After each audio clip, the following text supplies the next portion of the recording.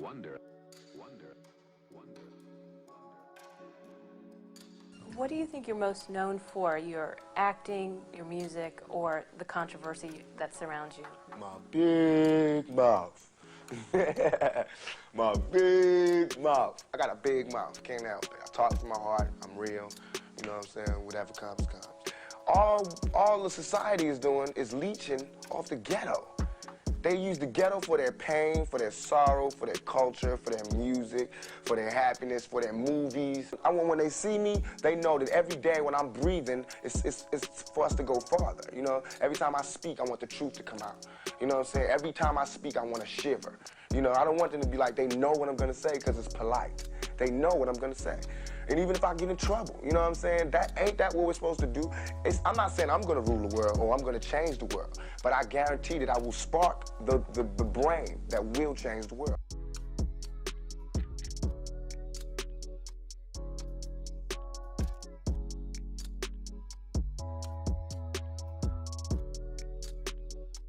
You are listening to Milagro, baby. Milagro Grams. International Nino. Mia. Nigga Millie. My sister Milagro Grams is in the building. I love Mob Radio. Millie from Mob Radio. Mia. Because me, you, and Milagro. How you know about Milagros? Hey, you guys. So it is Monday, December 16th. It's almost Christmas time. Are you getting me a Christmas present?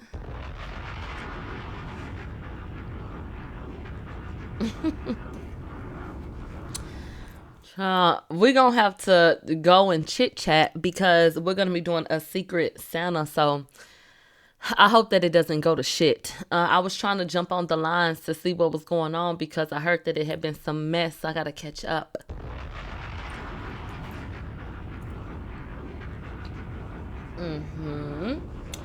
They said Christmas came fast. I do feel like Christmas is coming really, really fast. And I don't know. I keep going in the stores looking around. I keep going online looking around. And I don't even feel like they have good gifts anymore. Like, we had so many different things that we could get for Christmas. And so many things we could use to be creative. And I just feel like I look around and I don't want to buy this shit. This shit is stupid. So I'm kind of turned off by that. I'm personally not tied to Christmas. I like the memories that I have tied to it, and I like the family time that can come with it. And it was a big holiday in my house. But as an adult, I see it for what it is, and I can get shit and give shit, you know, at my own discretion throughout the year. So I don't have to wait until, you know, America decided they wanted a payday to run to the store and buy a whole bunch of gifts. I really don't give a fuck. But everything is not about me. And so, you know, the babies see different things. And I just feel like it's about balance and whatever makes you comfortable and having those conversations. So I still oblige. So I still get gifts. I still wrap the gifts. We still have a little Christmas Eve tradition. And then they open up their presents on Christmas. So I feel like when they get older, they can decide. But I got so much joy as a kid experiencing, you know, Christmas and what it's supposed to be. Keyword supposed to be. And so I didn't want to strip them of that, even though I believe what I believe. So I still allow them to have it. I'm upfront with them about what my beliefs are. And then, like I said, they can decide what they want to do when they get older, child. I'm buying the shit on the list.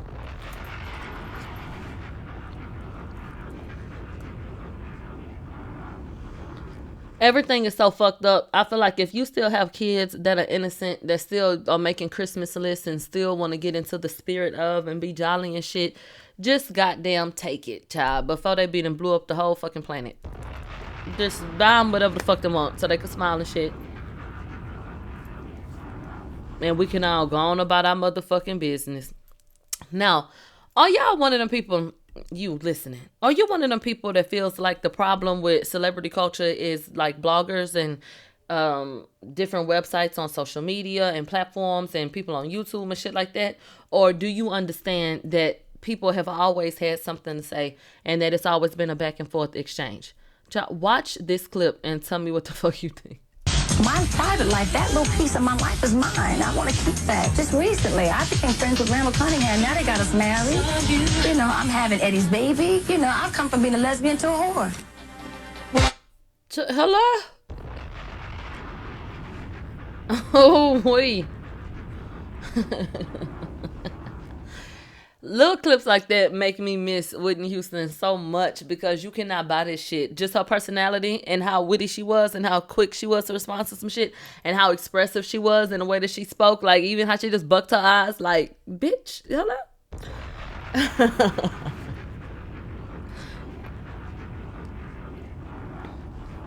So, here goes my whole point. People been spreading rumors since forever. Instagram ain't changed shit. Motherfuckers having a TikTok or a YouTube page ain't changed shit. People tweeting something ain't changed shit. Get over it. It's life. They go hand in hand. Child, hand in hand. You know what else went hand in hand, child? That damn cup that's then sliced Jamie Foxx's lip. Child, went from hand to motherfucking mouth. They said Jamie Foxx was over celebrating his birthday when the Illuminati decided to give him a warning and let him know, bitch, you better shut the fuck up.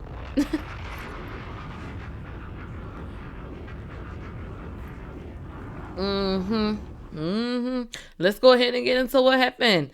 So, a spokesperson for Jamie Foxx tells TMZ. Jamie Foxx was at his photo. Hold on.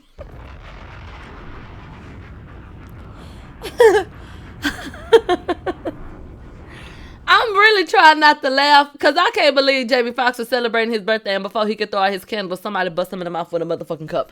The Illuminati, I mean, obviously that's speculation and I'm joking. The way y'all act, bitch, let me let y'all know that that's a joke before y'all be done drawn up some paperwork. But imagine him celebrating his birthday and then somebody just knocking him in the face with a motherfucking cup. Then they say Jamie Foxx left and he ain't do nothing. He left before the police even got there. Bitch, the police gonna have to pull me off of you. Bitch, hello? You have lost your mind. So let's try this again. Take two. A spokesperson for Jamie Foxx told TMZ, quote, Jamie Foxx was as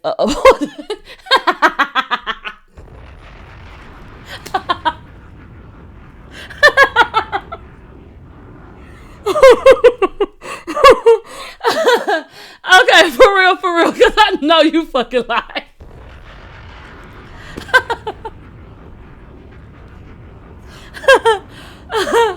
Okay, somebody gonna have to go make me a motherfucking drink, bitch, because this is out of control. Somebody said, did you drink? I mean, they said, did you smoke? No.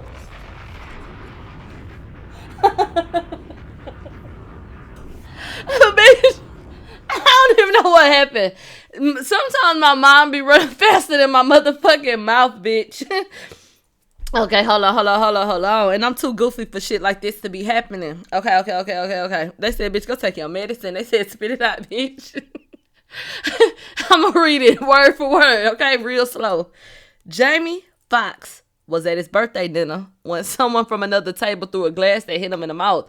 He had to get stitches and he's recovering. The police were called and the matter is now in law enforcement's hands. Baby, everybody clap for me, please. Mama said... Yeah. Amen. We got through it, didn't we? Take your time. So, yeah, like I said, I'm just not understanding, I mean, what the fucking point was. If this wasn't somebody trying to get a message across to Jamie, why in the fuck y'all knocking him in the mouth? So, he had to get stitches. Well, how would y'all react? I've had 2 incidents with my face. My eyebrow got split. And then my motherfucking nose. I had busted my nose. My damn kids had busted in the door. And the edge of the door hit me like square on my nose. Right on the bridge of my nose. And it hurt. But when I saw it and I saw the lump that had formed, I literally just screamed. When I split my motherfucking eyebrow and I saw a cut in blood, I just screamed. Like the idea of my face being fucked up in a way makes me flip the fuck out.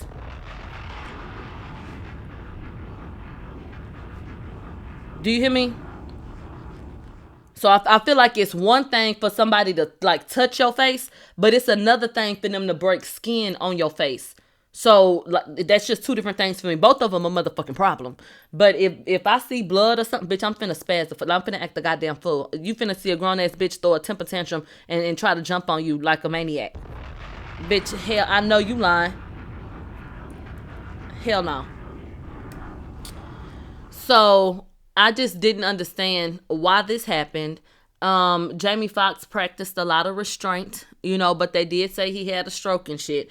So he probably not trying to get worked up. I just don't want nobody walking around thinking they can bust Jamie Foxx all upside the goddamn head and he gonna call the police and skedaddle, without anybody getting their ass whooped. People used to, take a step back when Jamie came in. Child, now they handing them Kleenex.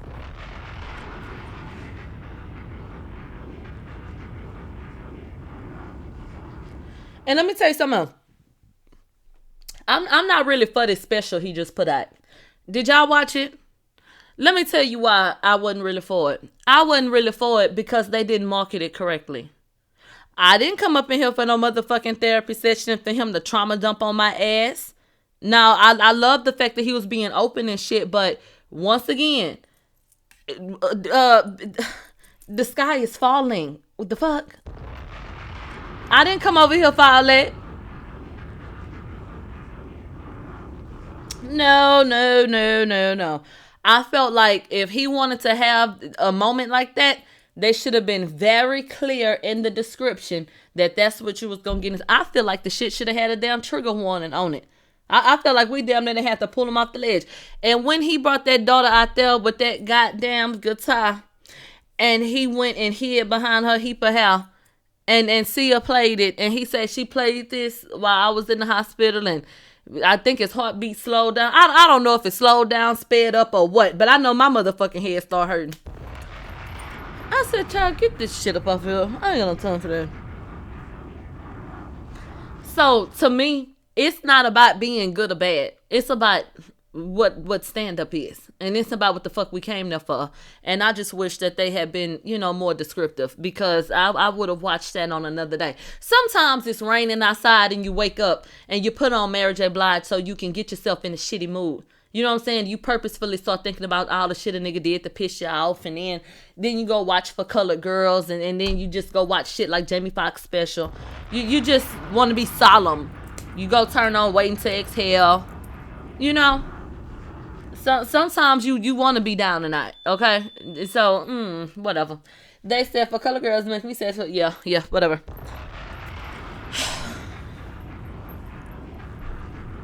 They said Mr. Blue.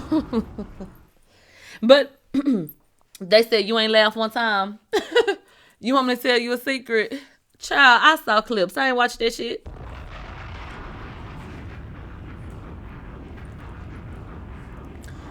Child, I ain't had time to watch that shit. Because, like I said, once I saw what he was over there doing, baby, I couldn't do that.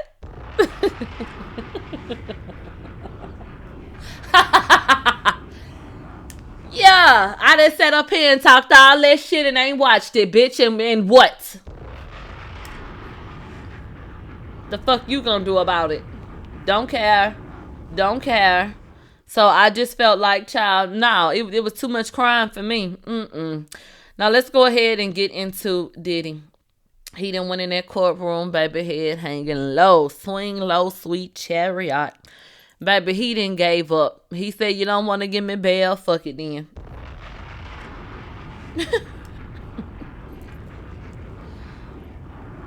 Fuck it. So Diddy has officially given up on trying to get out of prison before his trial date comes in May of 2025. So for anyone wondering when the trial is, as of now, May 2025. Legal counsel for Diddy filed a motion earlier today, and this was a couple of days ago, to dismiss his appeal for bail in his ongoing sex trafficking and racketeering case. So he had previously been denied bail 3 times and has ultimately conceded to remaining in custody as he awaits his trial. Quote, Mr. Combs does not seek to appeal the district court's denial of his renewed motion and hereby moves to voluntarily dismiss the appeal. Counsel has explained the effect of voluntary dismissal of the appeal. And so here he is looking like he want to put a hit out on everybody in the courtroom, taking names, getting descriptions, committing them to memory. All y'all's ass is grass.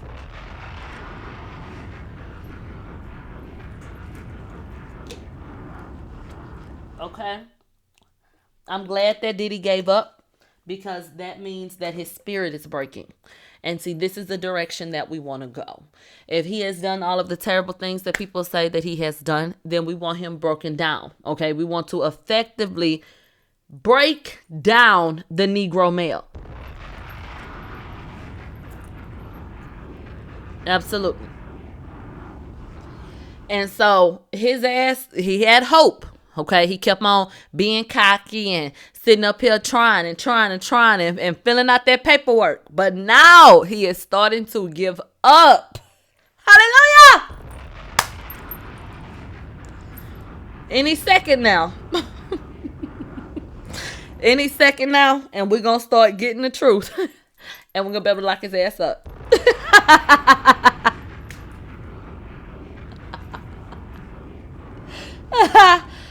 Now, on some real shit, I'm glad that he's done wasting the court's time. You don't deserve no goddamn bail. You sitting up here allegedly blowing up cars and threatening motherfuckers and using your money and your influence and shit like that. Your ass need to be behind bars. I heard they around there fighting to make up his bed and to wash his drawers in the damn toilet bowl. So I don't know what the fuck you around there complaining for.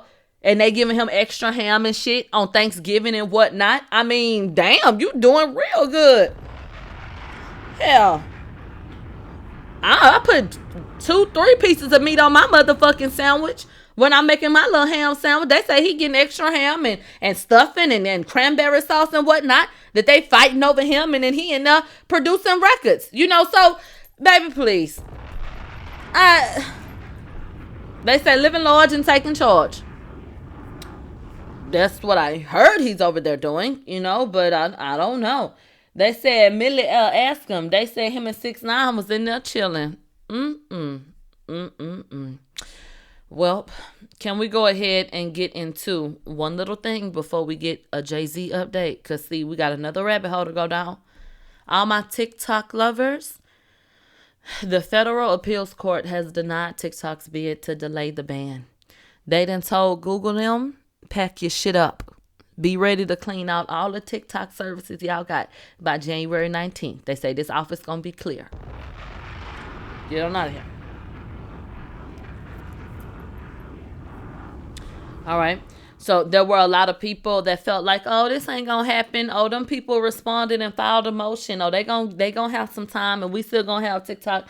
Okay, no the fuck y'all are not. What's gonna happen is someone in America is gonna develop an app just like TikTok. It's gonna be called Blick Block, and you're gonna be able to do the same shit except none of the same shit that you're able to do. Did you hear what I said? You're going to be able to do all the same shit, but none of the same shit. They're going to completely censor it, make you not want to use it. They're going to flag dumbass shit, and eventually you're going to hate that app too. Okay? That's what's going to happen. And this is what the problem has already been, or has always been, excuse me. So, do I think that there's some people concerned about China and what they may or may not be surveilling? Yeah, I think there's some people that really are concerned. But I think there are more people who feel like we can't control this, so we got to stop it. Do you remember the golden days of YouTube where you can get online and you can search up a conspiracy theory? You didn't have any ill intentions. You just wanted to see what other people were thinking. You wanted to see what other people were citing. And it could go from the government to a cartoon. You know, it was a big, broad scope. There's so many different conspiracy theories about, so many different things. But you could get online and you could, pull up all of these things and really just go into this wondrous space of the internet and just look at all these different ideas and thoughts and shit that people had. Baby, YouTube cut all that shit out. Them people came through, cleaned up. Baby, you can hardly find a motherfucking conspiracy theory about the Rugrats, bitch. Child, they don't even want to do a rocket power, hey, Arnold conspiracy theory. You can't get into shit. Right, they didn't block every goddamn thing. I think that there were too many people on TikTok that was doing videos just expressing themselves in a very honest way. It doesn't mean that the information was accurate, but there were some people who really felt like they were helping others based on the information that they were given. There were people who sought more knowledge because of TikTok. People learning recipes and shit like that. People being able to make money. There were a lot of pros to TikTok. But let me tell you what I think, okay? I think that lemonade. Okay, I think that I don't really too much give a damn about it. Okay.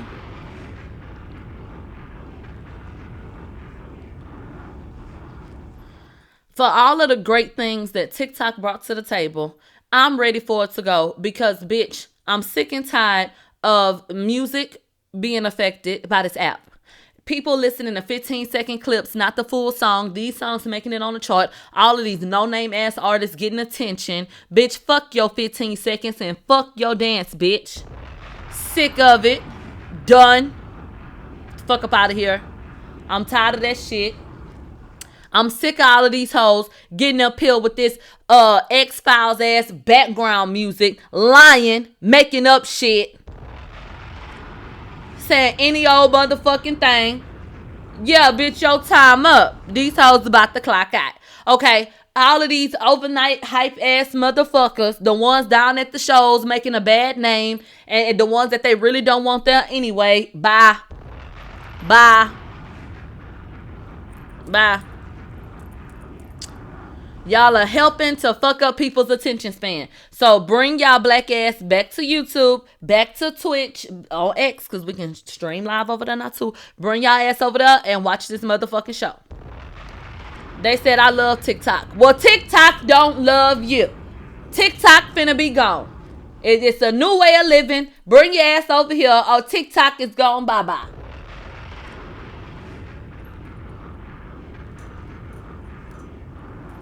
Ain't no goddamn TikTok. Yeah, it ain't love you, baby. They said, fuck that clock.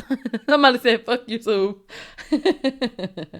Well, that's what's going on with that. I hope that everyone is staying aware. And, it's time for you to see how much the people really love you. Does your talent translate? Does your skill translate to other apps? You should have never just been on TikTok anyway. That's rule number 1. To be a boss ass bitch. So y'all better go ahead and pack y'all bags, put it in a little cardboard box. Y'all better get on these other platforms. Y'all better start telling people on your TikTok now, hey, this is where you can find me here, there, elsewhere, and just start preparing. It's supposed to get shut down, but maybe something will happen. But regardless, you need to be prepared. They said we can send you your luggage. Okay, literally. They said now YouTube finna be oversaturated again. No, it's really not, because y'all not gonna watch that shit. That's what's gonna happen. It's gonna be how it was with select people getting and keeping y'all's attention.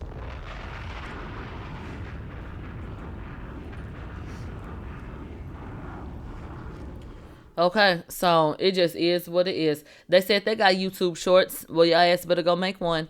Now, Jay-Z and this accuser. This damn story and took a turn that none of us expected. The damn lady accusing Jay-Z and Diddy of rape. She say something. She done had some trauma to her damn head. She autistic. She trembling and shit. She done did a damn interview for NBC. I done got sent some tea about the person that even interviewed her. That's looking fishy. We'll talk about that another time. But the damn alleged victim that did an interview as Jane Doe, they done blurred out her damn face and shit like that. And she just talking, voice trembling and shit. Baby, she done got up here. They done pointed out some inconsistencies.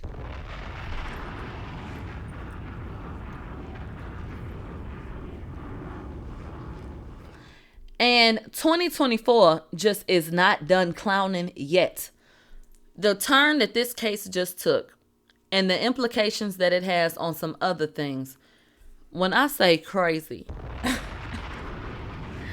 child, tell me how you really feel. Someone just said I had to subscribe because the ads were killing me. Thank you, baby girl. And I hope that them ads kill some more of y'all black ass and y'all subscribe. Death is upon you. Go subscribe if you would like to save yourself. You about to die, bitch.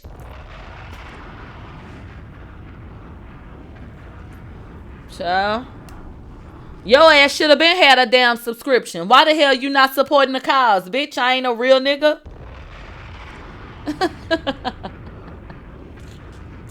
What the fuck be going on around this bitch? Okay. They said my country won't allow. If your country don't allow you to subscribe and your country don't let you send me money, baby, my show banned in your country. Hello?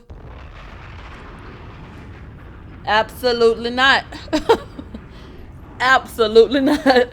Cause see, anything else sound like pirating. Okay, if I'm not making nothing off the deal, that kind of sounds crazy. You over there laughing and whatnot, getting informed and whatnot. I think you should figure that out.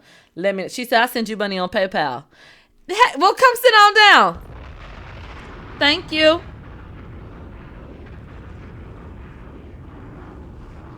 Y'all go get her a bowl of oatmeal. Now let's go ahead and get into what my problem was with this bullshit. Can someone help me understand why the hell this bitch is out here doing interviews? Tony Busby, where the hell you at? Was you on Christmas vacation? Did you set this up? Rumors are that Tony said it was okay for her to do this. I can't picture that. Why did this happen? Look at her sitting up in dark shadows. Whoa. Listen to this shit. Live your life in a shatterproof juggle ball. The world's on fire. The fire is inside the ball with you, but there's no way for you to get out. In addition to having autism, the woman says she suffered a head injury. The night of the 2000s VMAs, she says a friend drove her from Rochester, New York to Manhattan, a more than 5-hour drive. Her attorney provided NBC News with the name of the friend who has since died. The woman says she spoke to Combs's limo driver, who offered her a ride to an after party. I stumbled upon Diddy's driver, who told me that I was exactly what Diddy was looking for. What did you think when he said that to you? I thought it meant that I was just pretty. She went to a White House, she says, where she spoke to musicians Benji Madden and his brother. I'm talking to Benji Madden about his tattoo because, I have about his tattoo that's the Last Supper, because I have a religious background. So it was just something to talk about. In a statement to NBC News, a representative of the Maddens confirmed that they did not attend the 2000 VMAs and that they were on tour in the Midwest at the time. At the after party, she says she had a drink that made her feel woozy. Then she says Combs and Carter took turns raping her while a female celebrity watched. JC comes in and rapes me. He at that point I was fighting, trying to get away from him, and he put his hand over my mouth. Everybody look at the shadow puppet. Can y'all see y'all screen? Okay, everybody look at the shadow puppet. This is a depiction of, I suppose, Jay-Z putting his hand over her mouth.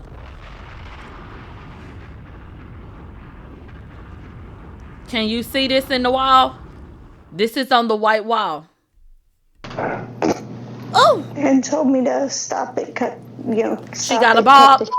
After the alleged rape, she says she ran to a gas station where she called her father, who picked her up and drove her home. We rode home in silence. He didn't ask me what happened. He didn't ask me what I did or where I was. In an interview with NBC News, her father said he could not verify the claims. Quote, I felt like I would remember that, and I don't. I have a lot going on, but I mean, that's something that would definitely stick in my mind, he said. When we asked the woman about the contradictions in a phone interview on Friday, she said that she stands by her statement. Like you. Oh.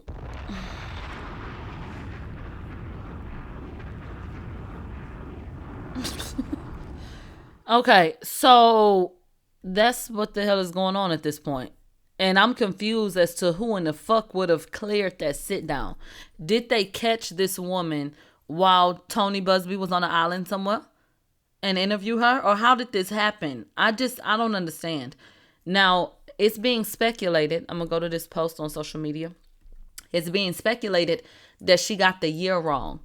That maybe she thought that it was the year 2000 VMAs, but maybe that it was the year 2003 VMAs.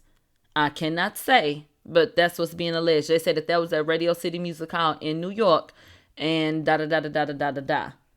They said, is that even the victim or someone that they sent to act like the victim? We don't know. What the hell is going on? They said that Benji and them, take a look at Good Charlotte. That's the band that they were in. They said Benji and his brother were at that award show in 2003. Is it possible, that's the question being posed, is it possible that she thought it was the year 2000 VMAs, but that she got that year wrong and that it was actually 2003? Because a lot of the people that she's been naming were at the 2003 Video Music Awards. Go ahead and take a look at this. So that's Jay-Z and Diddy. And then look at this. They said Denzel Washington screamed at Diddy during an all-night party in 2003 before storming out. What the hell could have been going on with that? We don't know. Everybody, they didn't pull this clip up. They said Diddy invited a 13-year-old actress to one of his parties. Let's take a look.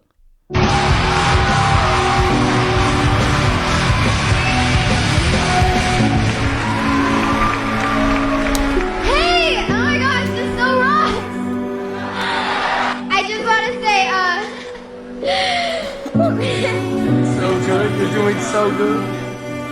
I just want to say, everyone will suffer. Hello? Hey, MTV Rock!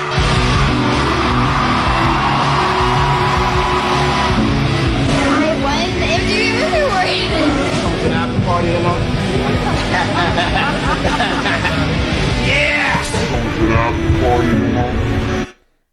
What in the flying fuck is going on over here? I guess she passed the Illuminati test because of that little demonic shit she did. What the fuck was that about? Was she in the movie playing a sinister little girl? What the hell was that? That was weird. And then they get in the back and he walks up on her like he about to hit on her. Dude, you want to come to the after party? The fuck? What is wrong with you? Why is he walking up on that look? They said she the little girl from the ring. Child. Why is he walking up on this little girl like that? And then got excited when she said yeah. And y'all acting like it's far-fetched that someone would have said, you Diddy type, come on to the party. Chuck.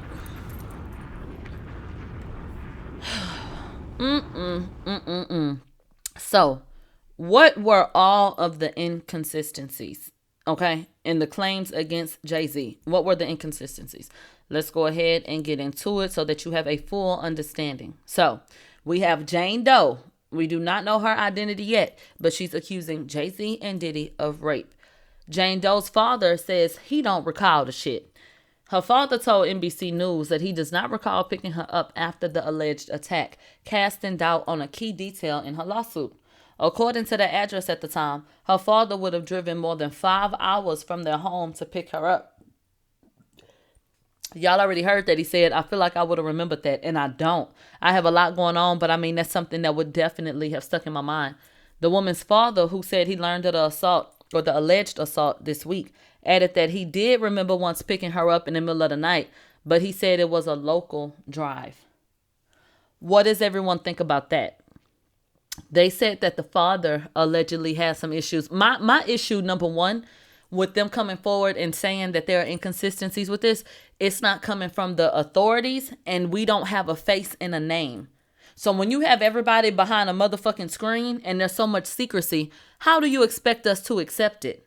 I don't know that her father said anything because I don't trust you hoes. I don't know who the fuck said that. And then I don't know if the alleged victim said anything because I don't know who the alleged victim is. So already I'm skeptical. That's number one. Because of the way that y'all decided to throw this together to try to hurry up and sway public opinion, it looks fucking janky. So that's number one. But if I were to accept this, I would say it looks bad. You know, that looks very bad. Why does your father not remember? So for anyone accepting it as a fact, I can understand why they would say that shit don't look right. Absolutely, 100%.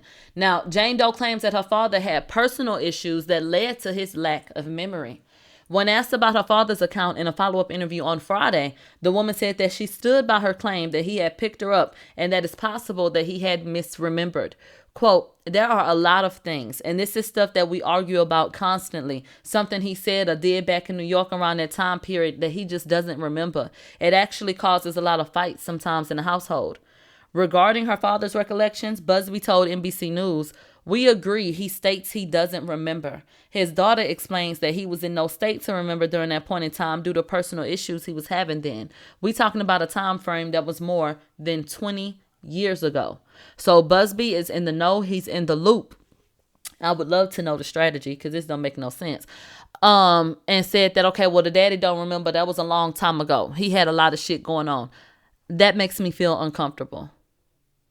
That makes me feel uncomfortable. What type of life will you live in where your 13-year-old daughter was somewhere she ain't had no damn business? You picking her up, she looks frazzled and shit, and you don't ask her not one question. Nothing? And then you don't remember at all? That sounds crazy. That sounds crazy. I mean, just up front. Now, is it possible? I suppose. But it sounds crazy. Jane Doe acknowledges that she made a mistake about Benji and Joel being at the event that night. All right, by the time we get to this point, you got too many motherfucking mishaps, my love. That's crazy.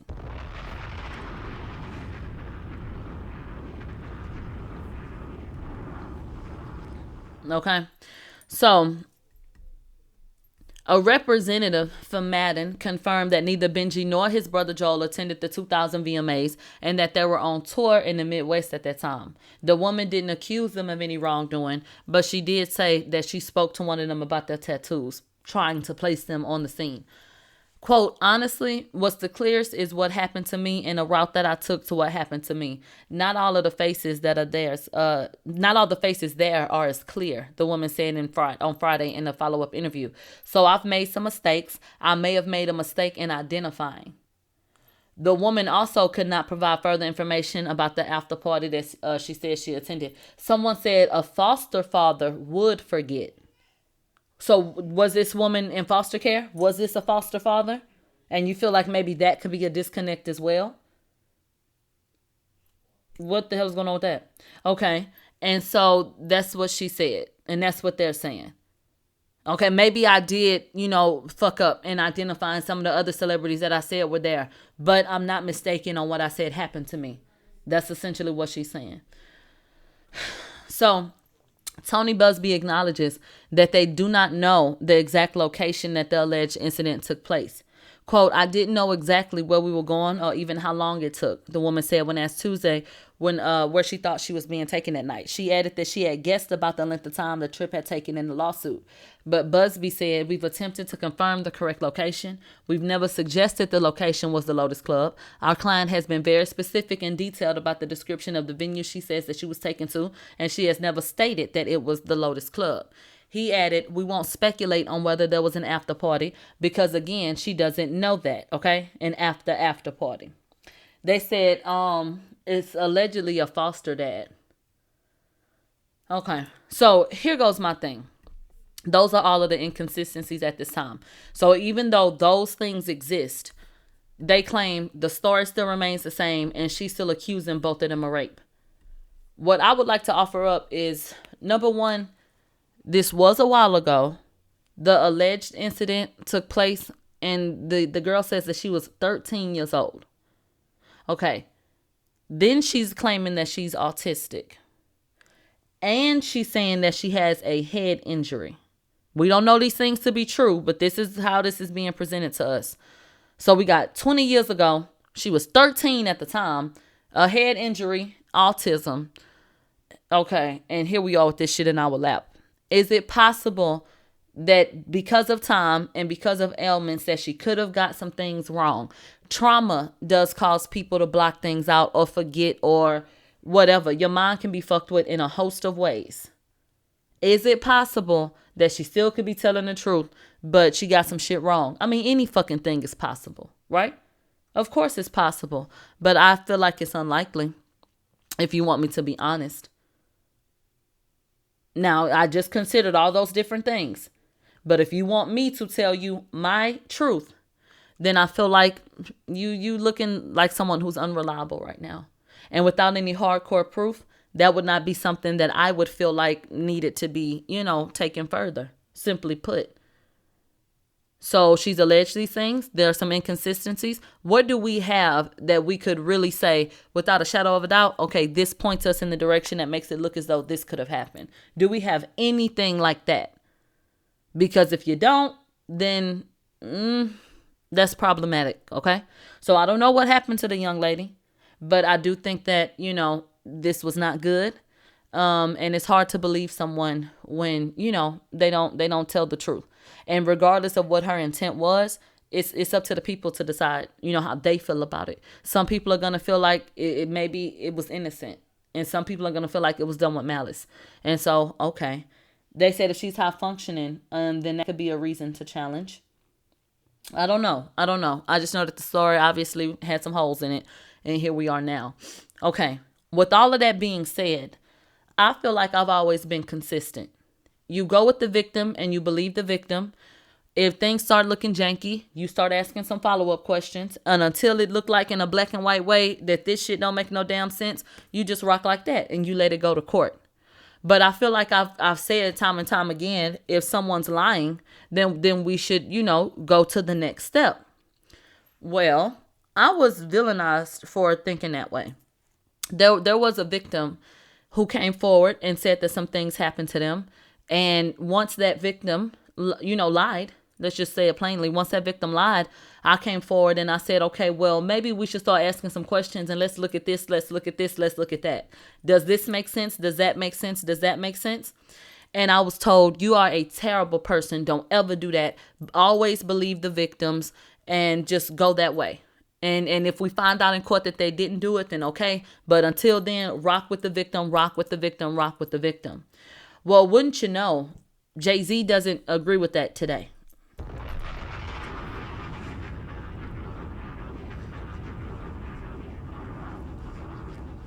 Jay-Z doesn't agree with that, and so many people on social media don't agree with that anymore. All of the same people that villainized me, you, and Dupree for asking questions, they are now sitting up here saying there are inconsistencies in her story, so this case should be dropped. If she got key details wrong, then she must be lying. He couldn't have done it if she got this and that wrong. Well, go figure. Wow. Okay. Well, let's go ahead and get into the statement from Jay-Z and Tony Busby. Not Tony Busby. Jay-Z and Alex Spiro. They both put out their own statement, okay? So, Jay-Z said, today's investigative report proves this attorney Busby filed a false complaint against me in the pursuit of money and fame. This incident did not happen, and yet he filed it in court and doubled down in the press. True justice is coming. We fight from victory, not for victory. This was over before it began. This 1-800 lawyer doesn't realize it yet, but soon. And then he signed it, Sean Carter. For everyone who asked why he ain't signed the last one, he signed this one. Are you satisfied?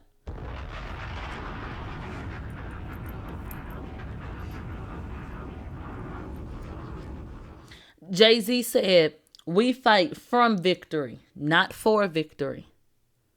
That made me uncomfortable. That made me very uncomfortable. Because to me, it just makes me feel like you never felt like you were on the same playing field as anybody else. You felt like you were above. You never felt like you had to go and ask for this or ask for that to go to the courts. You feel like the shit should be dismissed. You feel cocky. You feel arrogant. Like you said, this was over before it even began. So it's a complete dismissal of the alleged victim and of the alleged claims. And there's someone that's going to say, well, if he's not guilty, why would he have a certain attitude? Well, the last time somebody walked around in that same type of confidence, the last person felt like I didn't do anything, y'all said that was an indication that they were guilty. Y'all said that was harassment. Y'all said that y'all felt like that was antagonistic towards the victim that had to watch them walk around with their chest sticking out. And Jay-Z continues to come with that same energy. So once again, I'm trying to learn from all of y'all that told me I wasn't shit. That's all.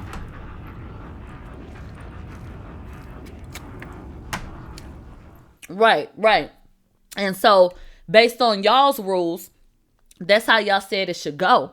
So I don't like his tone, If I was the alleged victim, I would feel very intimidated. Let's see what Alex Spiro said. He said, it's stunning that a lawyer would not only file such a serious complaint without proper vetting, but would make things worse by further peddling this false story in the press. We're asking the court to dismiss this frivolous case today, and we'll take up the matter of additional discipline for Mr. Busby and all of the lawyers that filed the complaint. How do y'all feel about that? They said this is a serious matter. Why y'all wasting time? Child.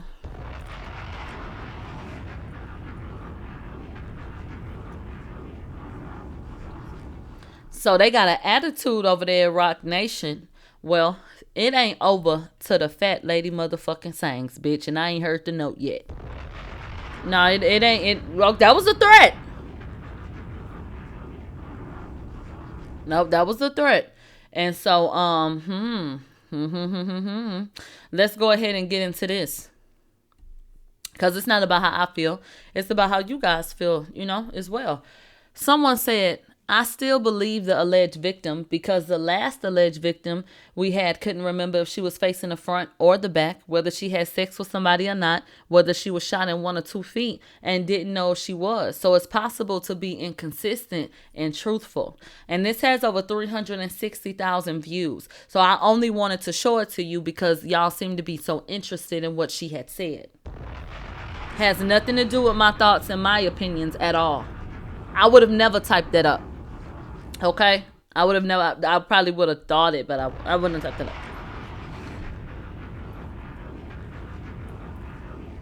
up. Okay?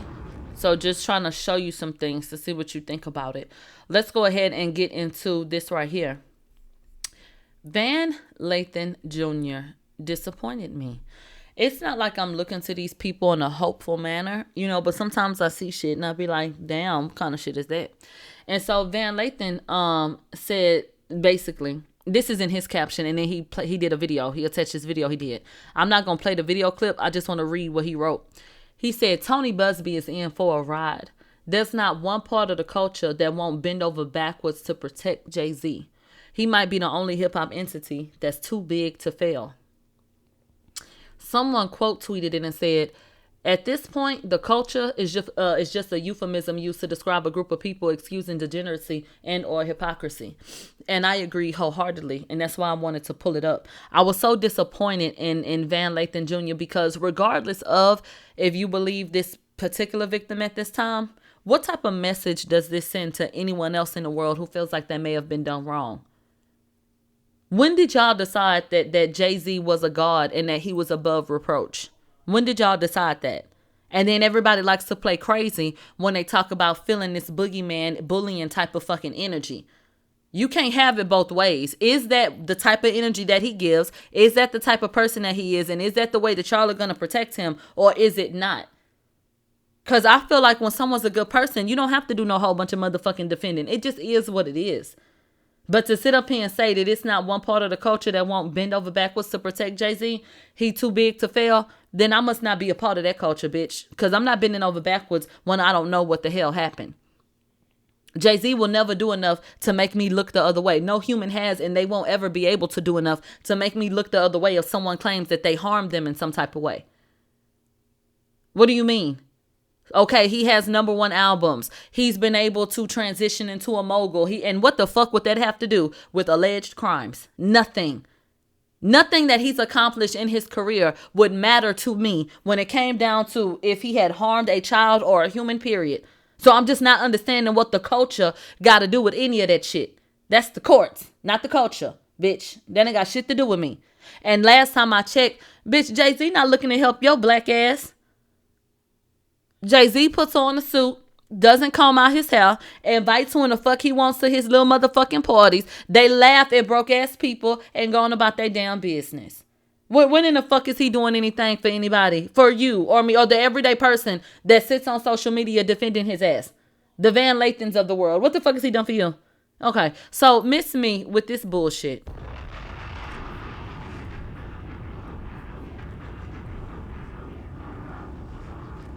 Y'all so worried about being in these people's good graces because y'all know that they're the gatekeepers. That's the real tea. Y'all know they're the gatekeepers, so y'all feel like y'all gotta kiss their ass. And so y'all sit up on y'all platforms hoping that if you say the right thing, Jay-Z will let you make it. Or maybe one day he'll tell you something on the phone that he might let you repeat. That he might let you sit up and repost on social media. Oh my God, wow. The perks are fucking endless. Because, bitch, it ain't like he finna come to y'all damn platforms. It ain't like, when the last time Jay-Z sat with some niggas? When the last time he sat up and did, an interview or really gave the people a soundbite or talked to the people about any motherfucking thing? And it did not benefit him. It was about connecting with the people. Okay. And if he did go to one of these platforms, did he have stake in it? Because you better not bring up no motherfucking drink champs.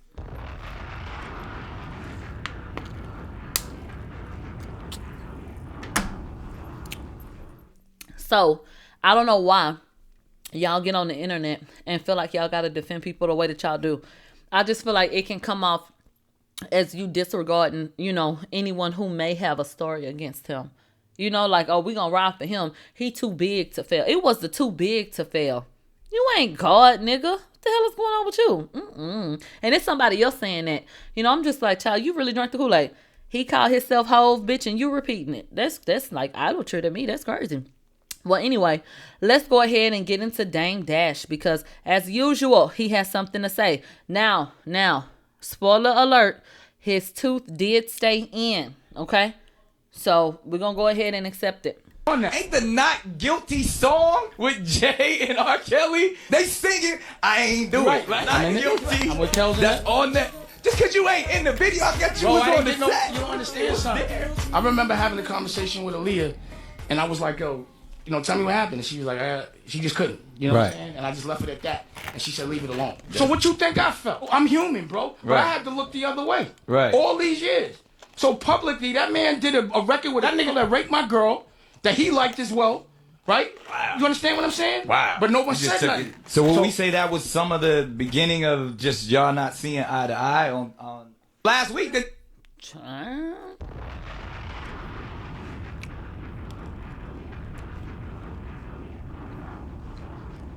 Let's pull up some more.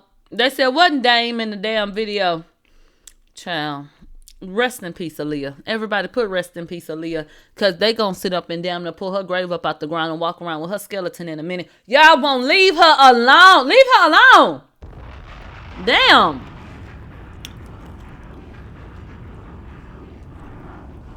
She can't even lay in the damn ground good. Shit. Shut the fuck up.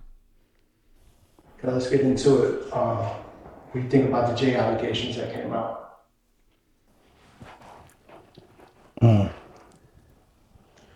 Well, I can say this. I've been looking at the news, and a couple of weeks ago I saw that, that attorney had got sued for extortion, and I saw the lawyers that were on the case, and I saw that Alex Shapiro, or whatever his name is.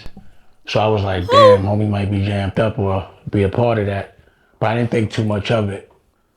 I was definitely surprised at the long statement because, I've been to court with homeboy and he doesn't say anything. He never responds. He has his lawyer speak. So I know that it must bother him because he actually said something in the length of the statement,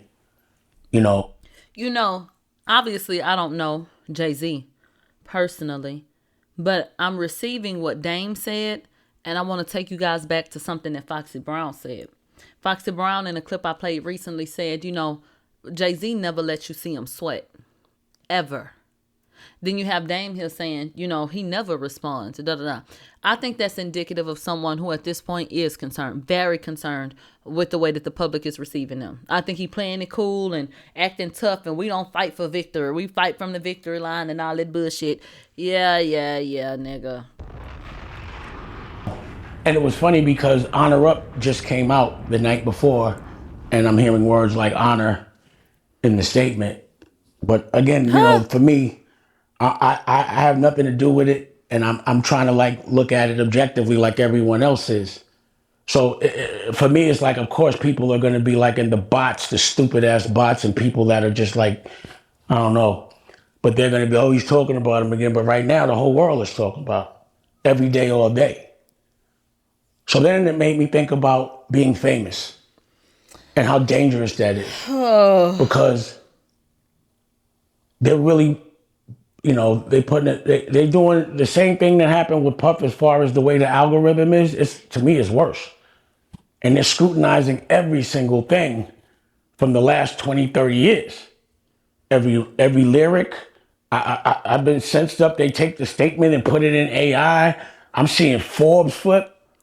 It's just, people could love you one day, but they just love to really hate you so much more. And that was a person that I was like, he can't do no wrong. I know because, for some reason, every single thing I say is considered smart except when it comes to him. I'm smart about everything but that. So I'm like, I mean, all right. And I'm not saying, because again, I have no idea what happened there. And I'm hoping everything is where I would prefer that no one got hurt. They said it sounded like his teeth about to fall out. Dame, get on up out of here with all that motherfucking gibberish, bitch. We don't give a fuck about that bullshit. Somebody said, what is scrutiny?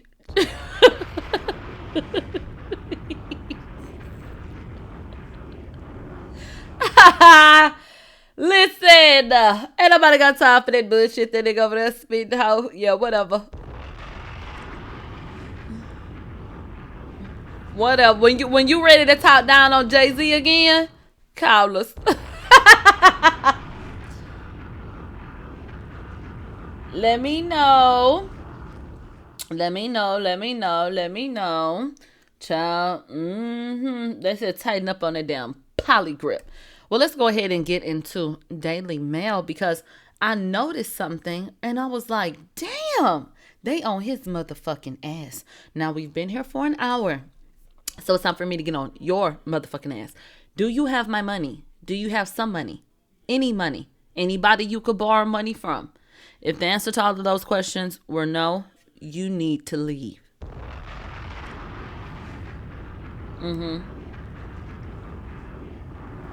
You need to leave. You need to leave. Everybody else, go ahead and get in line, please.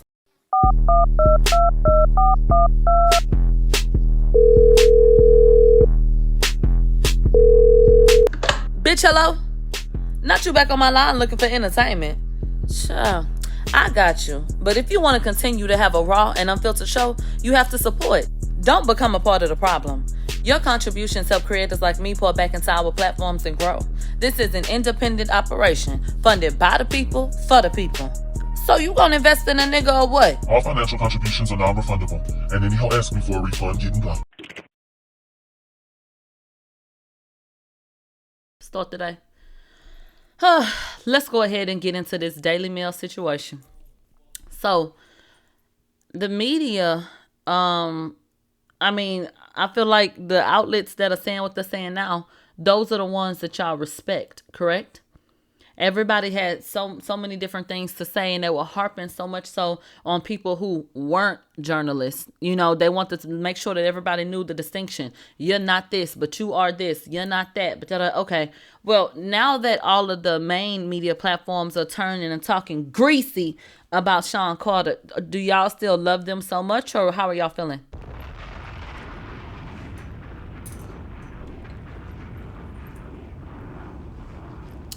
I got people in the comment section that are mob members that are sitting up here saying, I never thought that. Child, I'm never talking about y'all. Why do y'all play these games? When we be doing what we doing, why do you be playing these games? Why? Why the fuck is my shit up here on Twitter looking like this? Without the shit up here, so it really don't even look like it's on a broadcast. Stop fucking playing with me. Twitter, don't start your shit, bitch.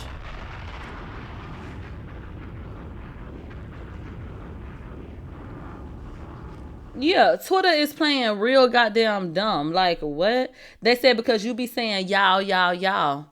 How many different people gonna hear my voice before the day is up? Sit down.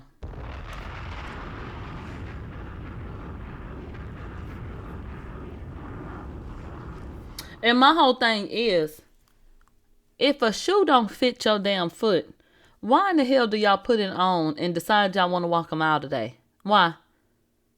The only way it could be possible that somebody was even referencing you, I mean, I guess if you feel like it applies, right? So, act accordingly. That's all I can say. Okay, because she said she could whip everybody up in here.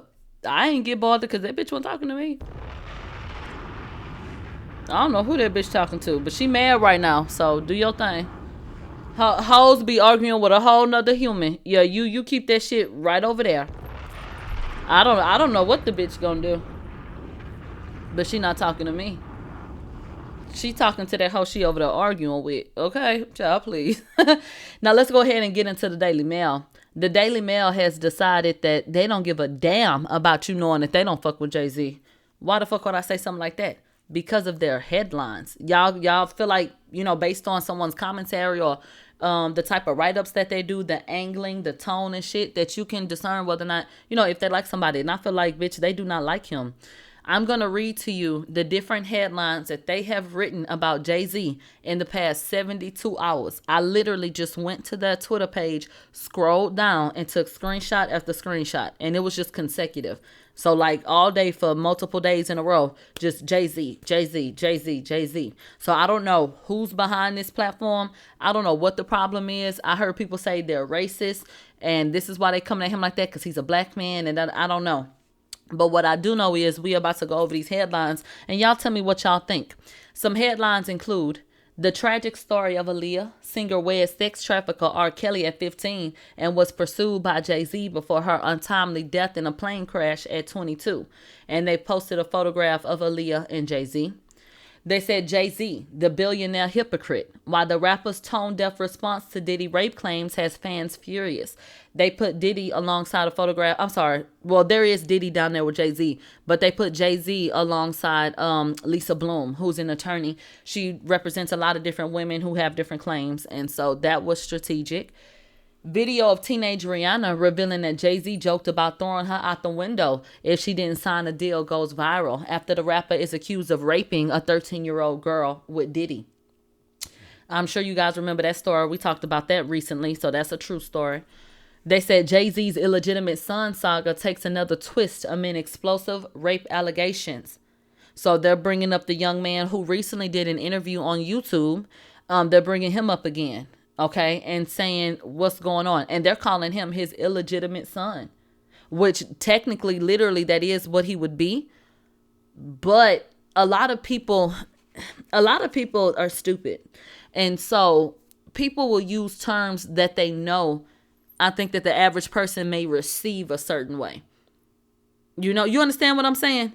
There are certain people that know what that word means. So you literally get why they use that word. That is going to translate to someone else as, oh, that's his son, but he just didn't take the test. Because they don't even know what illegitimate means. That's what I'm saying. They're taking advantage of that.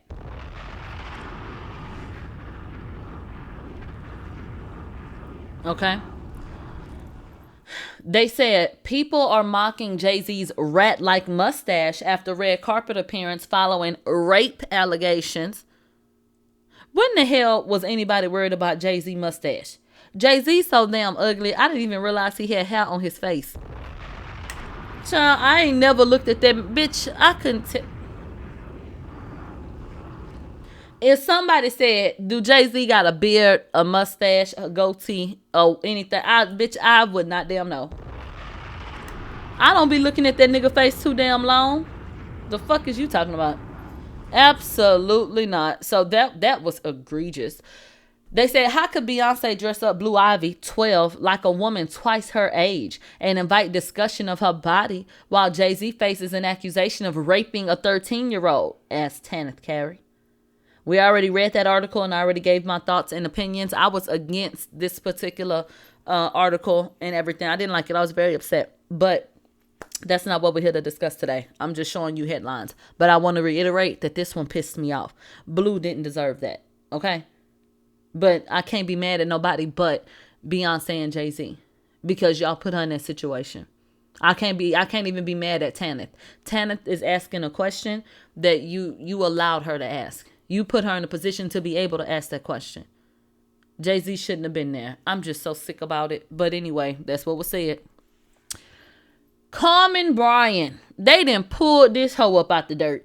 Carmen Bryan, who got pregnant during her 9-year affair with Jay-Z, recalls waking up to the rapper kissing her during an intimate encounter with him. Do y'all remember the epic back and forth between Carmen, Nas and Jay-Z? And then Carmen was kind of in the middle because she was fucking with both of them. Carmen wrote a book. I read it years and years ago. Child, do y'all want to read it? Because it was a mess. A mess. Yeah, I remember reading that book a long time ago. And that's where I got that from, that they say that Jay-Z got a big old dick.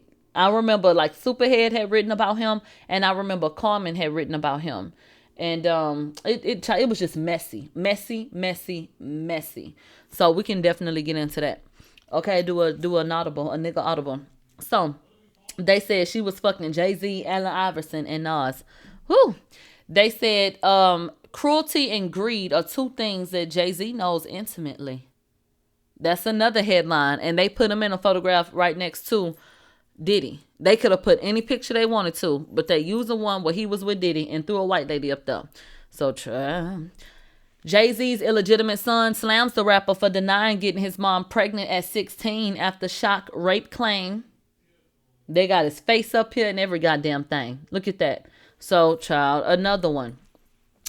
Troubling Jay-Z lyrics resurface about him falling in love with a young girl amid Diddy rape allegations. Jay-Z fans outraged by 2 words in statement denying rape claims. Will Jay-Z face the same fate as P. Diddy? He attended the same debauched parties. Now he's been accused of rape as his friend languishes behind bars. Child.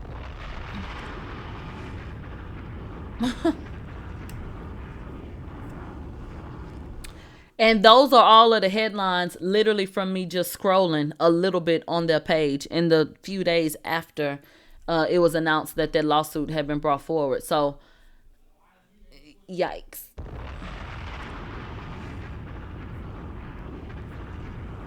Okay. Yikes. That shit is absolutely motherfucking ridiculous. They said all of these headlines are back to back. Like back to back. They said that Camel, I don't know what the fuck he did. I don't know who he upset. I don't know why anyone is mad. I don't know what the fuck is going on. I do not like and don't know why. Hold on. Twitter trying to be motherfucking slick. The way that they got this motherfucking broadcast up here, bitch. And you can't even see that it's actually up. It's like a link, so you wouldn't even think we was outside. They're trying to fuck with my note. And then, look, I just reposted it, and it's still not up there like an actual fucking video. You know, when you're on Twitter and you scroll and you see a post, okay, if it doesn't look like an active video, then you're going to keep scrolling. Versus pressing to go ahead and open up the actual fucking video. So obviously that's going to impact and like fuck with people knowing if it's live, and then obviously viewership. Stupid shit. Yeah. And normally they'll show that you actually have a live video so people can actually see, and then they can go from there and then see if they want to actually watch it or not. Not the way that they have it formatted right now. Somebody is telling me that Piers Morgan is behind Daily Mail. Is that so?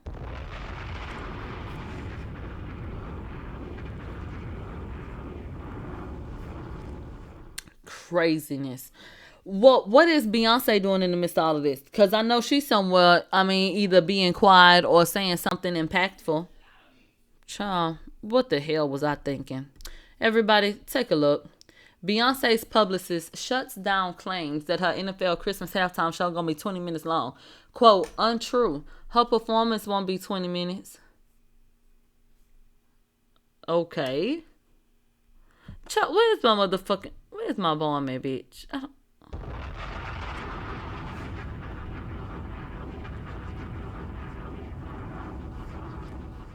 But what the hell they gotta do with anything? Okay, let's go ahead and get into some of the things being said about the Mufasa red carpet, because this is absolutely insane. So, according to The Sun, they said the Hollywood event was Blue's big night as it marked her starring movie role debut voicing Kiara, the eldest daughter cub of King Simba and Queen Naja from the Lion King franchise. Beyonce, 43, voices Nala in this film, as she did in the live-action remake that was released by Disney in 2019. According to an insider, Beyonce, Jay-Z, and Blue were always planning on attending the Mufasa premiere together, despite the rapper being accused of raping a 13-year-old girl in 2000 in a Diddy lawsuit that was filed on Sunday, one day before the premiere.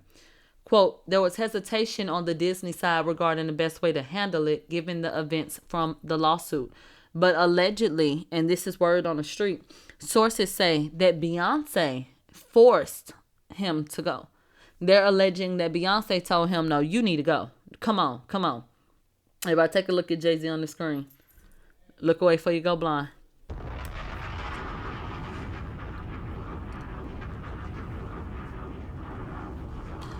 So this is the shit that's getting on my damn nerves. Beyonce and her publicist, addressing stupid shit when it's real life shit going on. It makes it feel like she's doing this shit on, like, overlooking it on purpose. It makes me feel like you don't give a fuck. It would be one thing not to give a statement and to go on with your life and be private. That would be one thing. But to be giving statements in the midst of everything going on, I just feel like it's fucking tone deaf. And like I said before, I did not expect Beyonce to get up and divorce her husband. By no means. But I also didn't expect for her to play it the way that she's played it. I don't see how it serves her at all. I think she looks fucking crazy.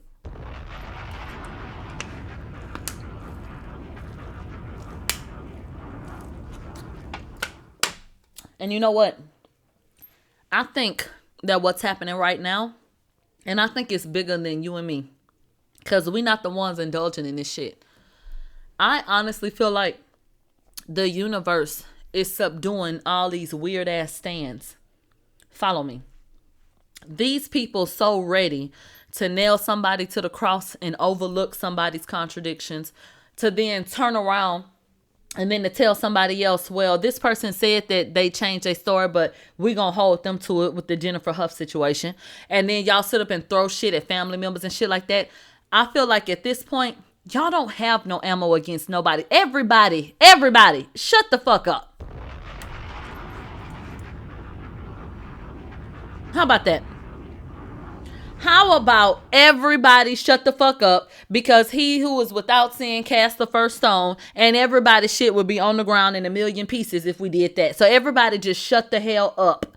Literally. Someone said, we're all rape apologists at this point. We all ain't a motherfucking thing. There's no one that I feel like raped someone that I'll get up and say I support them. That's a motherfucking lie. But to your credit, I understand what you're saying.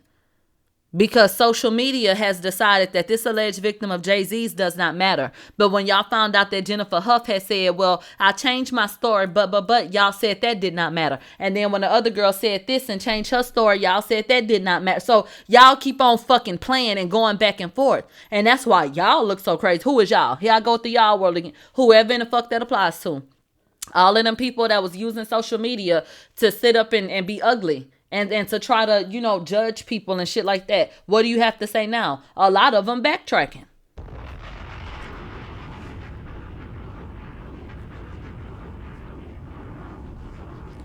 A lot of them are backtracking. So it's just terrible. The way this shit crumbling is a fool.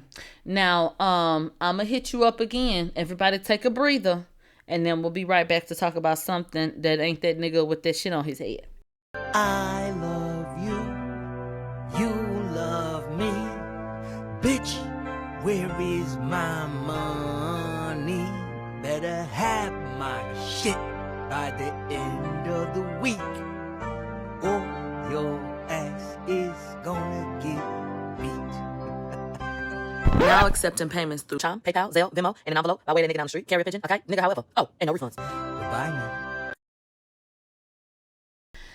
Hey, one more thing. Beyonce, shout out to Lil Baby that reminded me in the chat. We had talked about this on Station Head, but not up here. Beyonce donated $100,000 to the University of Houston's criminal justice department. I don't know the exact building or that, but it was to the criminal justice department specifically.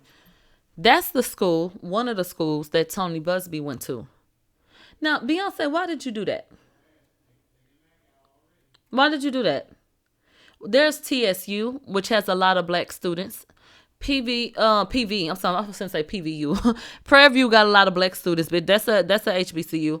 If you gave a fuck about criminal justice, the best criminal justice school in Texas is, and one of the best in the country is Sam Houston State University. Eat 'em up cats. That's a hop and a skip away from Houston. That's right up in Huntsville. Why did you give money to the school that Tony Busby had went to?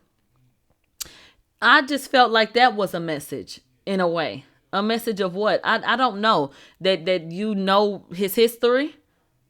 What? That you, the people that he used to work with or that he came up under, bitch, they fuck with you more? Or what the hell is going on?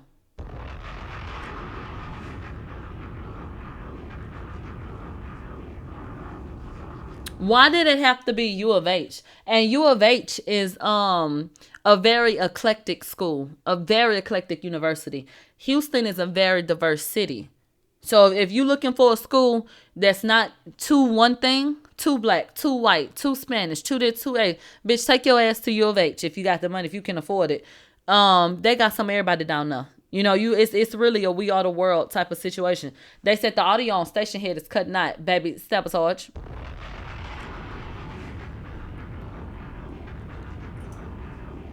Sabotage.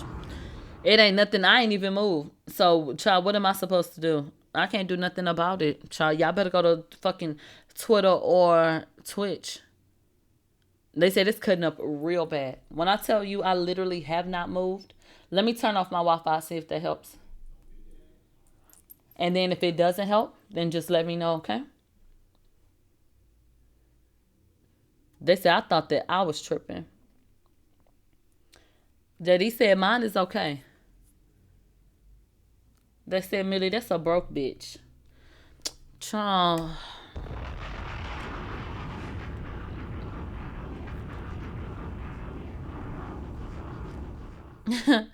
Sweetie took it to the motherfucking booth, bitch. And I know y'all not ready for this shit. Let me know how you think she did. Oh, she trying to cut me off. Oh, go ahead, girl. Live from GC Radio.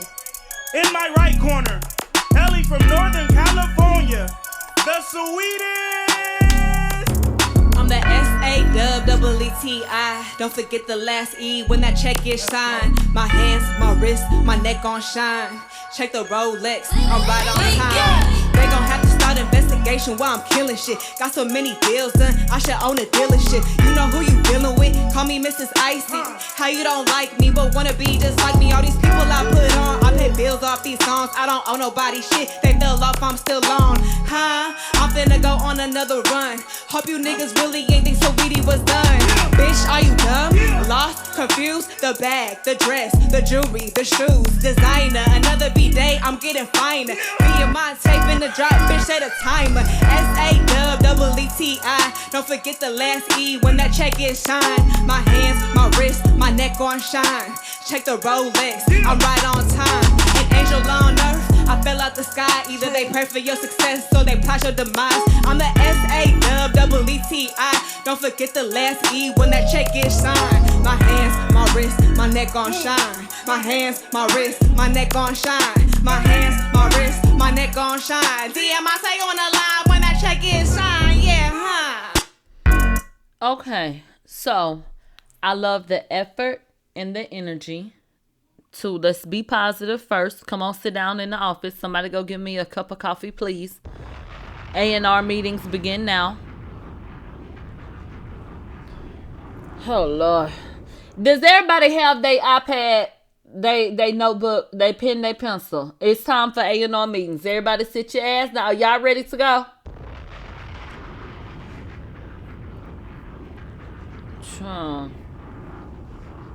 All right, so how are we feeling about what we just saw?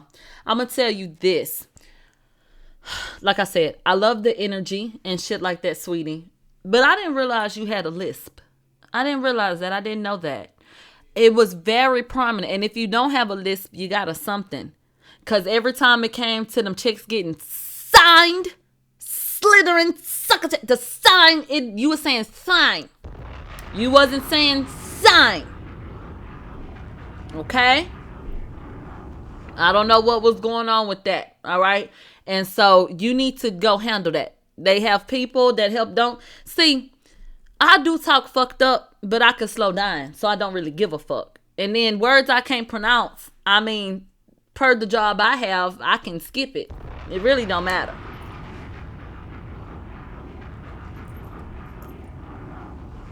So I feel like if I had the goal of wanting to be on CNN, I would need to go to a speech class.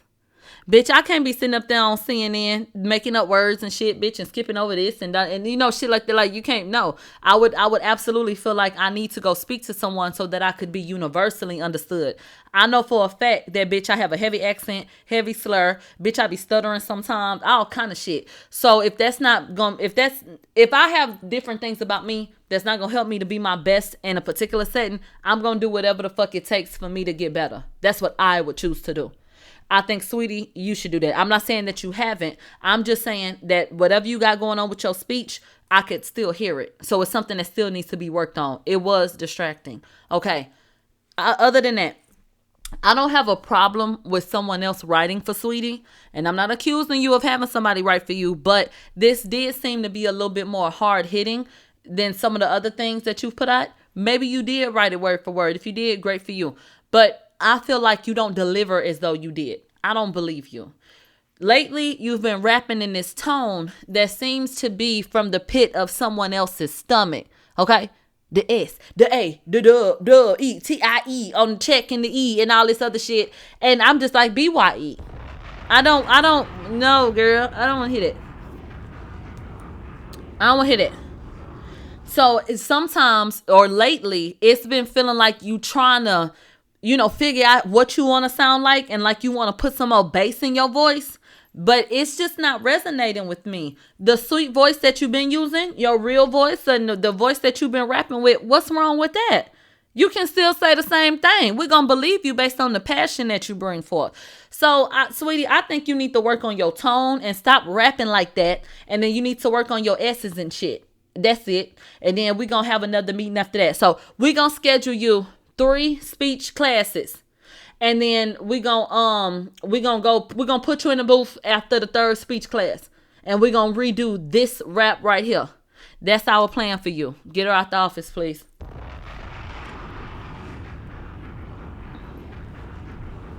Get her out the office. And I see some people saying Sweetie needs to be an influencer. Sweetie need to give it up and go model. Well, we've been telling Sweetie that and she don't want to listen.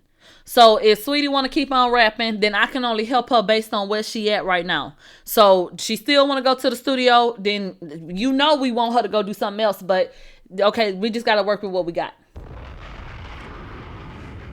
Ain't no use in telling her to stop rapping. She not going to stop. Every time y'all tell Sweetie stop rapping, then she go listen to another fucking beat. So just don't even worry about telling her that.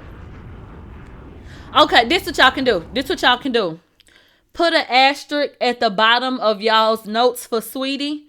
And we know that means option to quit. We ain't going to keep on saying it, but we're going to put that asterisk at the bottom of the page on our notes for Sweetie. Everybody put that asterisk. Make it look like a snowflake for us since it's icy season from the icy girl. Everybody, let me see them asterisks, baby. I know I ain't hired y'all to be up in this meeting and not be working. Are y'all taking notes? Put an asterisk down there on your notes for Sweetie just in case she want to go ahead and say fuck it. We did advise that as well. Okay. Thank you.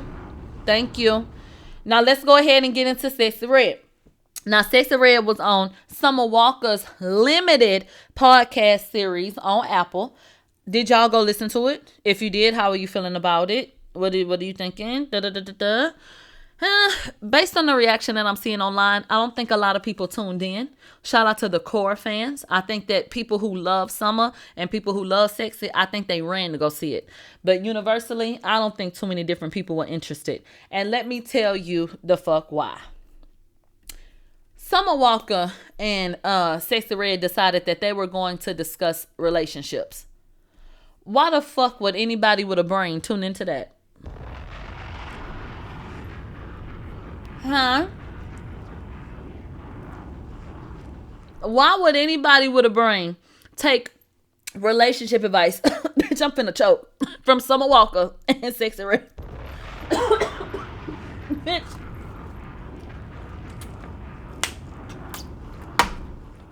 It's a whole bunch of exactly shit going on around this bitch. They say, then why the fuck she got Nicki Minaj chairs? Well, anyway.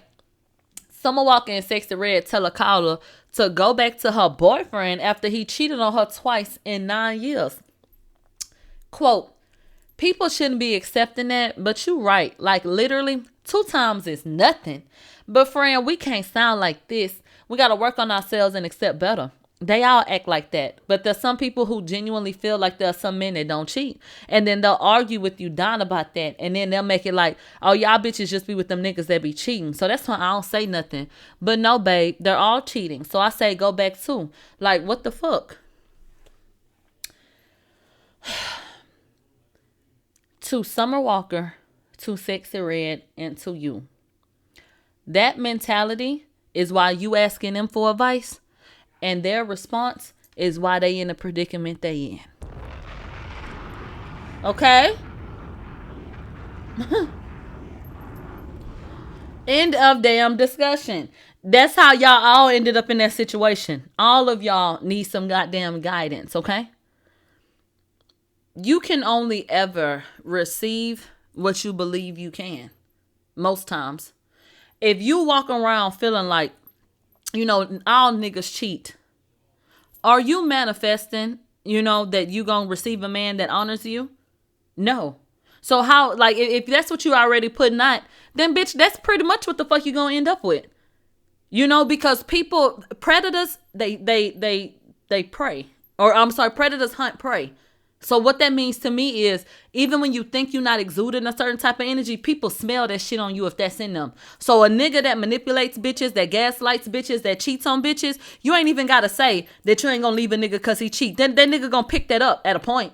And then he going to cross that line and he going to see how you respond and then he's going to act accordingly. End of discussion. But so I feel like that's why you draw what you put out. That's why I think manifesting is so important. If you already count yourself out, if you already count that nigga out, what the fuck you gonna attract to yourself? And what they gonna smell on you when they get there? Exactly. That's how they keep ending up in them boats. Okay, outside of that, all men do not cheat. No, they don't. The same way that all women do not cheat. There are a lot of men that do cheat. And there are a lot of women that cheat. But not every person does that. It is very possible for you to have a relationship where your partner never cheats on you. That is very fucking possible. It is very possible for you to get with someone and for them to never cross the line and get sexual or kiss or touch or text. Or that is possible. Do not let hurt people make you feel like that does not exist. You know, I think in being more realistic, you shouldn't walk around with your head up in the fucking sky. Don't put anything past anybody. But allow yourself to believe that you deserve to be loved a certain way. Enough to where you're not counting everybody out. And if you feel like your breaking point is not cheating and you want to stay, that's your business. But once again, stop sitting up here deciding that all men are going to be like the ones that you laid up with. Bitch, you're projecting and you need to go pray.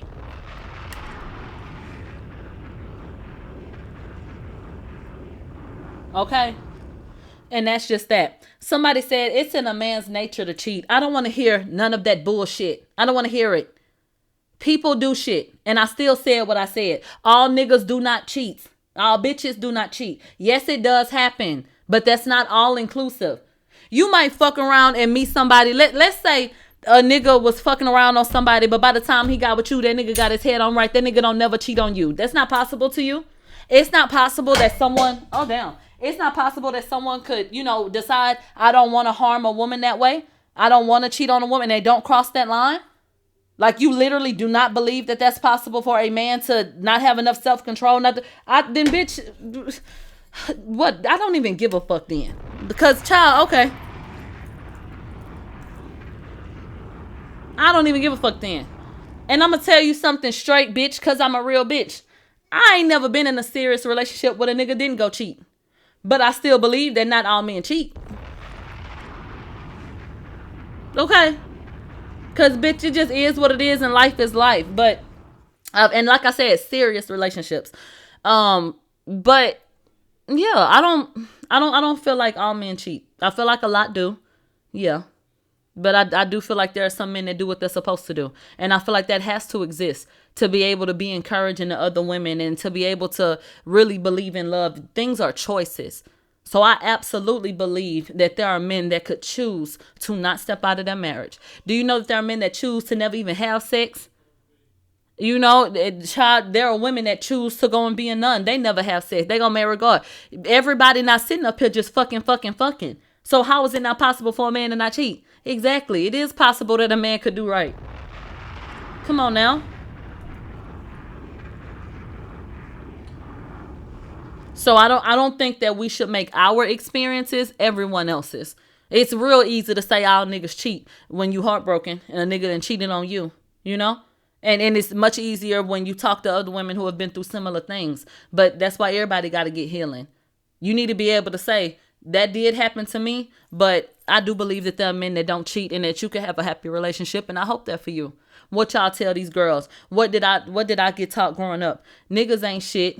It's in a nigga's nature. You're damn near programmed to feel like you should accept the shit because, oh, that's in a man's nature, you know? And I think y'all got to get that out y'all system.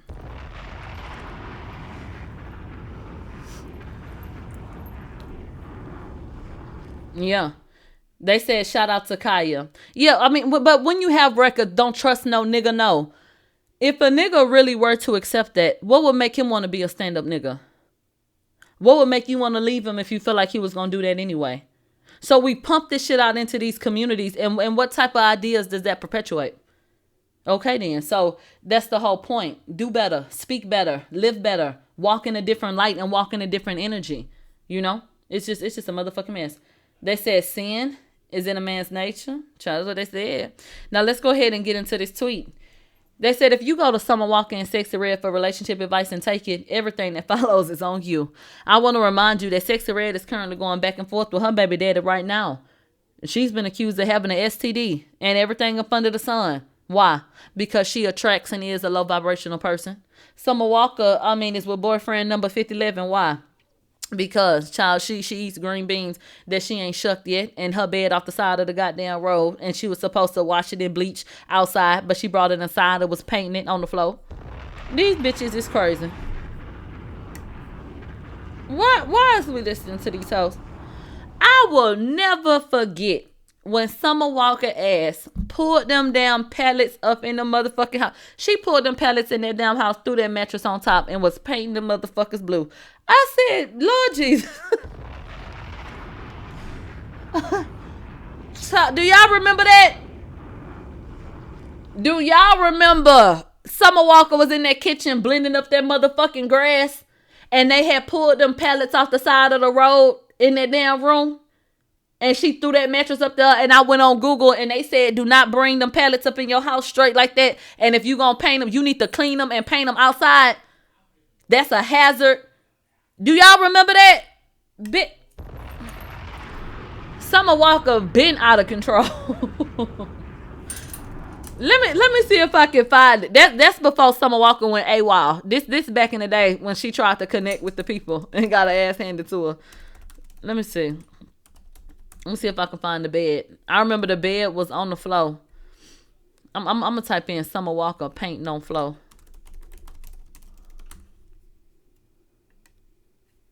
No. Summer Walker painting on floor. And it was like on a live video. But this was years ago, so I probably don't find it. But when she was going back and forth with her first baby daddy, child, Summer Walker was in there blending up grass. She was taking sheets and curtains and throwing them on curtain rods all over the living room and shit like that. It was plants all over every motherfucking well. Child, I thought I was in the jungle, the mighty jungle where the lion sleeps tonight. I didn't know what the fuck was going on around that bitch. They said she could have created her own furniture. Who the fuck was gonna buy it? I don't want no motherfucking pussy pallet. Where you sent the Q? They said Summer Walker pallets. They said type in Summer Walker DIY pallet bed. Oh, really? DIY? That's what y'all calling it. Oh, Lord, I done found it. Y'all, look at her.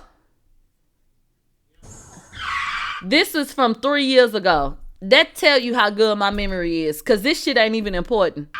Look. I tell no lies.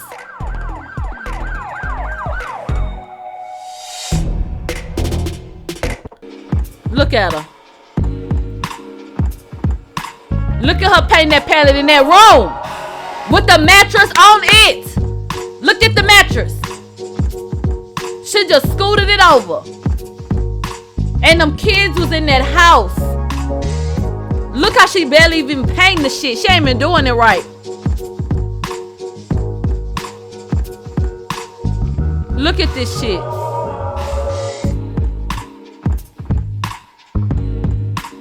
Oh, wow. That looks great. Look at that regular ass shit, y'all. Look at her little projector. This look like a drug den. Wow. This looks so good. Like, what the...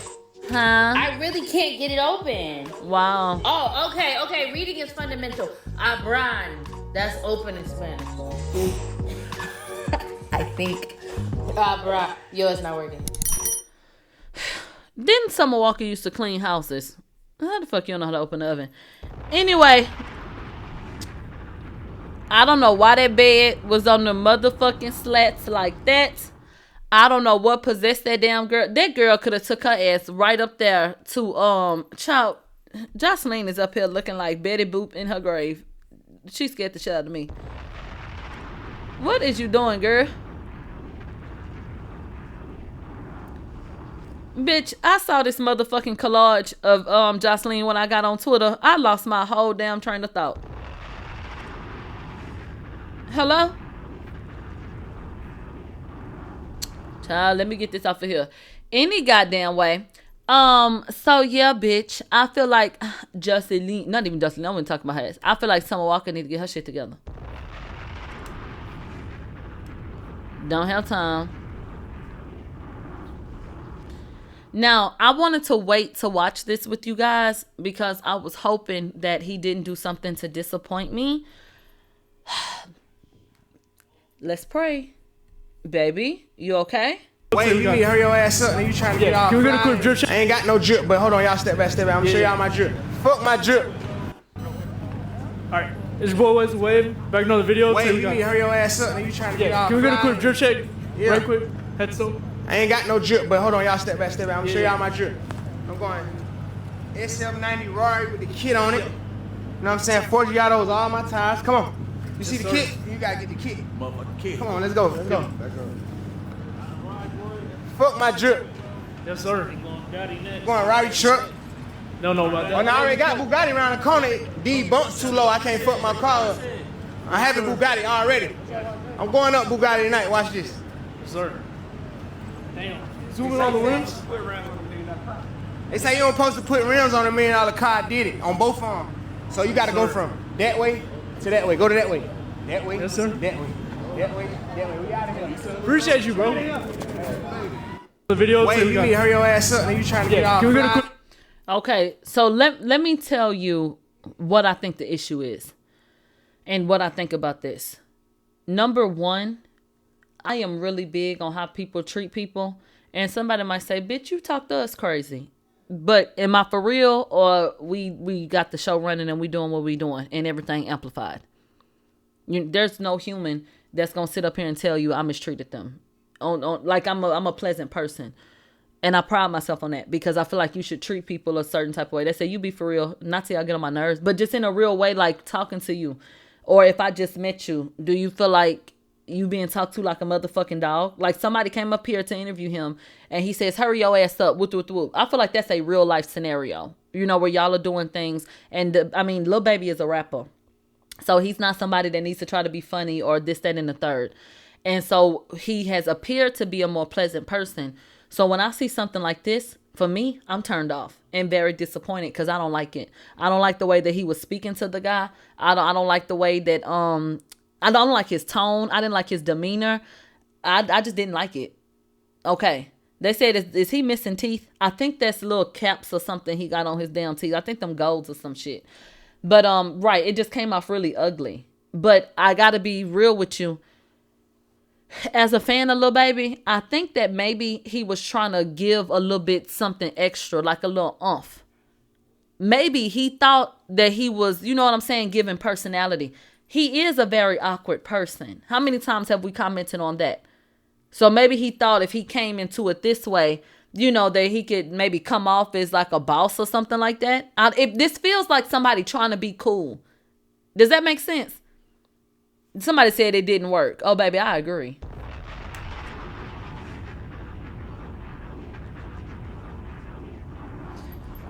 The only thing about it is I don't know him, so I can't say what's real and what's not.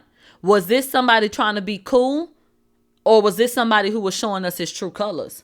And that's where the problem lies. That's where the problem lies. Lil Baby publicly has been known as, I feel like, a fun and lighthearted guy and sweet almost. He give his little 1-2, he smile, he keep it pushing. Seem a little awkward, do a little unintentionally funny little thing, and then he on about his business. But we've seen some things behind the scenes that have made us really question, well, what type of nigga is this? You know, they say he whooped Offset out his shoes. I remember one time they snatched the camera from a bitch. You know, they say Baby can get a little wild.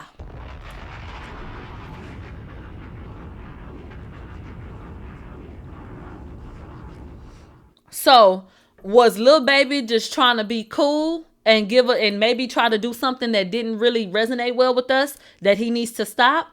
Hint, hint. Or is he really just a damn asshole? I don't know. But baby, this is not the right direction. I think that you should take this and let this be your little trial run and never behave like this again. Unless there is a valid reason to give somebody that energy, no one's ever gonna feel like it's okay to talk to somebody like that. So they saying he's stressed because the people are really not feeling him. I don't know what the case is because I can't speak for him, but this video did not go over well with me. I did not like how he spoke to that man.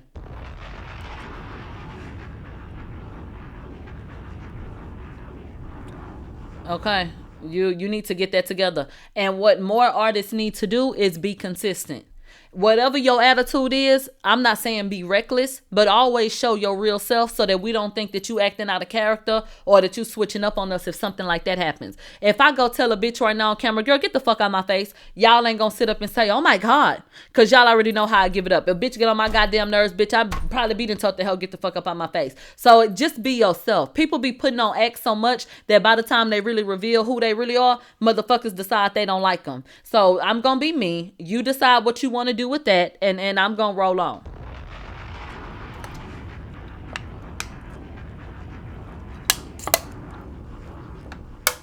I see a comment that says my sister met him and Dirk and she said Lil Baby a asshole. I really do hate to hear that. I only like hearing that people have positive experiences with people. Honestly and truly, I hate hearing that you met somebody and they was on some bullshit. I want every human that encounters me to always feel like, no, she was so nice and down to earth, and because your reputation, you know, preceding you in a positive way, and people feeling like you're a good person, I personally feel like that shit matters. I really do. In this world, it's not about what you know, it's about who you know. And your attitude is going to dictate a lot of the spaces that you gain access to. And I used to have a real fucked up attitude. And that's a lesson that I had to learn. My granny used to tell me all the time, your attitude going to keep you away from a lot of shit. You need to fix your attitude. And just, I'm so stubborn. It took a long time. But then I finally understood, like, well, shit, your attitude does matter. Somebody not liking you could literally make or break a situation.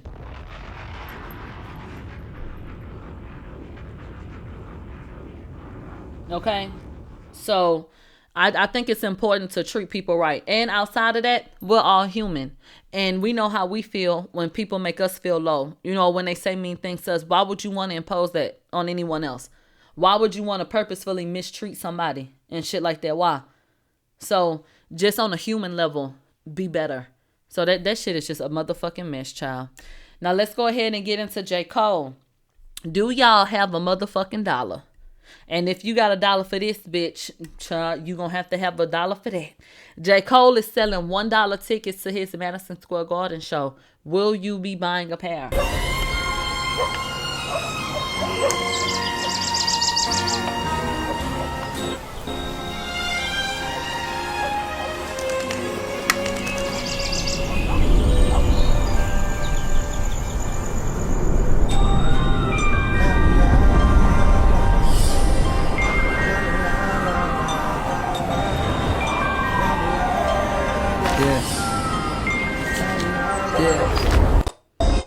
All right.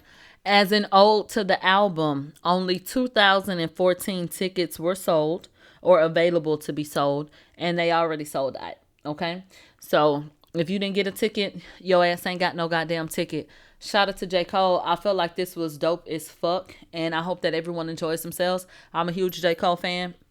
But first of all, I didn't even see this post until tickets were sold out.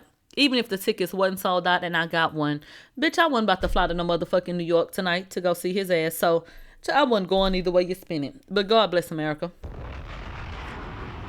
Look, people really be acting like they was gonna go. Child, I wasn't going. But I feel like that was dope as fuck. Somebody said, I don't want him to retire. Well, can we have a quick little powwow? You got your tickets? Girl, tell us about it. We know you're going to have a tea. So, what do y'all think about J. Cole discontinuing his festival? Let me go and pull that flyer up. The 5th and final Dreamville Fest is coming in 2025. April 5th and the 6th, 2025. So, you guys will just have to buy tickets so you can go. How do y'all feel about it ending?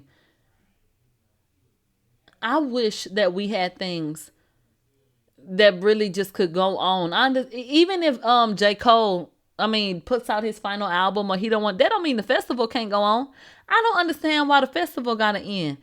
All of the different things that I felt like have become tradition have either been sullied or nobody has even created it and we don't even have a space for it. The festivals that used to be a staple are no longer fucking happening.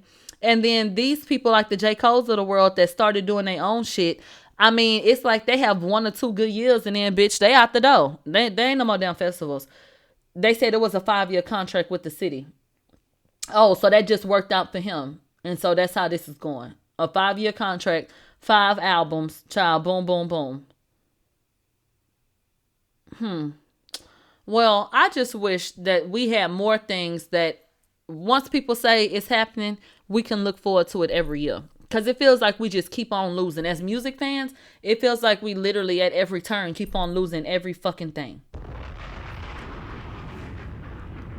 Can they sign another contract? Okay. Or did everybody just say fuck it? I don't know. They said, because what happened to how? You talking about Drake shit or something else? They said they already canceled Super Jam, which was the biggest fest in North Carolina for years. And why? And I don't even like festivals, but I think they're important to music culture. They said, I really think that the Kendrick and Drake stuff changed Cole's outlook on the music business. Do y'all think that? I really don't think so. I really don't think so.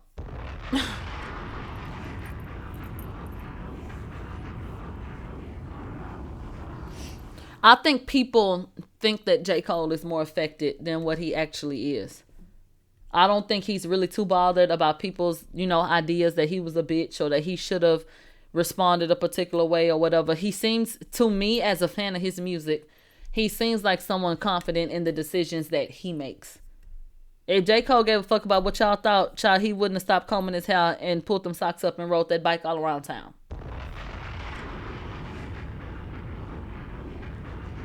Okay. Somebody said he DM'd me. Oh, what he said, girl. They saying he getting older. Let's go on over here to Rolling Loud. Now, I am not a fan of Playboy Cardi and anyone relative to him. And when I say I'm not a fan, I don't mean I've heard him or I keep up with him or I've seen things and I don't like it, so I'm not a fan. I mean, I've never listened to this person. I've never subscribed to anything that they've done, so I'm not a fan by way of not knowing anything about what the fuck he got going on. All I know, okay, thank you, baby. All I know about Playboy Cardi is that them kids love his ass. All I know is that nigga showed up to Rolling Loud with all new music and they still went up for that nigga. All I know is there were particular names that came out there that had the people going absolutely crazy. Shout out to all of you guys.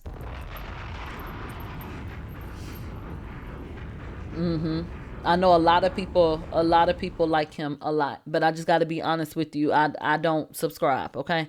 I don't listen to that shit. They said Fiend, the only song I know. I've heard Fiend, and I didn't even realize he was on it, because that's Travis' song, right? And I'm fiending for your love. Right? That's okay, well, I didn't even know that other nigga was on it. I know. That one? I like that song. Okay, so Playboy Cardi on that song. Oh wow.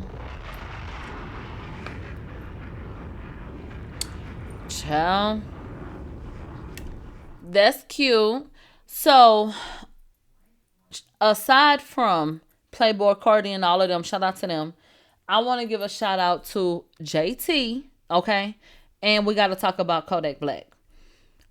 JT went up here to Rolling Loud, and I can't play the audio.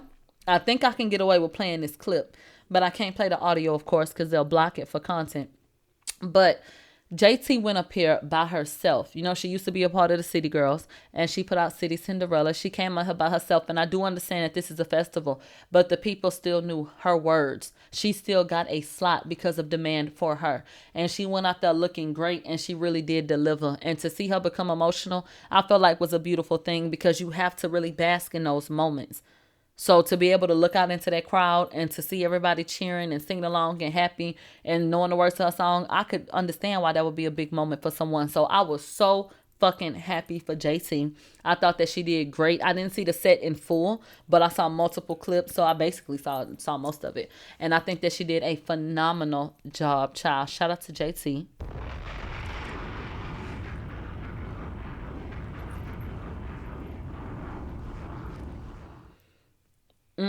This damn internet is getting on my last fucking nerve. I don't even know if Station Head is up. I see some people commenting on JT's stage performance. We can talk about that another time. I just want to be happy for her right now, because she did phenomenal. Yes.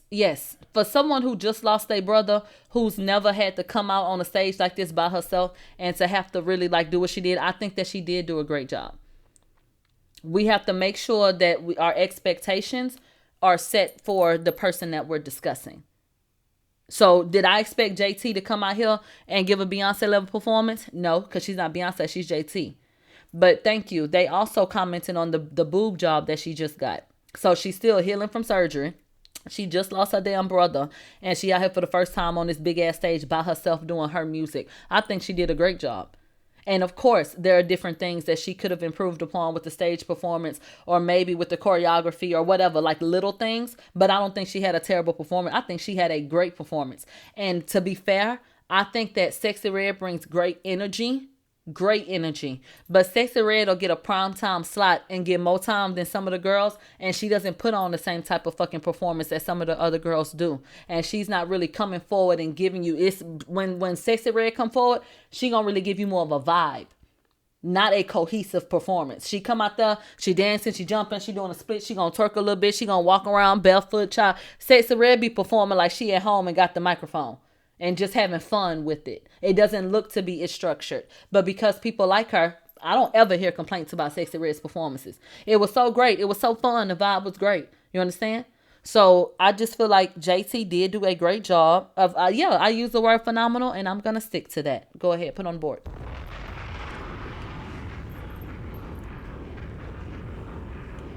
Okay. They said Sexy Red be up there looking like she doing trap karaoke.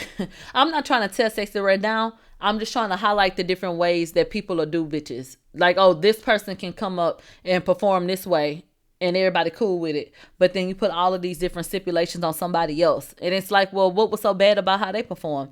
And it really don't be, the end of the world. Like, it'd be like, she did good. So, child, that's what I think. Now, I got to take a look at some of these photographs of JT from her show, and I have concluded that she did go and get them titties done. And JT had said that she was gonna go get her breasts done, and her titties had been so big, and I feel like she's so tiny that I was like, well, did she even go get them done? She had posted a photo from, I don't know if it's from a video shoot or something. She got on a black bra with the platinum wig, and she got her hands on some weights, and you could see for me, I could see that her breasts was smaller. I was like, oh, okay, yeah, she did go get it, because we was going back and forth about that last time. And then you can see some of the scars and shit like that here if you really take the time to look closely. So I think that her new titties look amazing. I think that they fit her frame better. And honestly, when you don't have a torso like me or like a JT, if you don't have no little small titties, I think you always just gonna look just curvy and heavy set up top anyway. Because, child, you ain't got nobody. If you get some big ass titties, you ain't got no damn torso. Like, child, your titties gonna look real heavy. So I feel like, I feel like it's always gonna look top heavy if you don't have like little small breasts, and shit like that. But I still think that she looks amazing. But I think that's why I couldn't tell if she had got them smaller or not. Cause I'm like, well, shit, she looked the same. But I mean, shit, she like big titties. Titties gonna always look big on her.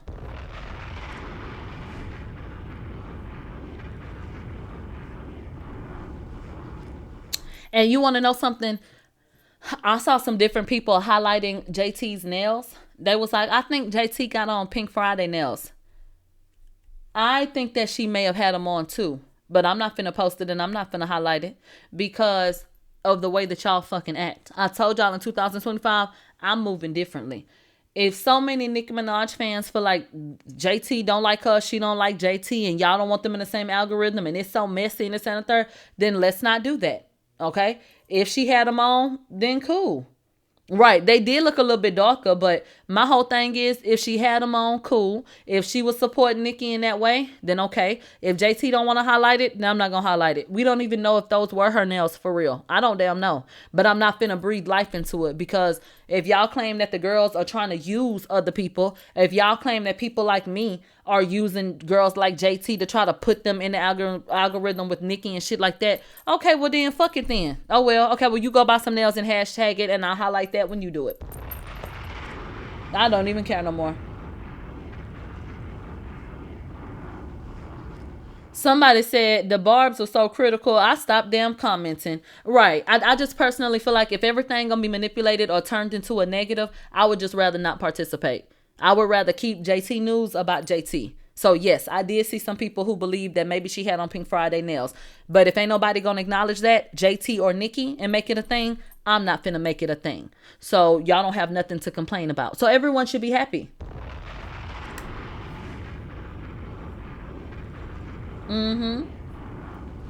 Everyone should be happy, right? Okay. Somebody said Millie tired of us. Oh, but you're smart. We finna cut a lot of shit out. Cause that's what y'all wanted, right? Okay then. So I'm gonna give it to you.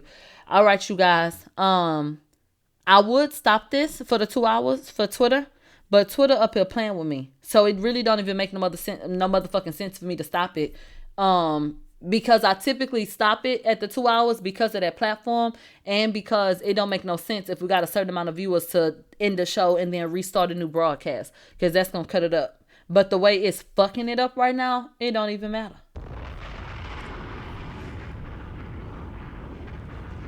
JD, who is your man? I don't know who you're referencing, and if you type up Joey, I'm going to ignore it.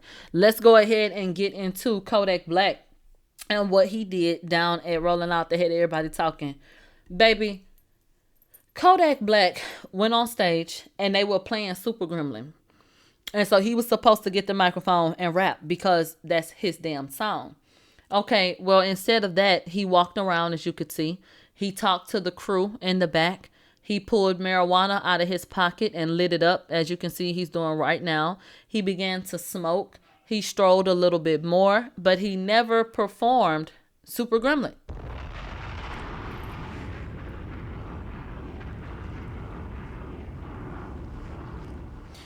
There were people who said that he looked a little bit confused because you can see the dancers trying to hit their marks, but he's walking around casually like he doesn't have tens of thousands of people in a crowd expecting him to perform.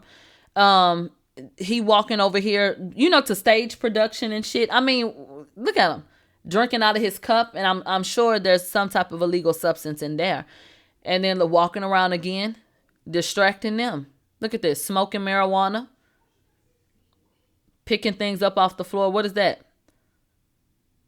He's cutting the tag off of a jacket. This was really heartbreaking to me. You can look at this one or two ways. There was some people that went online and they said, let me end this real quick. Never mind, I ain't gonna end it. There was some people that went online and they said, Kodak Black went live and he told his people he would never perform Super Gremlin again. He hates that song. So there was some people trying to say He wasn't high. He wasn't fucked up. This was a conscious decision to say, fuck y'all. I told y'all I don't want to do that song. I think that y'all are reaching for the stars. And I think that y'all need to stop doing that shit. Because that comes off like y'all trying to enable people. I have spoken out plenty of times about Kodak Black. And I've said he needs to get some help before he ain't with us no more. Many times I have said that because I'm a big fan of him rapping. What I saw when I looked at this clip was someone who was high. Someone who was so high out of their mind, and someone who has such a problem that they can no longer function in their day-to-day, because there is a such thing as a functioning addict. I think that there was a time where he could handle his business a little bit better, but I think that he is literally, and I don't know the reason why, but I think that he literally has just like sunken into this depression or into this hole that he cannot get out of. And I think that he's, medicating himself with drugs and alcohol. And I think that this is a culmination of that. I think that he is now spiraled out of control, and that now it's affecting his business. And he can't even perform tasks like this because he's so fucking out of it. And it's heartbreaking to see. So I hope that this is a big wake-up call for him. And I don't want anybody to lose out on money and anything like that. But I think it's important, if you care about someone, to stop and say, look at what's happening to you. And look at your life. And then look at what this situation was. So sometimes you got to let people hit that rock bottom. Sometimes you got to let them fall so that they can see the error of their ways. And I think that it's just time for Kodak Black to get a wake-up call. I would hate for him to pass away. I remember Kodak Black recently got on a live, and he said, y'all be talking about that drug shit like y'all really give a fuck. Y'all don't give a fuck if I die or not. Kodak Black had recently said, and recently as in months ago, when he was on tour with Sexy Red, that, he don't have nobody. And Sexy said that, you can come hang with me. He felt very isolated and like nobody really dealt with him because of who he was. It was about his money and it was about his fame. So I think he sounds like someone who's depressed and who really needs some help, but he has to want to go get it. So pray for him if you want to, bitch.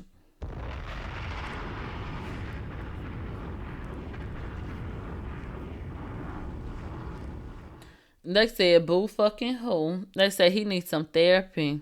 Child.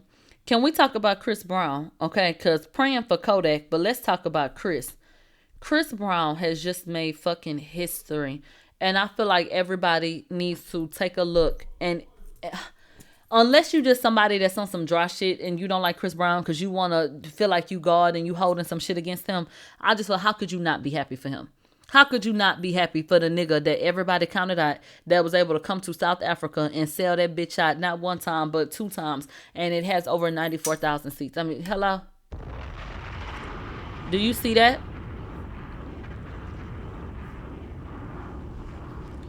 So the FNB Stadium, Chris Brown went and was able to perform at a stadium that has more seats than that of the Super Bowl crowd.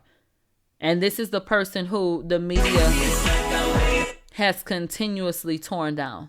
He was able to go across the water and put on a legendary, epic fucking show for all of these fans. Like, take a look at that venue. And those are humans in there to see one man, Chris Brown. Chris Brown ain't in no group. Chris Brown get up there. He don't have no whole bunch of shit on them screen. That boy get up there and sing and dance for over 2 hours at a time. That's it.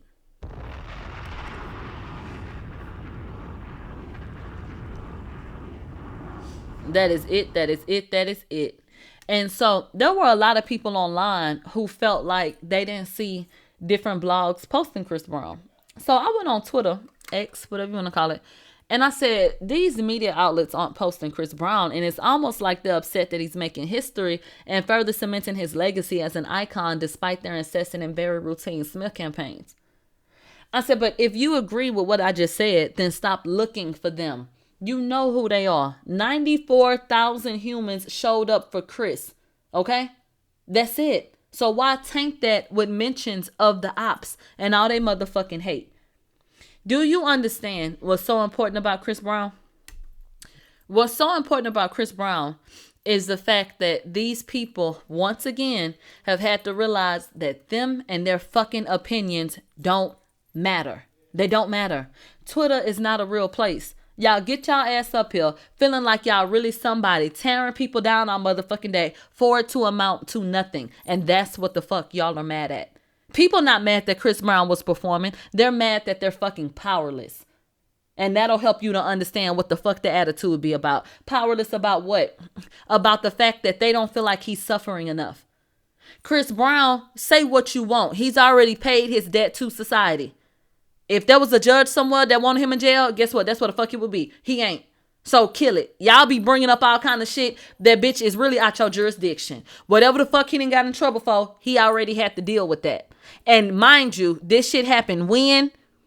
11 motherfucking moons ago. So why do you figure that every time this boy who has grown into a man now, who was a boy when he did that damn shit, why do you figure you can bring that up every time this nigga breathe, and it's up to you to decide that he don't deserve to perform here or there? He don't deserve to have no life. He don't deserve to have love. He don't deserve to laugh. Anything this nigga do you remember when? Do you remember when? And it's easy for you to do that because the spotlight is on him. But you're not perfect and you've done shit in your life. What the fuck got cut off for you? God said that Chris Brown has a right to go and perform. And that's why he has breathed life into him. And that's why the nigga has remained motivated. What would have happened to Chris Brown if he would have listened to you hoes? And if he had given up on himself? Where would he be right now? Exactly. He did not listen to y'all, no matter how much it hurt to have the people he wanted to be respected by, that I think has turned into resentment and now just numbness and no concern. But the very people that he wanted that acknowledgement and acceptance from, they turned their back on that nigga in the worst way. Okay, this was the nigga on the Doublemint commercial. Commercially, I mean, the only reason why Chris Brown is still relevant is because he's so good. The people keep Chris Brown and his legacy alive, I feel like. Because if the media and if the people in position had their way, we wouldn't hear from that nigga no more. So it's a big triumph. It's a huge thing to be able to go to South Africa and to sell out that fucking stadium. That's big boy shit.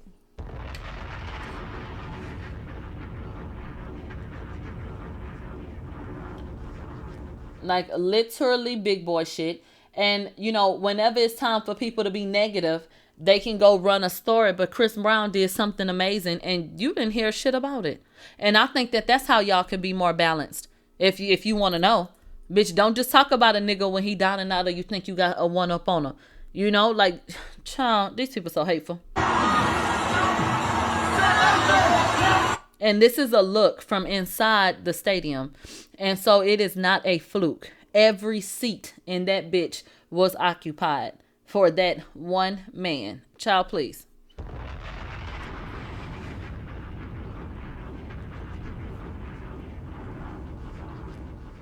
Somebody said it had never been sold out before. I don't give a damn who sold it out before. It's history for Chris Brown.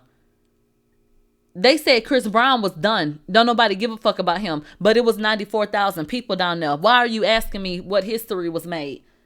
These artists can't even sell tickets at they stateside motherfucking shows. This nigga went to South Africa and literally bitch sold that bitch out 2 nights in a motherfucking row and performed for 2.5 hours. What are you asking me? What? What history was made? Hello? Child, crazy. So, yeah, that nigga is doing his big one. And you don't need to wait for the blogs to post it. If you're a real Chris Brown fan, then bitch, you was already in the loop. And the blogs doing him how they did him ain't stopped them people from going to that show. So, fuck the blogs who did not post what he did. You go post it. Okay? You go post it. And that's just that. Now send me $20. And everybody, I need y'all. We still in our A&R meeting. It's time for us to go ahead and give a statement. I have my own thoughts and feelings about people and their actions. But there are going to be different times where I'm going to have to just stick to what's being presented, to me at that time.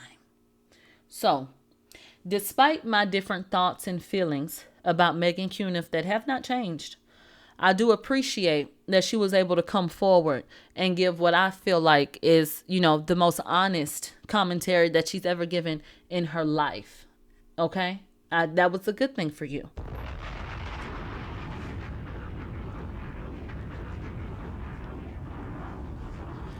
let's go ahead and get into a case update, but I'm not going to speak on how I feel about it. I'm going to let Megan Cuniff, who y'all seem to have so much respect for, I'm going to allow her to say how she feels, and then I'm going to read the response and the statement given to TMZ on my behalf. Okay?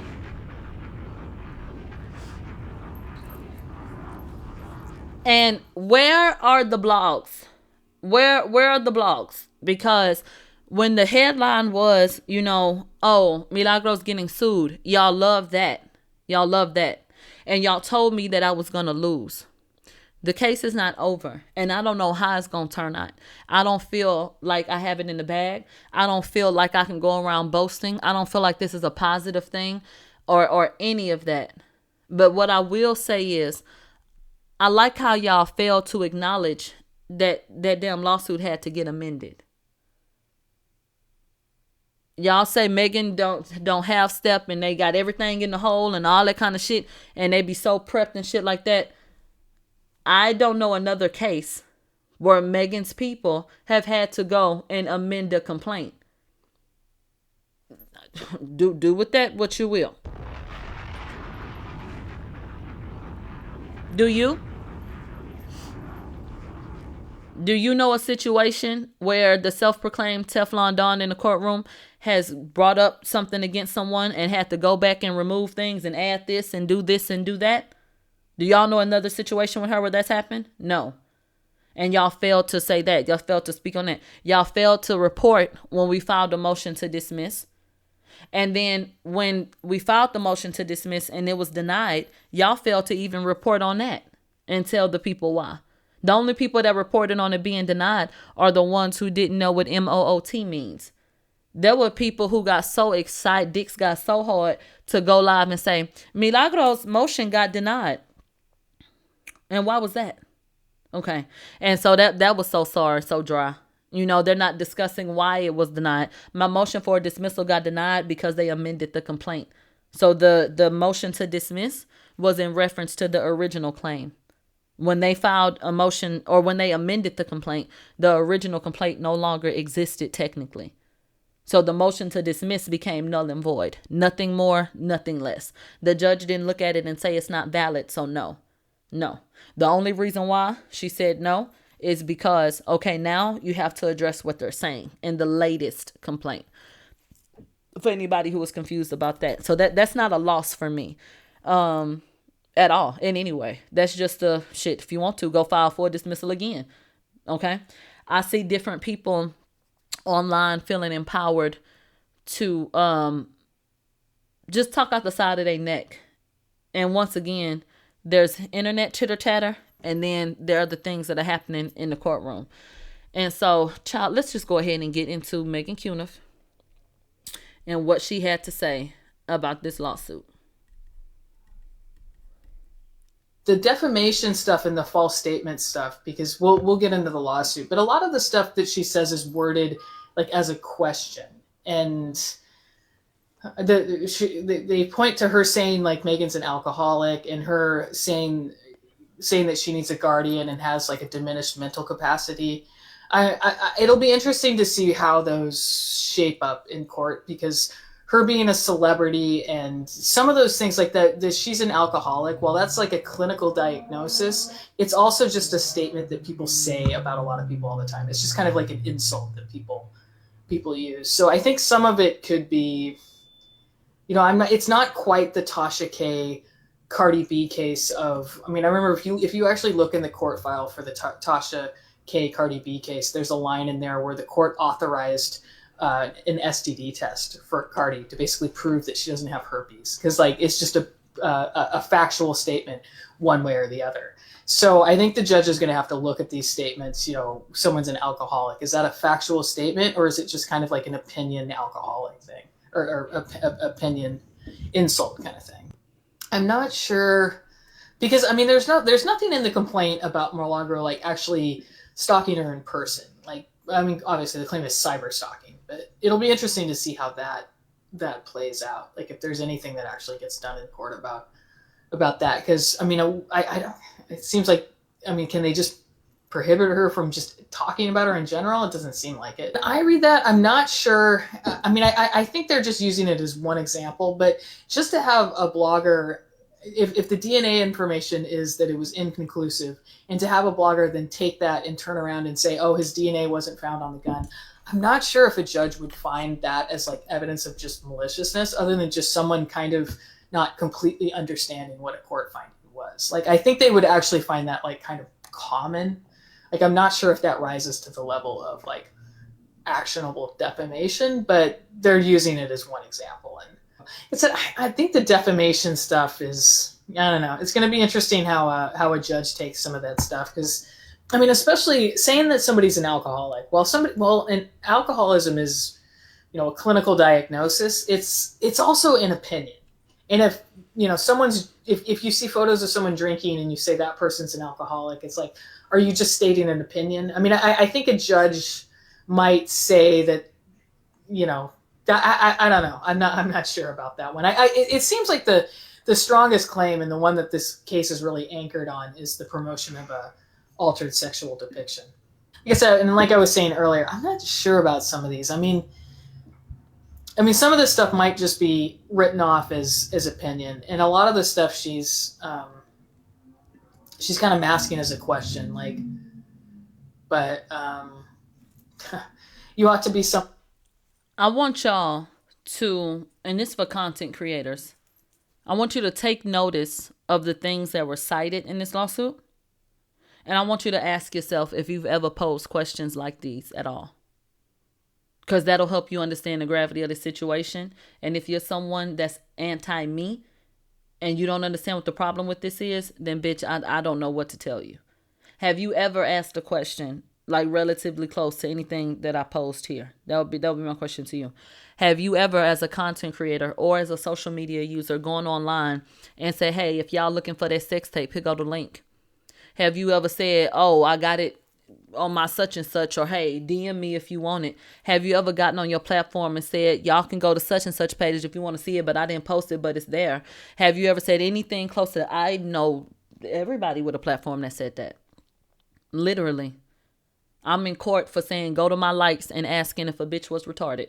I'm not lying. And I'm not exaggerating. There's a federal case in the state of Florida because I asked if a bitch was retarded.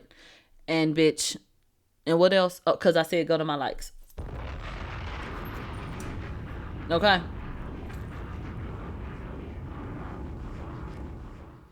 So, I mean, if y'all think I'm so evil, then hey, sis.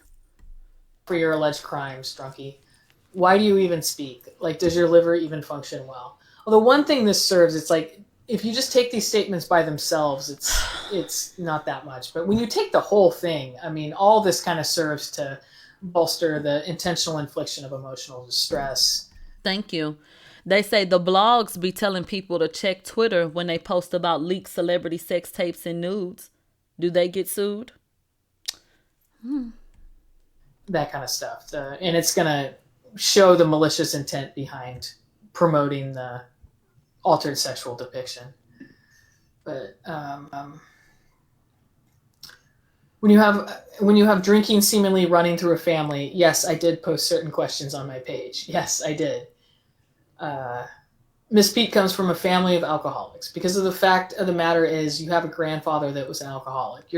Was your daddy on drugs, or was he in and out of the system? What was that for? Do you want to talk about that? Is stealing worse than drugs and shit?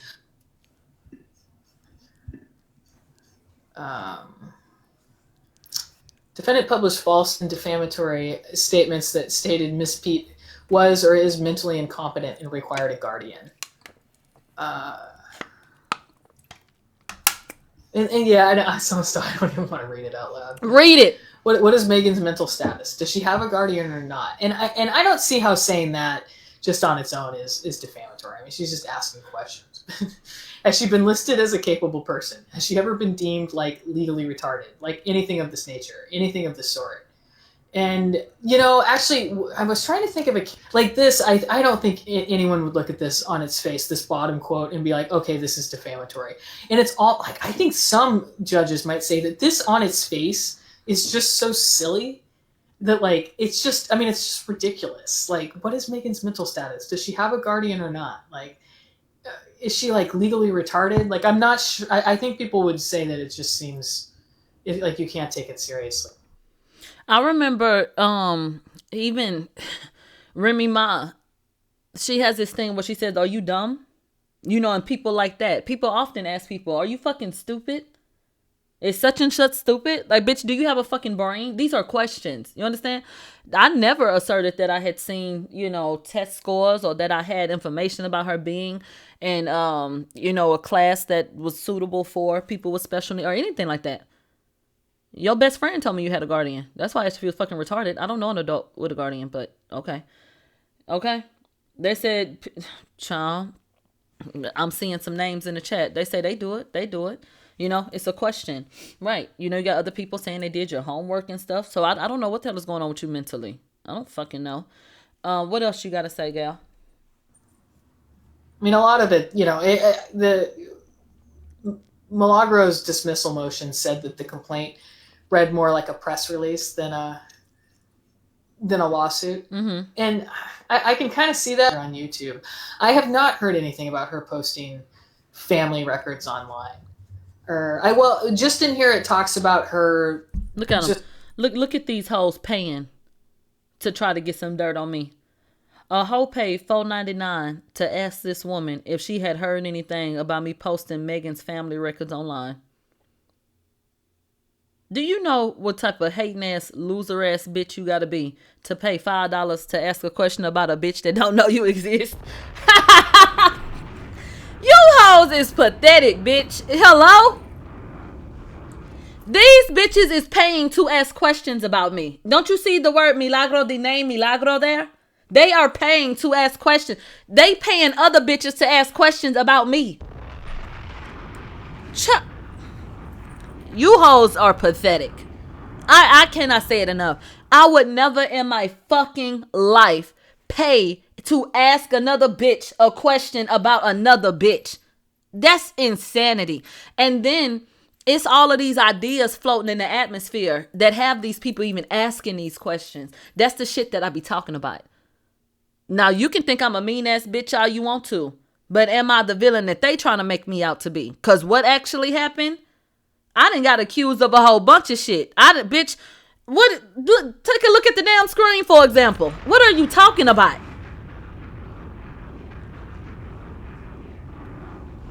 Can you help me understand?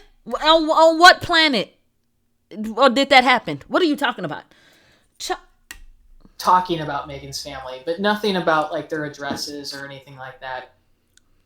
The defamation stuff and the false statement stuff, because we'll get into the lawsuit, but a lot of the stuff that she says is worded like as a question, and they point to her saying like Megan's an alcoholic, and her saying that she needs a guardian and has like a diminished mental capacity.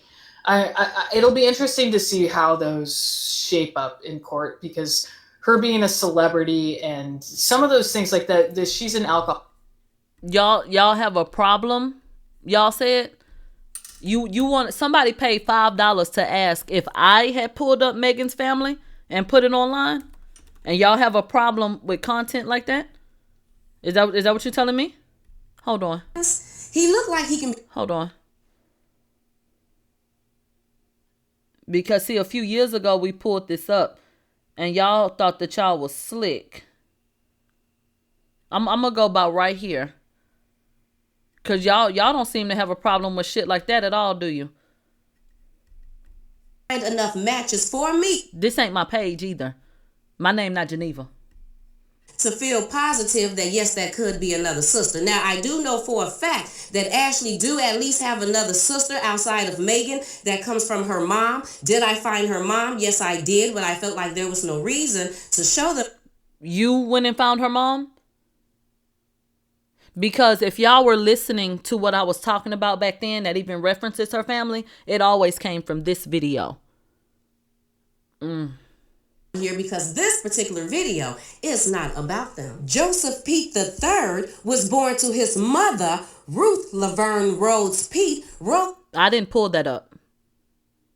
And once again, if y'all have a problem with content like this, then you must have a problem with content, you know, before they were famous and all. You must have a content with shit like that, or have a problem with content like that as well. Would I be all right to assume that? If you want to ask questions about who put people's personal information on, it's never been me. Her maiden name, Pete being her former married name, born 1939 in Texas. Don't know if she is still alive, but if she is, she would be 82 years old. And his father, Joseph N. Pete Jr., born April 1st, 1943, died June 2nd, 2003 at the age of 60 years old in Texas. Now, Joseph Jr. married Ruth October 27th, 1964, when he was 21 years old, and Ruth was 23. Okay, Ruth, like a little older man. And Joseph and Ruth were married for 10 years, divorced August 28th, 1974 in Harris County, Texas, when Joe was 33 years old and Ruth was 35. Don't you remember earlier in this video when we were discussing Megan's two middle names, Javon and Ruth, and I felt like that they came from somewhere? And then we discovered that Javon comes from her great-grandfather, Javon Juan Lacey. They done pulled up the damn tombstone. I ask again, do y'all have a problem with content like this? And I know you just heard me say the name Ruth, Joseph's mother, Ruth Laverne Rhodes. So basically what I'm saying, people, is I believe that when Holly and Joseph were choosing Megan's middle names, that they both chose names from people that they cared for very much. Holly choosing her grandfather name, Javon, and Joseph choosing his mother name, Ruth, giving Megan the name Megan Javon Ruth Pete. Okay. I didn't find that much information on Megan's grandmother and her father's mother, Ruth, but I did actually find some information about her grandfather, like what? Joseph Pete Jr., and I see that he actually went to jail a few times just like his son. He was... So let's be very clear. Anything about, because it seems to run in your family. I got it from right here. Take a listen. Arrested April 9th, 1970 for driving while under the influence of liquor and convicted August 21st, 1970. He got 1 year probation. He was 27 years old, and they described him as a black man, 5'6", 151 pounds with maroon eyes. And then again, he... Anything that I have said, if you want to ask me where I got that from, baby, I can show you.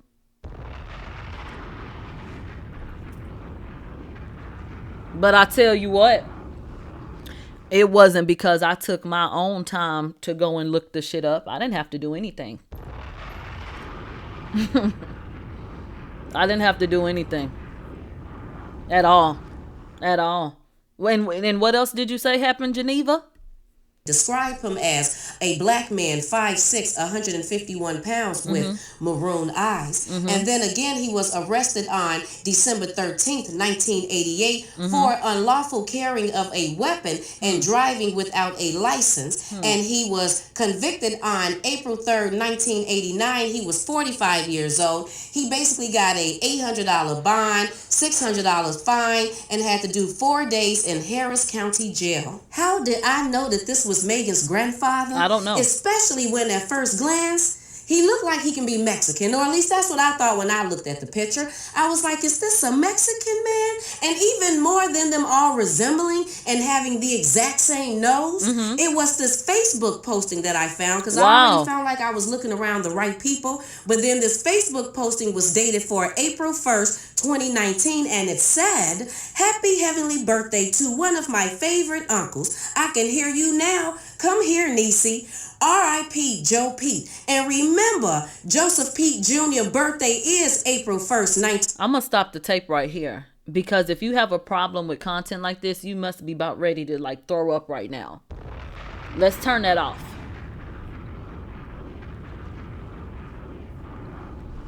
Let's turn that off. But to that $5 asshole, bitch, keep my name out your mouth.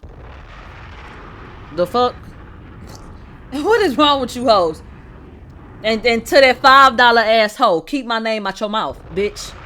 What the fuck do y'all be on? Alcoholic. Well, that's like a clinical diagnosis. Girl, shut the fuck up, girl. I'm done with you. Anyway, moving along. Bitches on my nerves now. Now let's go pull up the comment from the comment section. Someone said, Megan, is it a comfy job being Roc Nation's mouthpiece? Asking for a friend. She said, yeah.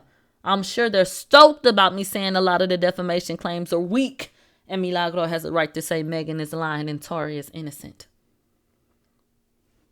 Girl, did you just lose your job? Girl, that's crazy. That is crazy. Now let's go ahead and get into TMZ because they did do a write-up. Okay, statements have been given. It says exclusive. Tory Lanez and Milagro Gramz' Megan harassment campaign is complete lies, like editing his dad's phone call. TMZ, thank you for the picture. Phenomenal.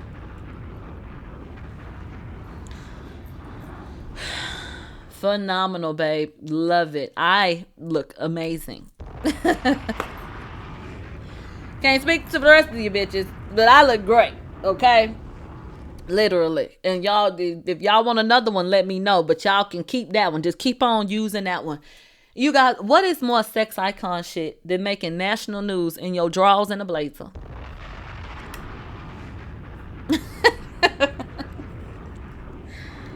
We literally have made international news in draws. And babe, I need to make this plain for you. Hold on real quick. Cause I'm about to show you how for real I am. The picture that everyone keeps on using every fucking where. Let me show you the picture in full. I didn't even have no fucking pants on, as you can see. I literally was talking to my people. We were supposed to do a live for my birthday is what happened. And so I went live and then I just took some pictures for y'all like I do. So I never got dressed. I threw on the top half for us to do the live and then I had some drawers on. And bitch, I just took the picture and I put it on Instagram. You see it's October 28th. I put it on Instagram just to post a picture for y'all. This is the picture that they've taken and thrown everywhere. And I'm like, it would be me and my drawers on the news. That's crazy. That is crazy, okay? Like, literally, I'm all over everywhere on just in my drawers. Like, okay. So, any fucking way, let's go ahead and get into what was said. Tory Lanez, his father, Sunstar Peterson, and blogger Milagro Grams are firing back at claims from Megan Thee Stallion's lawyers that they're conspiring to spread misinformation and harass the Roc Nation rapper in a complaint filed this week. The allegations largely stem from jailhouse phone calls between Tory, Sunstar, and Milagro, real name Milagro Cooper. But Caesar McDowell, CEO of Unite the People, says his client is a victim of a calculated legal takedown. Caesar told TMZ, "We're deeply concerned by the continued efforts to spin partial stories in an attempt to distort the truth and mislead the public. It's noted that the jailhouse phone calls aren't quoted too much in the complaint, and Caesar says it's because there's clear evidence that there's no harassment taking place. The most recent wave of accusations involves claims that during a phone call, Mr. Peterson's father allegedly stated Miss Pete would be unable to prove that Mr. Peterson paid Miss Cooper to attack Miss Pete. However, they conveniently omitted a crucial part of the conversation when Mr. Peterson's father added, because you didn't. Personally, this is from Caesar, I believe that the opposing party knows 100% without a reasonable doubt that they're going to lose this lawsuit. That's why they amended the original complaint in the first place. Whatever the reason, it doesn't matter. This is a 100% losing case and they're grabbing at straws, hoping something sticks in the media. They're trying to distract the public from bigger issues by creating confusion and controversy. I love this message. I love the statement, and I hope that everybody can see things for what the fuck they are. Simply put, if you can't, then I don't know what to tell you. This feels like deja vu with an alleged phone call and trying to make the public decide that it meant something other than what the fuck it did. The last time there was a lot of controversy about a phone call because there wasn't a lot of evidence otherwise, we were in a situation where you were told to receive it a certain way. He must have said what he said because he felt guilt. That's what you were told. And if you didn't believe that, they told you weren't listening correctly. So now here we go again with the case that many would argue has weak evidence that's now banking everything on a phone call that they conveniently left pieces out of. Why not quote the entire call? Quote it. And what was said? And what was the full context of it? So this literally looks like textbook shit that they do.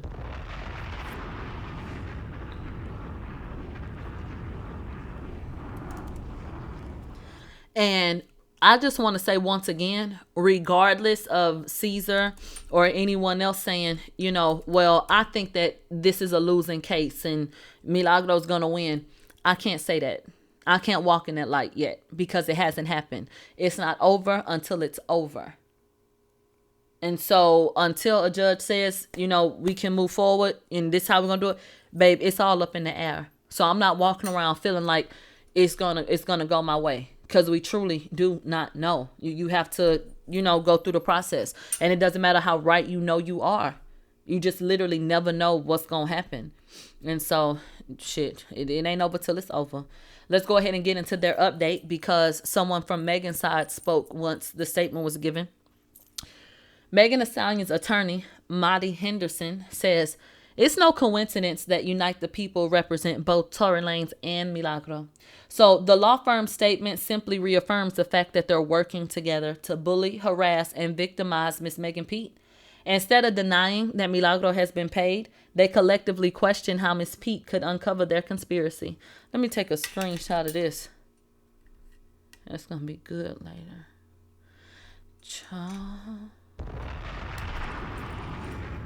That sounds accusatory. So, all of these assertions. Oh my God. But what's the fact? For everyone with a brain, okay? So everyone but this lady. A motion to dismiss is a denial. It's a denial so rich that it basically asks people to say, don't even pay attention to what the fuck this person is saying. What do you mean instead of denying that Milagro has been paid? Oh, you wanted people to get online and crash out. You wanted him to say, you wanted Daystar to say something. You thought you could bait him into saying something that y'all could misconstrue. And then you wanted me to come out and say something so you could twist that up. And when we didn't give that to you, you tried to use that against us. Nobody came out and said nothing. Went to TMZ and said, y'all put it out. PR shit. And you're trying to manipulate that. And now it's internet games. And you feel like because Unite the People represents both of us, that you said, quote, that reaffirms the fact that they're working together. It didn't have anything to do with them feeling compelled to help because they felt like they saw mistreatment and an abuse of the courts. To you, that means that's what that was. Okay.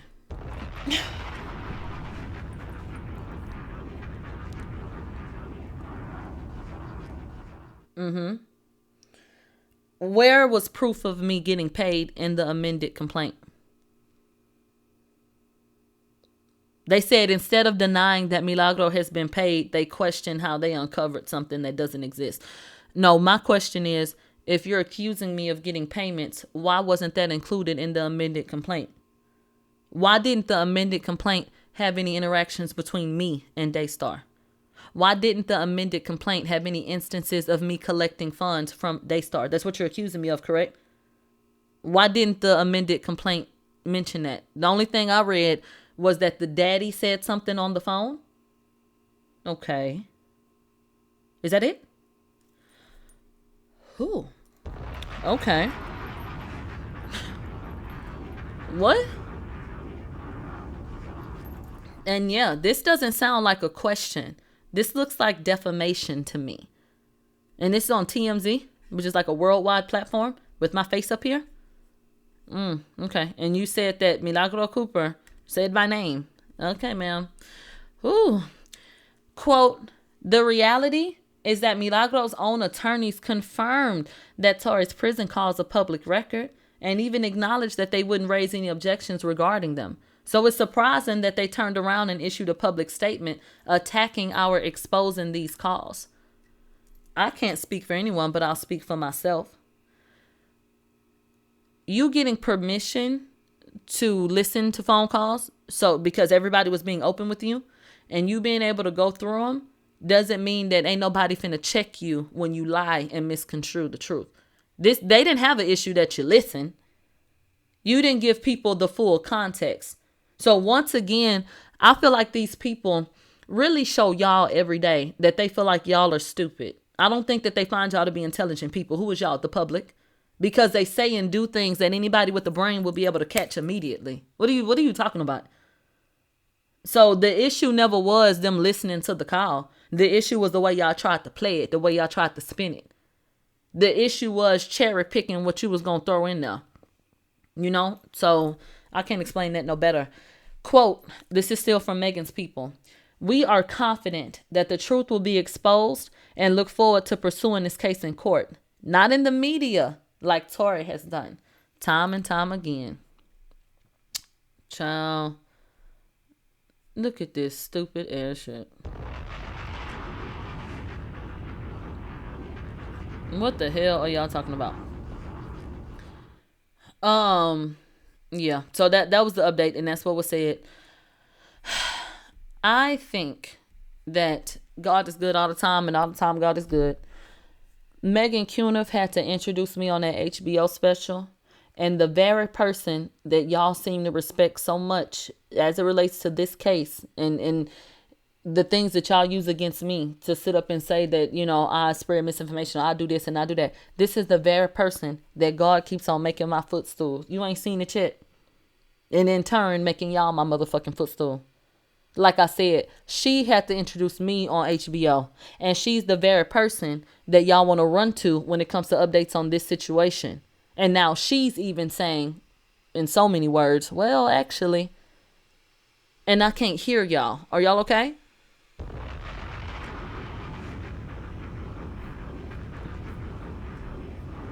Are y'all okay? All I'm seeing is the universe working and tagging y'all ass left and right about me. Developing story. Okay. And so, like I said, they talking about they looking forward to doing shit in court and finding shit out in court. I don't look forward to a motherfucking thing. Because like I said, where's evidence of what the hell y'all sitting up here talking about? Where the fuck is that? Y'all going on?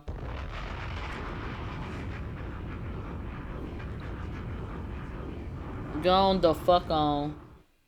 Right. Like I'm just over the whole thing. So like I said, the courts have to do their thing. A lot of different people have opinions. But it's not over until it's over. And I think that there are so many different people who have put the cart before the horse and have gotten so arrogant, and you really don't know, you know, what's going to happen. And, you know, somebody sent me an email, and it pissed me off because I felt like they was trying to be slick. I hate when somebody trying to be slick. I don't know what their intent was, but they got on my motherfucking nerves.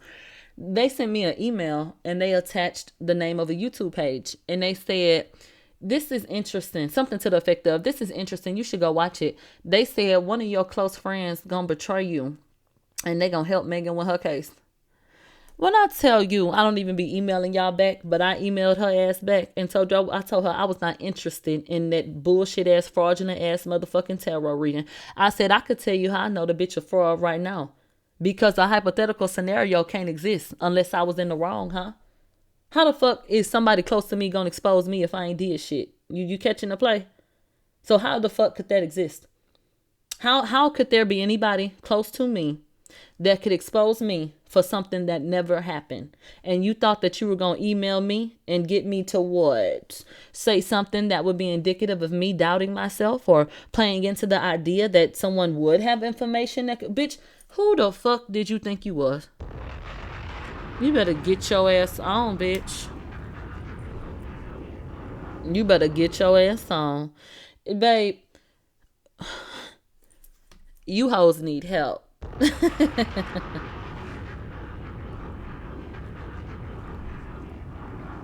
Okay. When I say literally help, you hoes need help. They said check Instagram. They just posted on TMZ. Right. And y'all want to, and honestly, I don't know if y'all are dumb or not, but the person that was gonna try to undercut me already did. The person that was used to undercut me and to plant a seed and to do, they've already done that. That is noir with the motherfucking source article. Literally, it's in the lawsuit. Did you read it? So, child, these people be so loud, wrong, stupid, and slow. Child, fuck you and your cards, bitch. Okay? So, child, this is a mess. Let's go ahead and get into what TMZ just posted. I'm going to show you two things. First of all, congratulations to Daystar. The color violet has now surpassed 1 billion streams on Spotify. This is a completely blackballed nigga that is in prison, that released Alone at Prom in prison, bitch. And this bitch, you eat it up, nigga.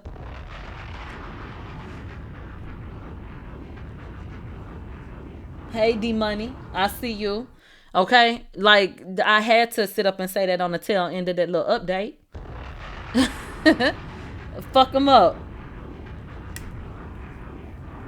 Over 1 billion. And he is completely independent. And independent for real. He's so independent, bitch. He dependent on them to come unlock the cell. Bitch, he just on his own. On his own. And needs somebody, bitch, at the same motherfucking time. So, but we ain't talking about independent, but still got a motherfucking team. We talking about on our own. Okay, ain't no money on them damn books. Ain't no whams, nigga. Independent for real, for real.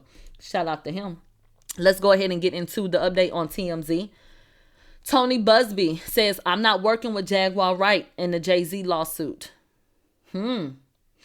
I don't know if you guys have heard, but I know that y'all be cheating on me. So y'all be on YouTube watching other people. Y'all be on Twitch and Twitter and shit watching other people. I ain't gonna say nothing this time.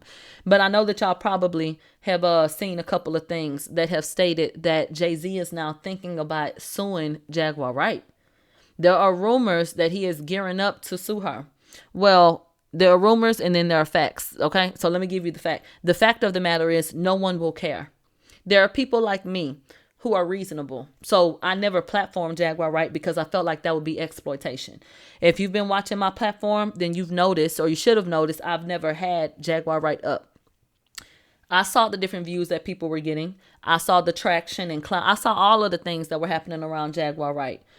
But my motive and my drive is not money. So first of all, I don't get paid off of views. I get paid if you like my shit and you personally wanna fuck with me. You wanna donate and give a tip. That's number one. So my ambition is never to talk to someone or to speak on someone hoping to get traction or money, because it doesn't work like that for me. Okay. Outside of that, I always felt like it was wrong to sit up and take advantage, and that's what I feel like it was. Take advantage of someone who is mentally ill. They telling me that station here fucking up. I'm finna just end it. Because y'all know, and I know y'all don't mean no harm. So don't take this wrong. But y'all know I hate being told the same thing over and over again. And then it becomes distracting. And then I get annoyed. So, what you want me to do? Because I can't help you. You understand? Because I haven't even moved. So I don't know why the fuck station head acting a damn fool. I really don't. They said Jay-Z over there knocking over the servers. Like, I don't, I'm just saying I can't help you because I didn't do shit.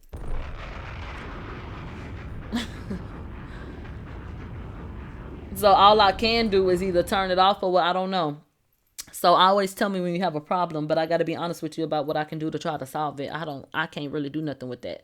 No, I'm not going to cut the show, but I was going to cut station head if it was becoming unbearable. I see multiple people saying I can't even hear. It's like every other word. I would be so annoyed if I was listening to that. I would want to throw my fucking phone. So I don't want anybody having like a poor quality show because whoop-de-whoop. So if y'all want me to leave it up, I'll leave it up. If it continues to be a problem, I'll take it down and we'll figure out something else, okay? Kisses.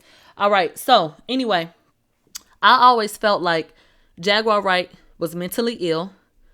I felt like she was mentally ill, and then I knew she was mentally ill once she pulled the stunt with her son's ashes. Because feeling like someone's mentally ill when you're seeing somebody clowning on the internet, but you don't really know. I mean, there are some people who pretend to try to get away with shit. So I didn't know that she was mentally ill until I started seeing certain things. I said, oh, no, something's wrong with her for real.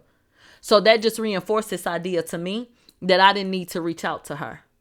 Because if she's not going to get the help that she needs to be the best version of herself, who the fuck would I be as somebody who claims to care about my community to pull her up and platform her so that she can speak on all of these different topics when she may not be in her right mind? Does that make sense? It ain't never make no sense to me.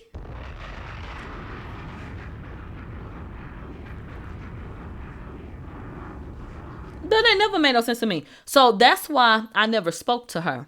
But let me tell you why I think that Jay-Z is fighting a losing battle. Even though people like me didn't platform Jaguar Wright, Plenty of others did. Jay-Z was busy walking around with his head up in the sky, feeling like he was so much better than us. Who is us? The people on YouTube and the people that watch YouTube. They felt like YouTubers weren't shit.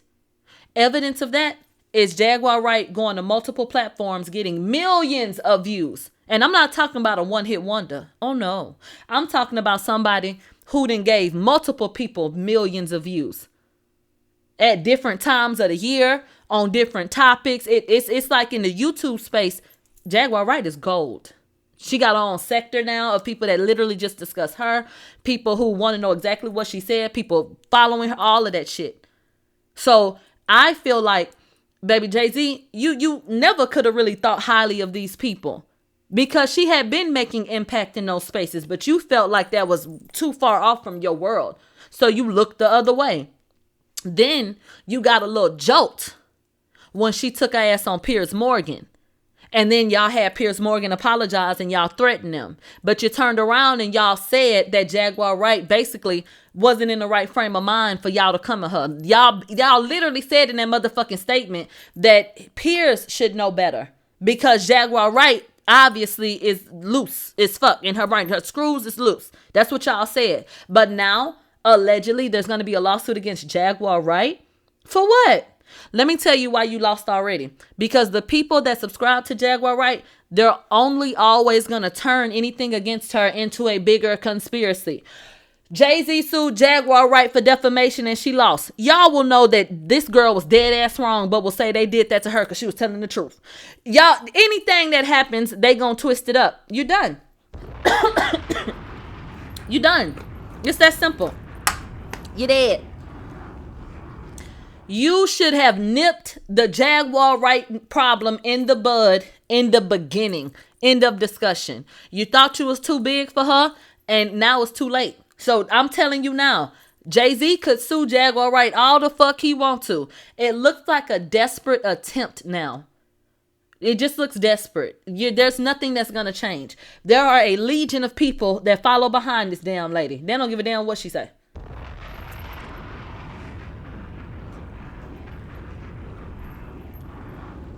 Now, if you're asking me, if they go to court, who you think gonna win?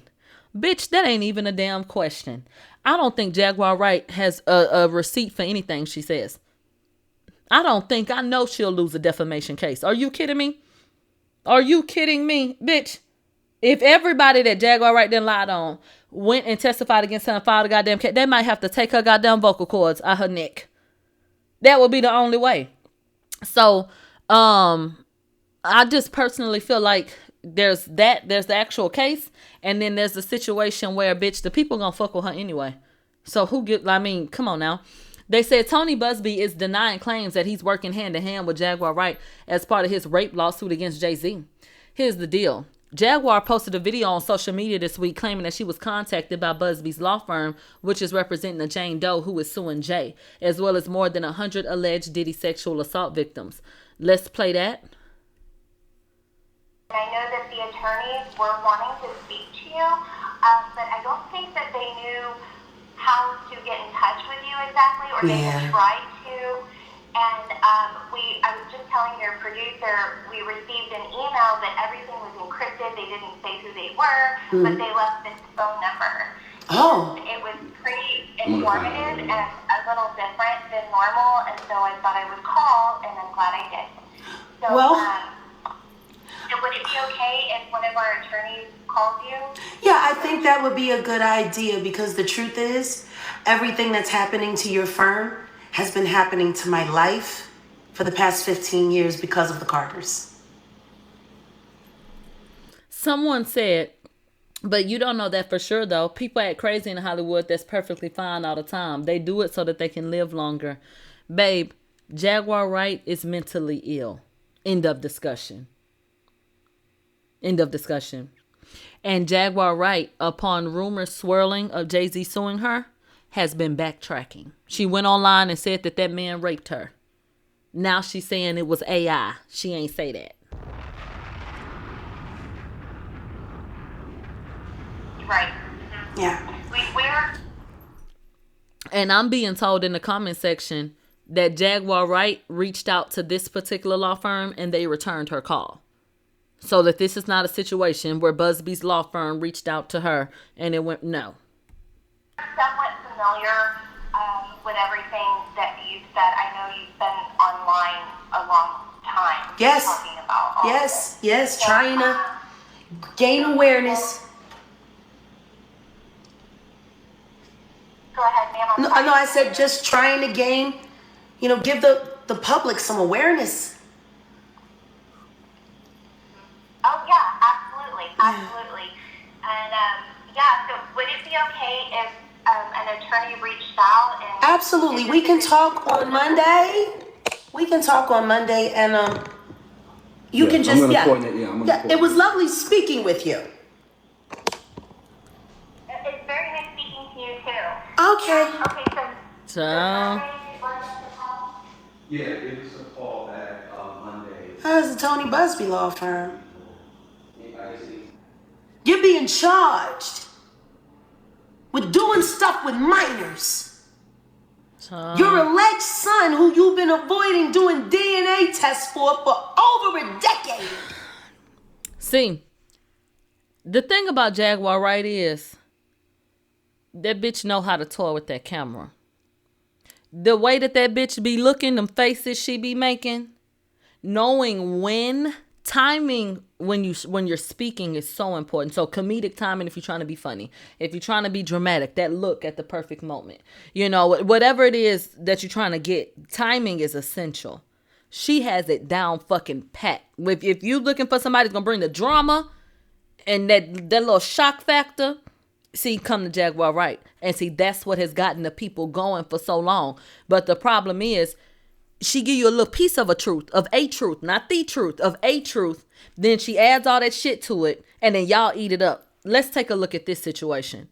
She was on the phone with a law firm, but was it Tony Busby's? Like she said it was? Okay. But she knew that would get y'all going, right? Mm-hmm. And then she looks into the camera after the phone call, and that was Tony Busby's law firm. Chuck. Gone on with this bullshit. And then when she hangs up the phone, then she code switches. Now she back to being Jaguar, throwing around accusations. They said an improv lunatic. Girl, what? And I'ma play it again and let you see the bullshit. very nice speaking to you too. Okay. Okay, so Monday. Look at this from right here, right now. Take a look. How's the Tony Busby law firm? You see how she did that? You see how she had her mouth hanging open? These hoes ain't nothing slick to a can of oil. You're being charged with doing stuff with minors. Your alleged son, who you've been avoiding doing DNA tests for over a decade. You see how she stretched that word out? Decade. That she sounds tired. She sounds upset. Don't you feel the despair? A decade. So you got to know how to stretch them words out. You got to know what words to put that emphasis on. Okay? The minors for decades. His mother was a minor. See? A minor. You got to do that like that.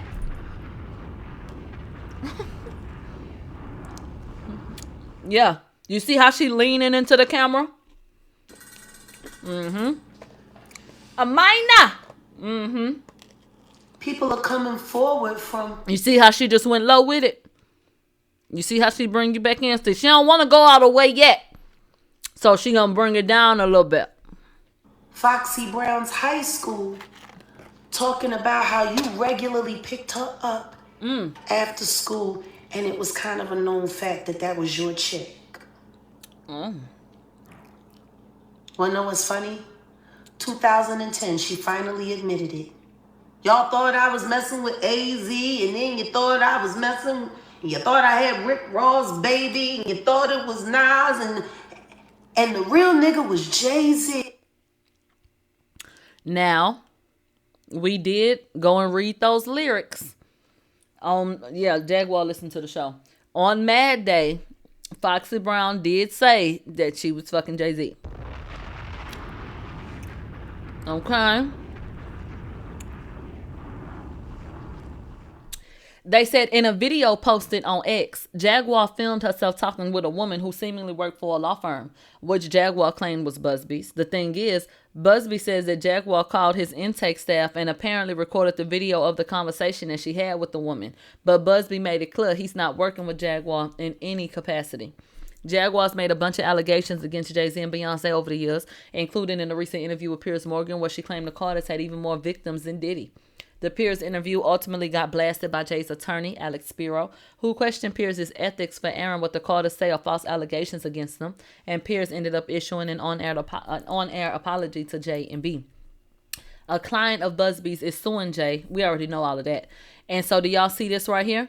Busby said that Jaguar called his intake staff and recorded the damn call. Child, they ain't called. See how she gave you a truth, but not the truth? See? I told you. So, let me tell you why I think that he's creating those degrees of separation. People already feel like he's not reliable. They already questioning him. They trying to belittle him. Jay-Z already called him an ambulance chaser. And the fucking sheep online are repeating it. They don't know nothing about this motherfucking man, but they saying what they saying. And so, I think that Busby just wanted to make it clear, because I think a lot of people see Jaguar as being unstable, that no, I'm not working with her, because his credibility has already taken a hit. And so, if he were to be representing Jaguar right, I think that would just, in a lot of people's minds, make them feel like, okay, you really done some bullshit.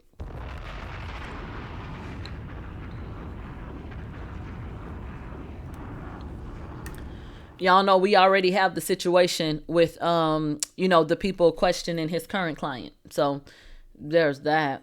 Now, can we go ahead and get into something that I don't want to spend a lot of time on, but I didn't want to ignore it because I thought it was so fucking ugly that it needed to be spoken on. Everybody knows about Khalid, right? Khalid is someone who has diamond plaques with an S. He may not be on them blogs every week, but that nigga moves music. Okay, and he's selling records. He's very, very, very successful, and has a beautiful voice, in my opinion. And so Khalid got exposed recently, and that was a big scandal. And he came out and said, "Look, I wasn't hiding it, but if y'all need me to say it outright, yes, I am gay. That's my truth, and okay, that's where we at with it." And then everybody kind of went on about their business. Okay, boom. Khalid went online. And he said, "Say something positive about me." That was something so simple and so uplifting, and just something that I felt like was a positive tweet. Okay. Khalid said, "Say something positive about me." Do you know that someone went in his damn comments and said HIV test? And I can't confirm that Khalid saw that post. But I do know that shortly after that person said HIV test, he just deleted his whole post. Say something positive about me. And it appears as though once that person made that comment, he ain't even want to open himself up to people to say anything. I firmly believe that person said what they said, like, for them being homophobic. Why are you bringing up a HIV test? Because he's gay? I just thought that this was so fucking ugly, and I just wanted to offer words of encouragement. You're the only person that needs to be content with the way that you live your life. Fuck anybody else and what they have to say about it. If you're comfortable and you're doing what you want to do, then that's it. I hate that there's such ugly people in the world that would literally sit up and even think, let alone type up something like that. But those of us that believe in God know they'll get dealt with one way or another. So I don't even put too much stock in them hoes. But I hate that that's something that he quite possibly had to see. And I know that he's not the only person who's a gay male living in this world that gets hate thrown at them. So I just thought that shit was very fucking ugly and unprovoked. And I did not like it. That's the end of my TED Talk.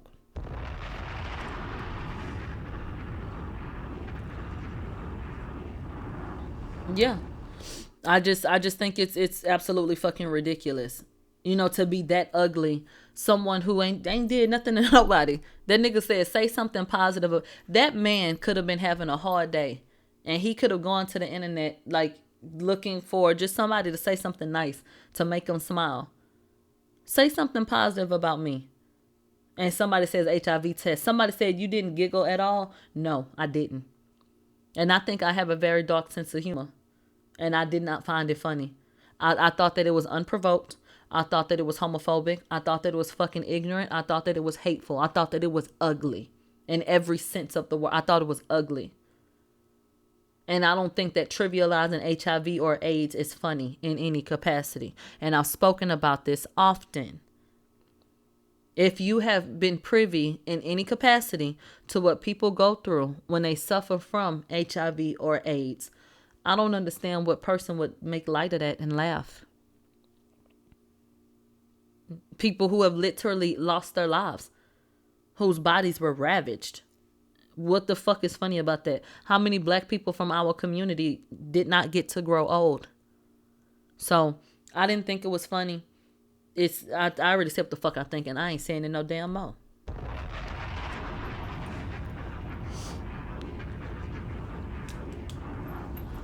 Okay. Like, I ain't even got shit else to say. No, did not fucking like it. Whew. Y'all ready to talk about this damn girl? Speaking of throwing AIDS around. Little miss, I hope your mama get AIDS. Let's go ahead and get into Cardi B. And so, I know you sitting up here wondering, why the hell you bringing up Cardi B? That bitch ain't put out no new music. I know. But we got some other shit to talk about. I wasn't even gonna make nothing out of Cardi B and her running around town this weekend. I was trying to let Cardi make it. Okay? But I just gotta point something out because I think it's valid. Do I think that Cardi B has been out here trying to recreate Nicki's looks? Yes.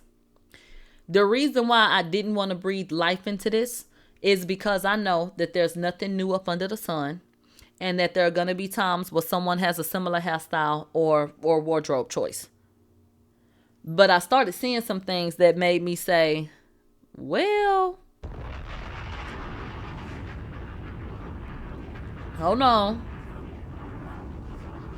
So give me a second, because in me talking about this, I remembered another instance of this happening. You give me 2 damn seconds. Because I have to let you see it. Because if you don't see it, then you're not going to realize it. You guys, what page? Was it YSL Onika? What page did that side-by-side from when Nicki sat down with Joe and from when Belle Callis just had on these Timberlands calling herself Dykey B? Was that YSL? I know I can always depend on them with the shits. Is that... Because, see... Hold on. Because when you own to something, bitch, you just own to something. And then shit, once I see it, I can't really unsee it, is the thing about it. Okay, I'm scrolling on their page. Give me 1 second. And if y'all find it in the meantime, can you send it to me? Because I'm kind of getting far on their page, bitch, and I don't see it. They said, wait, what? I'm about to show you. Yeah, I think I'm a little bit too far down on their page. Hold on. Let me see if I took a screenshot. Because I didn't realize it until I saw it in black and white.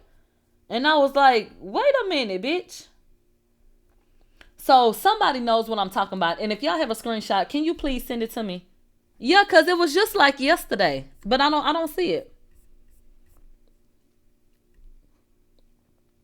I'm gonna look in their replies right quick. They said go to Pop Flop. Okay, let's go to Pop Flop. They said it was 2 days ago. Okay, hold on. We're looking for that post where they had did Nicki and Cardi side by side with that pose. Because if I just show one or the other, I don't feel like people gonna realize, like, well, wait a minute. Because everybody not, you know what I'm saying?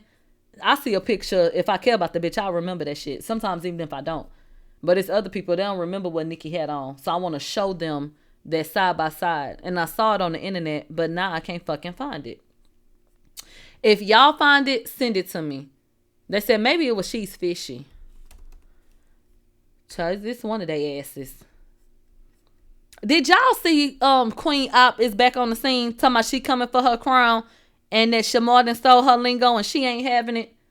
Girl, you look like you doing good in life. Don't come back over here with this shit. Don't do that. Queen Op looked like she got healthy weight on her. The baby, you sent it to me. Where you sent it to? On Twitter? Thank you. It looked like the baby healthy. It looked like she got a nice little apartment with some furnishings and shit. Looked like she got a car and whatnot, because I saw her look like she had been out like at the store and shit. So I'm just like, why are you coming back to something that feeds this dark spot in you? Why? The internet don't do her no fucking good, bitch, at all. At all. Now, baby girl said she sent me something on Twitter. Oh, here you go. I was finna get so fucking mad. All right, bitch, I got everything I need to paint this picture for you. Amen.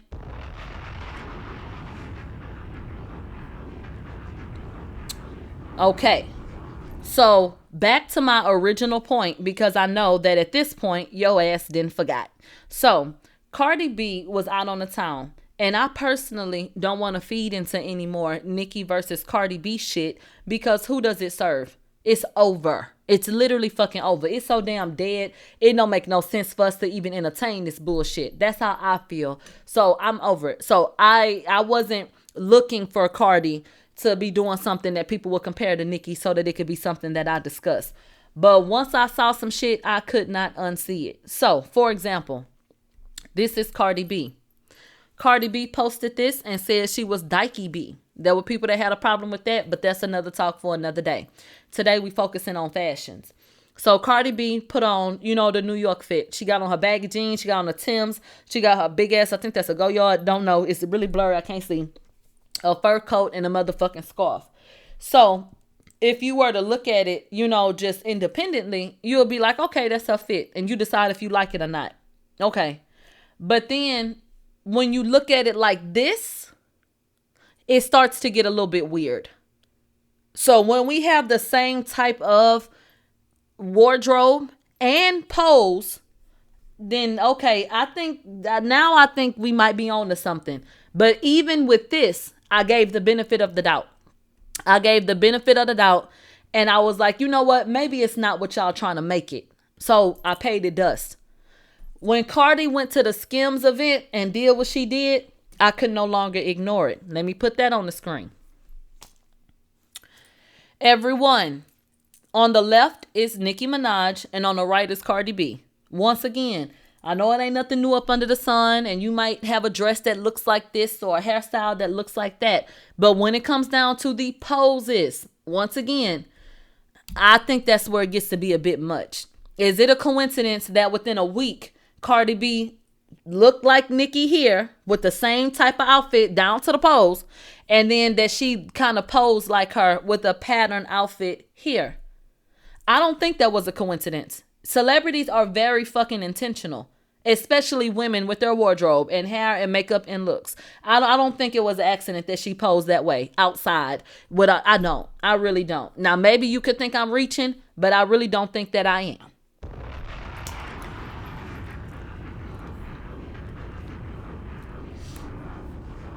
And because this is not a segment about Nicki and Cardi, I'm going to show you one more thing, and then I'm going to go ahead and get into the topic that I actually want to discuss. But yes, I did see this shit, and I felt like, okay, child. This is Cardi in Miami. You see her hair and her outfit? That's all I want you to pay attention to at this time, hair and outfit. There were a lot of people that said, Nicki kind of looked like that for the Barbie premiere.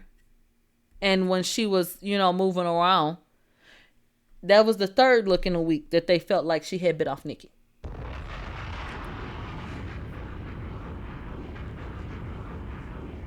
Okay? So we have the Timberland look, we got the animal print look, and then we have the hair and the type of outfit. And then they also had pulled up Nicki at the club with Zoo. Let me see if I got that. And they said that she copied that outfit and hair, but just didn't put the pink in it. That it was the same type of outfit. All of this happened within a week, girl. Yes, that's what I'm telling you. So I tried not to really bring it up and talk about it. I promise you I did. But once I saw all them different side-by-sides, I said, girl, quit playing. Nah, bitch, hold on. Okay. So I don't think I'm reaching, but you have a right to have your own opinion. So I personally think that they were by Nicki and they wanted you to see the resemblance so that she could be put in her algorithm. I honestly think so. Because how you posing like her with similar looks like 3 different times in a damn week? Come on now. I don't believe in coincidences. It is what it is. But let's go ahead and move on. Because like I said, that wasn't my focal point, but I didn't want y'all to think I didn't see it because I saw a very active conversation about it. Cardi B went to Miami and she was performing Wannabe Remix. Did you take this as Cardi B gearing up for 2025 and you felt like this was positive because, okay, yeah, get back out there? Or did you feel like this is lowbrow, this is desperate, she can't book other spots, so this is why she was here? Let me know what you think and I'm gonna go ahead and play this clip.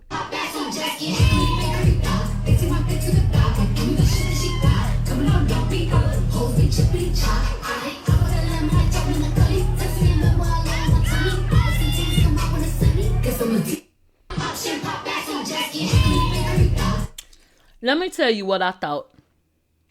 Bitches gotta make their money. I understand why Cardi is here. Because she can sit up here and say she's so paid and in the shade and shit. But obviously, bitch, everything ain't how you want it to be.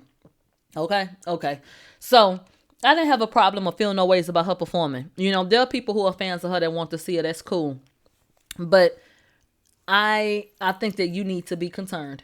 And I think that your record label needs to be concerned. You need to be on tour next year. You should have been on tour yesterday, but you need to be on tour. You didn't seem like you knew the words. You didn't seem like you knew the words. And oftentimes when Cardi B is performing, they got that track playing in the background. I think that you need to be taking this time to work on your craft. Work on your craft. You spending all, and I'm going to be harder on you because you've been out at the club every other damn day. You have to be able to perform. And I don't mean just in the literal sense of her performing here. I'm talking about as an entertainer. You want to go to the club. You want to live the life. You want to jet set. You want to do this or that. You want to jump on Spaces every 10 minutes. All of that bullshit. But when it's time to go to work, you're not delivering every time, if at all. There's no reason why, babe, you didn't know every fucking word and you didn't perform and give your all. The fans deserve that. As much as you have let the fans down musically in the past couple of years, you should be giving it 1,000% every time you touch a stage or a microphone. And it seems like you don't care. It's everybody else's privilege for you to come down there and for you to do what you're supposed to. No. You should have known every word to that goddamn song. End of discussion.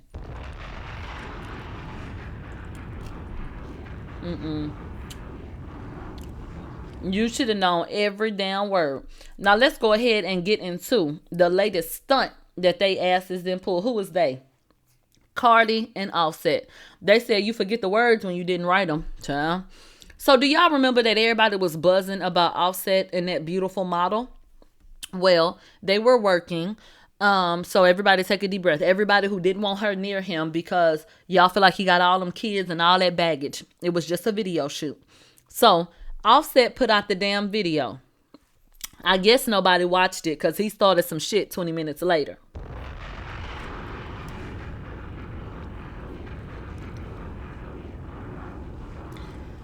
I am so sick and tired of this bullshit with Cardi B and Offset. Cardi, we would rather you start some shit up with a whole new nigga than with this nigga. I'm so tired of the Offset storyline. I'm just, I could throw up, girl. We don't give a fuck. It ain't, after fucking while pregnant, it ain't nothing else to do.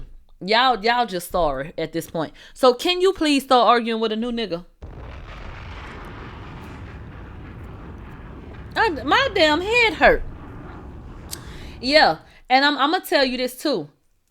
Cardi B to me, girl, and to a lot of us, it seems like you don't understand that your love and hip hop approach to your career is no longer going to help you. Now, I will admit, and that's why I'm going to give y'all a little credit. First of all, it's hard to see things a particular way when you're in it. That's number one.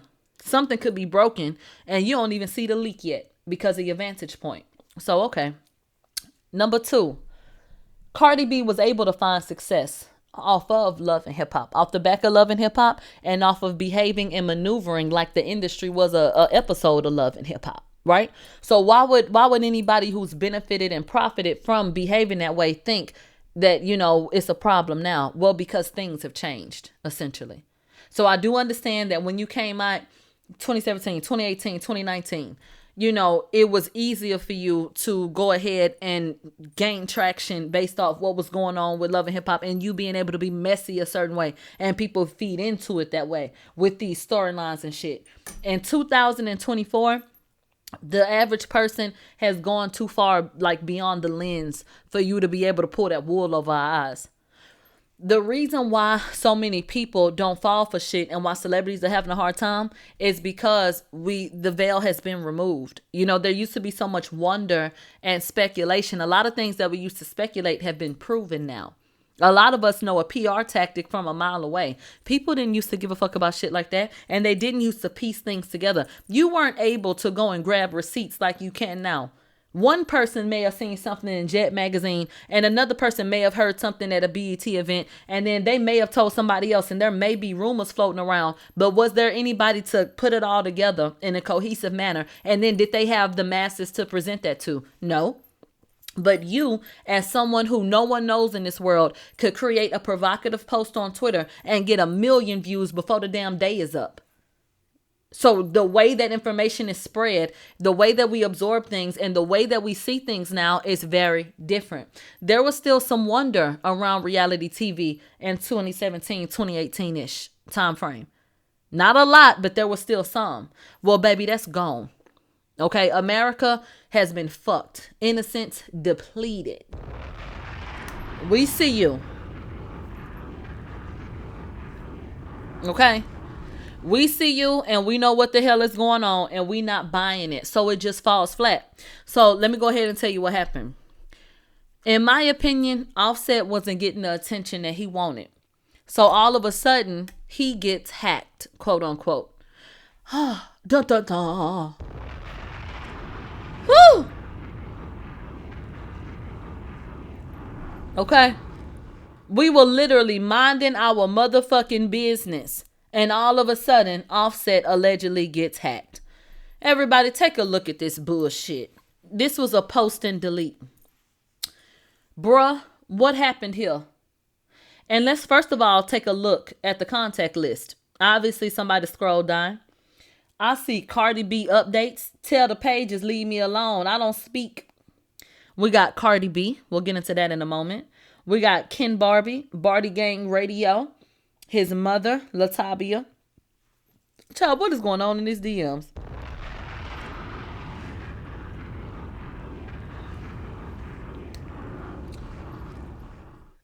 You can no longer send messages to this person. You're messaging for Offset.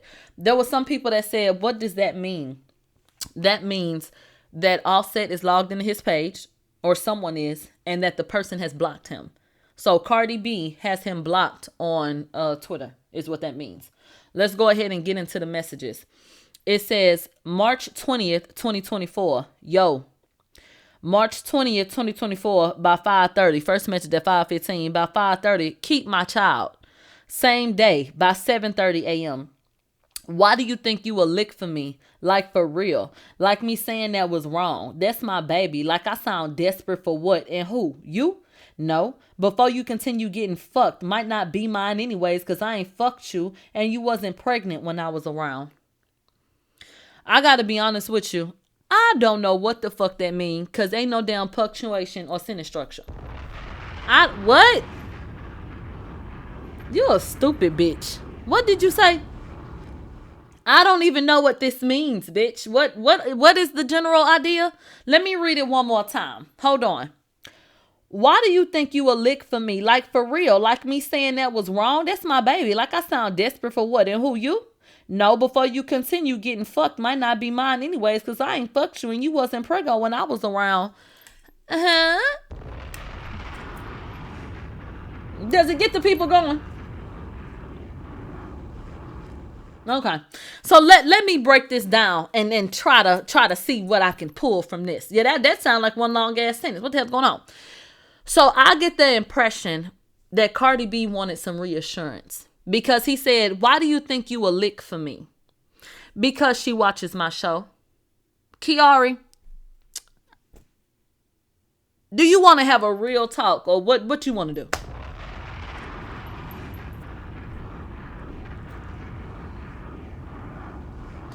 When you are asking Cardi, what you said? Y'all tell Millie Jaguar right on Ticket TV calling her name.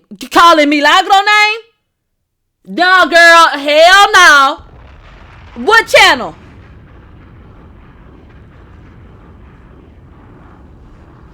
They said Jaguar Wright is on somebody TV station calling my name, comparing they lawsuits.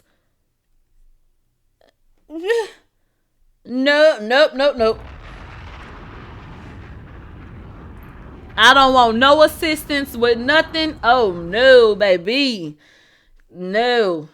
Mob, do not engage. Do not. They said Millie, your blood pressure, it's about to go up.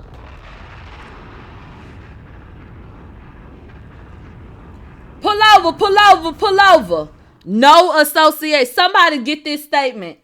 I'm sounding like Tony Busby. I have no association with Jaguar Wright. Her thoughts and opinions are her own. I have never spoken to her directly. Anything of that nature. Okay?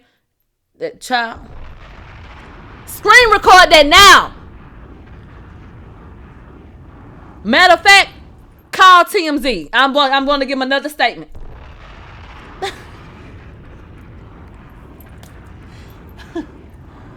What the hell? Okay, child. They say make a Twitter post, bitch. Yeah, get that to the press immediately. Where's Elroy? Tell them, write this shit on a post-it note and go send this shit out. Because this don't make no goddamn sense. They say you need to go post Kiki Palmer, I'm sorry to this man. No, for real. For real. Be so fucking for real. Hello? Now that's crazy work. That's foolish. But let me calm down. The matter if I need to drink something. Somebody need to bring me something to drink. Somebody bring liquor. Hold on. I know these people lying to me today. They don't want me at work. They don't want me to have no quality of life. They don't want me to do shit.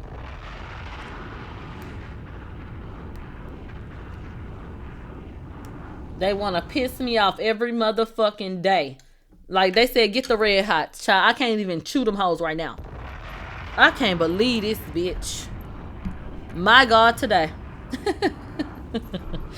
Let me get back on this story. They said Jaguar Wright a paid mo. Everybody, we will continue this conversation at a later time. Somebody said I can hear your heart beating, bitch, just mad. All right, y'all, let's get into it. So anyway, back on the topic at hand and back to what you actually see on your screen. So why do you think that you a lick for me? Offset, she thinks that because I told her that. I told Cardi B years ago that you were using her, and I believe it, and she should believe it, and I'm glad that she believed it because you're full of shit. You shouldn't, when you rolled over in that damn bed and got out that bed and brushed your damn teeth and asked Cardi B to marry you, and y'all pulled a nigga over there and got married in that backyard when she went to the top 10, bitch, I knew then you was using her ass. Yes, you was, and I'm glad that she believed me when I said that.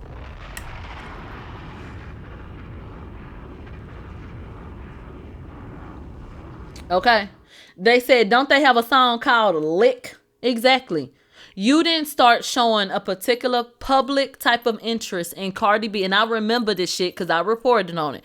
You did not show a particular type of interest in Cardi B until Bodak Yellow had attained a certain level of success.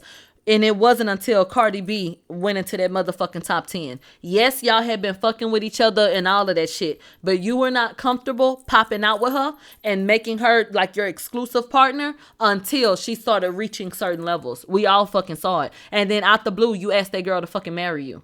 And you have mistreated her at every turn. Because I'm also the one that uncovered that you were texting Shia on the day of her baby shower.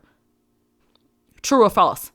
I went back and looked at the messages and I said, let me go see what was going on around this time. And I uncovered that the literal day of y'all's baby shower where you were sitting next to your wife, that you were texting one of your other baby mamas. So why does she feel like a lick? Well, maybe because you keep on acting like she a damn lollipop. I don't fucking know. Moving along. This whole part about like me saying that was wrong, that's my baby, I sound desperate for what and who you. The way that he chopped, thank you. The way that he chopped that sentence up, I don't know what that means, you guys. He's going to have to rewrite that for me. I don't know what the fuck that means. I don't know if he meant, yes, I was wrong for bringing up anything about the baby and any idea that it may not be mine, but you made me feel like I was acting desperate. Who I'm desperate for? You? I don't know if he asking her like that or what. I don't damn know. Then he says, before you continue getting fucked, might not be mine anyways, because I ain't fucked you and you wasn't pregnant when I was around. So did he go from saying the baby was his to now denying the baby? I don't understand. Okay. So then Cardi B responds allegedly and she says, LOL, you don't gotta answer the phone. I just wanted to show you why I don't fuck with you. Everyone knows about you and Pre. Everyone knows that's your girlfriend. And on top of that, you couldn't stand up like a man for culture to Shia, and your mom robbed me cold.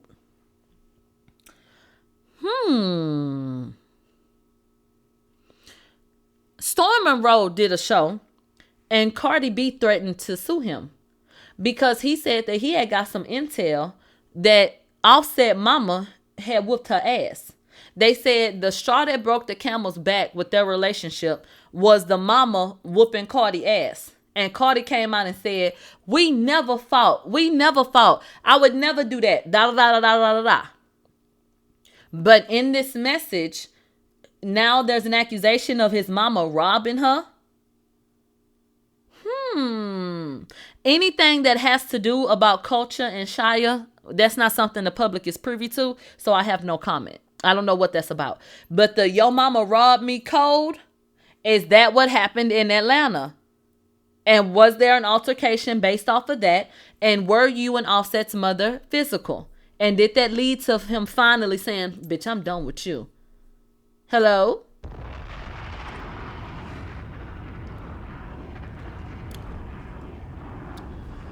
I don't know, but Storm and Roll's story, I mean, this kind of made it more plausible. And you notice Cardi B does love, you know what I'm saying, running to the courts. She didn't sue him. She did not sue him. Oh, I'm going to remember this, y'all. Remind me to show y'all Cardi B rapping along to Ice Spice. You know what? Ha! You hoes don't quit.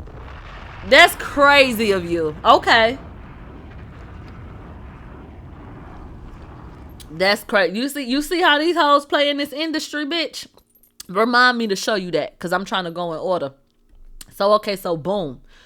After Offset's messages get posted online, we're all under the impression that he really did it, but the story was that he got hacked. None of us believed it, but that's the story. Okay, cool. Cardi B comes online and says, Offset may have gotten hacked, but I didn't. And she purposely shares some screenshots. Someone said, I don't blame Offset. You go on Instagram and see bitches that look and cook way better than your wife without a wasp BBL. You would step out too. Cardi B comes and she says, okay, I'm going to show y'all our messages. So she captioned her photo. Aww. And she has Offset's name saved as Key for Kiari. He said at a point, damn, you look pretty. Come over. She said, I told you never getting this pussy again, and I mean that. He said, I want to fuck. Why you being like that to me? You feel like you going to be on me if you do? I want you. I miss your pussy. I miss your face. You make me want to fuck. She said, I don't feel like I'm going to be all on you, y'all. And that was it. She cut it off. So she posted this and said, let me tell you something. And I hope that every young lady who saw this and thought it was cute, I hope that you're listening to me. If shit like this mattered, or let me put it this way. Cardi B is sitting up here thinking that it's cute to have her estranged husband tell her that he wants to literally fuck her and say, you know, what's the problem? I miss your pussy. Why are you acting like that? She thought that that was something to brag about. But it's that desire and that spirit of lust that has always existed between you two, and the relationship that y'all built off of that, which doesn't seem to be too substantial outside of that, that has you online yelling and telling us that he doesn't honor you. Do you remember when you got online and you were screaming and you said that you felt like you had to come online to get his attention, and you felt like he was attacking you while you were at your lowest and shit like that? All of the different ways that you felt like your husband had let you down. You ended up in a spot like that because this is what y'all share. You understand what I'm saying? And by no means am I trying to just be ugly, but if the truth hurt, then bitch, go get a Band-Aid. Because I'm not finna sugarcoat shit for you hoes, because I don't have time for it. Russia might bomb us. So bitch, get it together. This man ain't said nothing about missing your energy. Now, you are his wife. You have been his wife for over 5 years. Y'all share 3 children, I guess. So, bitch, at this point, this man who is about to lose you can't say nothing more than you look pretty. I want to fuck. I miss your pussy. You make me want to fuck. First of all, how old are y'all? Look at this damn conversation. That's number one. And then I'm going to tell you something about a bitch. A hoe that answer you back. Let's say you hit a bitch up. And you, let me take you out. What's up with you? Whoop de whoop de whoop. A bitch that'll tell you I got a nigga, and you roll her one time, you ain't been just pressing that bitch. That's a bitch that go. End of discussion. Because a bitch that ain't worried about a nigga ain't answering a nigga. End of discussion. Any bitch that'll tell a nigga you ain't getting this pussy again will come up off that pussy again. Because a bitch that mean it ain't entertaining this shit. So you played yourself. Real bitches know you played yourself. And real bitches can see that this nigga does not care for you the way that a man should care for a woman. Do you understand that? Do I think that y'all have good sex and that he lusts for you or lust after you? Yes. And I think you have a fetish for dark-skinned black men. And I think he has a fetish for racially ambiguous women. And I think that y'all have a lot of lust in between y'all. Yes. So I think y'all have had a lot of sex, and I think y'all have enjoyed it. And I think that that's where y'all come back to try to find some common ground. I just don't think you have too much outside of it. That's why y'all have the type of marriage that y'all have. That's why y'all call each other by motherfucking nicknames instead of y'all's actual. Y'all are personas to each other. Y'all are objects. Y'all are. That nigga told you got my baby, bitch. I won. Because he sees you as Cardi B. Cardi B's my baby mama. But would he have been proud to say that Bill Callis was? Okay. So I thought that this was absolute goddamn nonsense. Child. I'm sick about that. This another damn stunt to me because people wasn't paying attention to your. It just felt like a stunt, and I just ladies strive for more. You want a man that's gonna say, I can't even fucking take going through my day without you because the energy that you give me. I miss you making me laugh. I miss our inside. A nigga need to miss you. You understand? And things about you that matter. Not I want to fuck. Your face make me want to fuck. Like, bitch, what? You better get the fuck up, bitch. Let me tell you what I'm not. Somebody's little hoe. So you don't text my motherfucking phone like one. Are you crazy? Chuck. Okay. It's giving motherfucking block, bitch. What are you talking about? That doesn't make me feel respected. That makes me feel like a piece of meat. Like, what are you talking about? That's how you text one of them bitches. You know? But he's also the one, and she don't have a problem with it either. She participates. He the same one. Wasn't there a video where she was scantily clad and he was present and that went online? Or like popping her butt or all kind of little shit they be doing. You wouldn't do your wife like that. A man that honors his wife, he wouldn't put her like in the forefront for other niggas to sit up and lust after her like that, because men want what's theirs to be theirs. And that's not speaking to men who are too controlling, who need to go to a therapist. I'm talking about men that take pride in their women. Men that take pride in their women, they don't want you seeing their women's breasts and asses and pussy prints, and they don't want their woman bitch, duh, hello. Y'all be acting so fucking stupid. You hoes so damn dumb. Y'all be sitting up and talking about, oh, well, he got a woman at home like this, but he be interested in them hoes that be doing. Yeah, but that's not the hoe that's at home. Then don't you get why? Yes, a nigga will sit up and like a bitch picture that's showing her ass. That nigga will be at the strip club with that bitch shaking her head, do all of that shit. But that's not who he respects. And really, niggas need to get their mind right, because if you don't respect her enough to do this and that, then you don't respect yourself. Because how you lay with her, another talk for another day. But at the end of the day, the reason why that bitch get a phone call and a text and he go link up with that bitch and come home is because he does not want someone like that to settle down with. So what type of bitch do you want to be?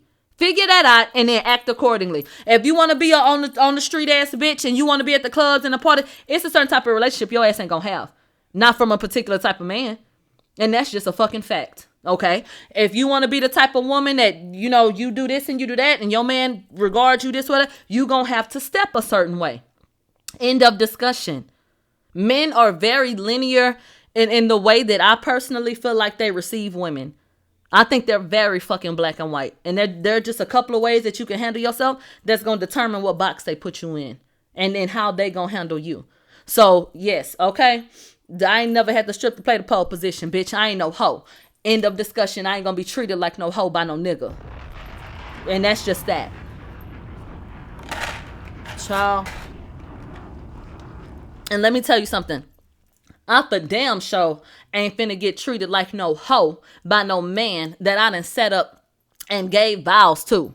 That I done set up and had his kid. Bitch, are you slow? If it ain't nobody else on this planet that treats you like a queen and that speaks to you and of you a certain way, it should be your fucking spouse. So anything else is crazy. What? That don't make no damn sense. I don't like that. Okay. So that's what happened with that. After all of that bullshit, Cardi B goes to the club. Cardi B done performed at the club, but then she went to the club. So she out in Miami and she done went to Taboo. Well, did you know that Offset was at Taboo? Offset was at Taboo. And then Cardi was twerking, trying to be seen. And so Offset started watching her. And then he threw money on her like a stripper hoe. And then she threw money back at him. And we not supposed to think that they still fucking around.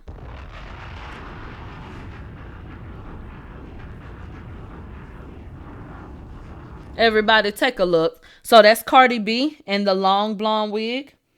So she's taking pictures, getting her videos for the gram. You can see it says Taboo welcomes Cardi. Camera pans around. All right, we got Cardi here. Cardi's outfit, she has on a thong and she got the pants pulled down so you can see the top of her butt. That's Offset in that white. You see Cardi throwing money. You see Offset throwing money. Okay. Okay, so boom. All right, there's another video where you can clearly see her like dancing for him. Oh, here you go, right here. Because a lot of people said Offset couldn't keep his eyes off of Cardi. They both were doing the same thing. Cardi literally knew that he was standing right there, got up in her little booth. Her pants are pulled down for her ass literally to be half out, as you can see. And look at what she's doing. That's a woman that wants to be seen. They ain't ready yet. They ain't ready yet. Let's get right. Took a shot at here.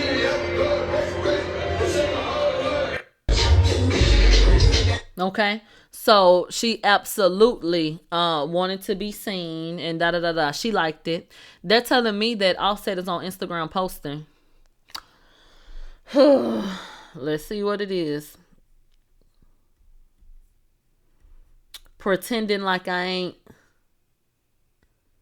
What the fuck is this? A Christmas toy giveaway. Lies told to make me look bad. I couldn't play how you do. Pray for them kids. What? What he said? Lies told to make me look bad. I couldn't play how you do. Pray for them kids. Child, let me screenshot this and put this on motherfucking social media. What is he talking about? Kiari, child, here she about to holler. She about to hoop and holler, bitch. For how long? What is he even talking about? Let me ask Twitter. And let me make sure I quote the pray for them kids part, because that's gonna get us the tea. See, you pissed Cardi off bad enough, she started telling everything. So let me quote that. Pray for them kids. Because what is going on?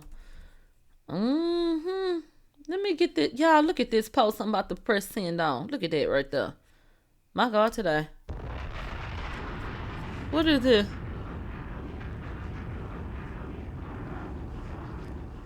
Offset, thank you, baby. Why would you say pray for them kids when CPS investigating y'all?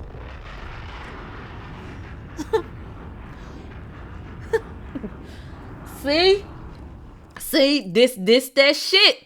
This that shit I be talking about. This ain't good. What is going on here?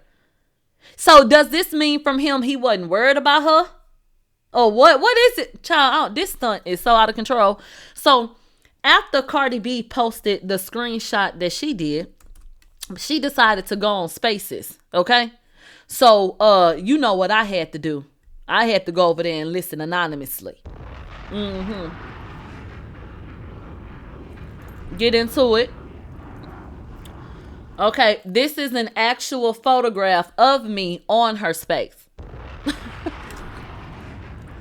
Okay. Child. I say, what the hell going on over here? So let's go over to the Jasmine brand, because they posted that shit. I was gonna send me $20, bitch. Y'all think y'all real slick. We've been here for 3 hours and 45 minutes. I've been running my mouth. I'll be right back.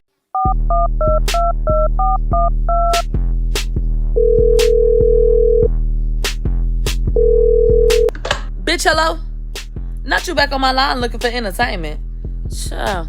I got you. But if you want to continue to have a raw and unfiltered show, you have to support. Don't become a part of the problem. Your contributions help creators like me pour back into our platforms and grow. This is an independent operation funded by the people for the people.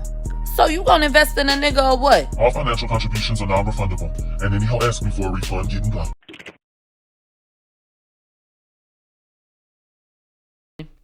All right, people, let's go ahead and get into it. So, the Jasmine brand reported, somebody said I ain't got it today. Well, you need to leave. Cardi B recently opened up about her relationship with Offset. The rapper addressed leaked messages from her ex, clarifying that they were a result of hacking and not intentional. She also explained her decision to repost one of the messages. Cardi, who shares 3 children with Offset, added that their co-parenting dynamic has been positive lately and that they appear to be moving toward a healthier relationship. If you know that Offset was hacked, why did you need to post anything trying to play him? And based on the post that Offset just made, I think he's actually trying to move on. And I think my discernment, that's what it's telling me. So let me lean into my gift, get them off the screen. I can't even look at them. Let me close my eyes. My discernment is telling me that you wanted to try to prove a point, Cardi, that he still wants you. And he made his post like, yeah, bitch, I'll try to fuck you if I can. And y'all was in the club doing that, but it's not what you trying to make it out to be. This ain't that.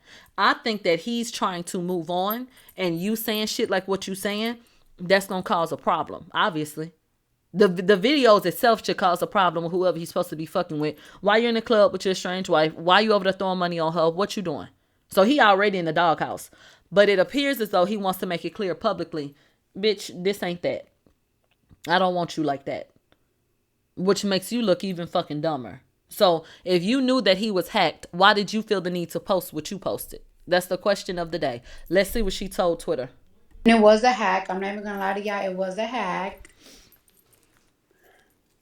Them fucking crypto people are hacking so many people. That's why today I fucking actually not today. It was actually like 5 days ago. I had a notification that people was trying to get on my fucking Twitter, but like my shit is super protected. I bet. But shit is old. It's not on purpose. I will never get back with this nigga, but I'm not even gonna lie. We've been peaceful for a week. So we like the Shut up. energy. It's peaceful for a week. I don't bother you. You don't bother me. You heard I'm with a nigga. Don't bother me. I hear you with a bitch. I don't bother you. So we've been on good terms. And it was a hack. I'm not even gonna lie to y'all. It was a hack. We ain't beefing. We ain't really speaking. So I think we are on a healthy. What the fuck is healthy about married people who ain't divorced yet talking about if I hear about you with a bitch, oh well, and we ain't really talking, but we good right now. Or you're talking or you're not talking, or what the hell is going on? Co-parent. I think we're getting to a point that is we really healthy co-parenting. So I don't want everybody to be attacking this motherfucker on his birthday. So. And yes, I did posted that fucking text message myself because it's like I don't like when niggas try to play me. Like it's like I really don't like when niggas try to play me like I'm not the baddest bitch. Okay? You don't like when niggas try to play you, but you knew allegedly that he didn't even post it. So who tried to play you? You didn't like that the public saw that message and that was the last message that they saw. It left the impression on the public that he had handled you a certain way, and you didn't like that. That's why you did what you did. But the reality is them same people who don't value you ain't gonna value you no more. The messages made it look like he really don't fuck with you. For smart people, your stunt backfired. But go ahead. If a nigga be doing them, it's because niggas is just niggas. They dogs. The one thing I've been noticing. And I'm gonna tell you something else. A woman done with a man don't give a damn how you feel about what happened in that relationship. Is there any woman here who identifies with that? If I am done with a man, especially at where I am right now in my life, I don't give a damn if you think he played me. I don't give a damn what you think about it. I'm over. I'm done. So you can draw whatever conclusion you want to, and I'm done. I don't want to talk about that nigga. That nigga blocked on everything. I don't want to have nothing to do with him. I don't care. Right. No communication, no nothing. And I damn sure don't need to prove a point to y'all. Because I'm cool on it. That's something else that make me feel like you ain't done with that nigga. You can't fuck with the brand.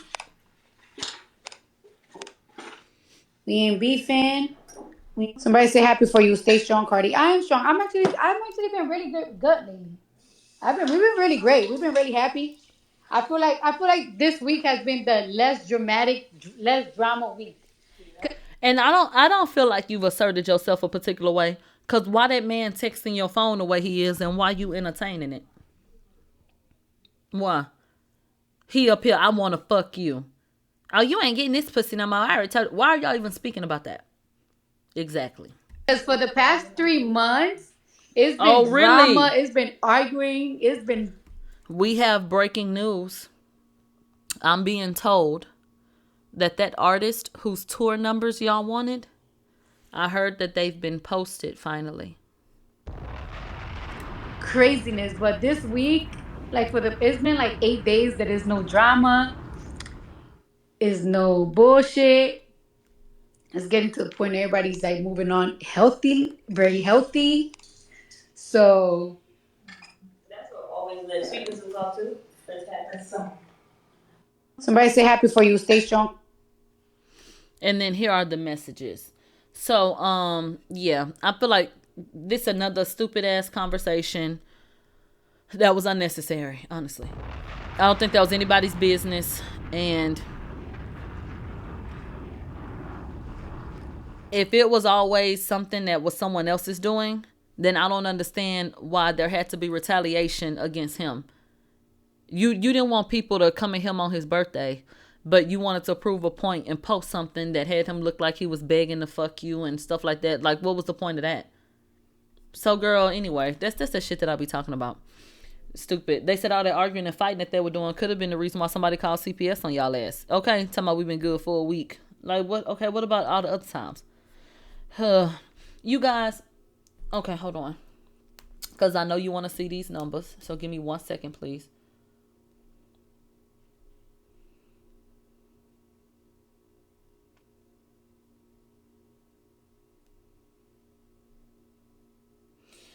So, Hot Girl Summer Tour.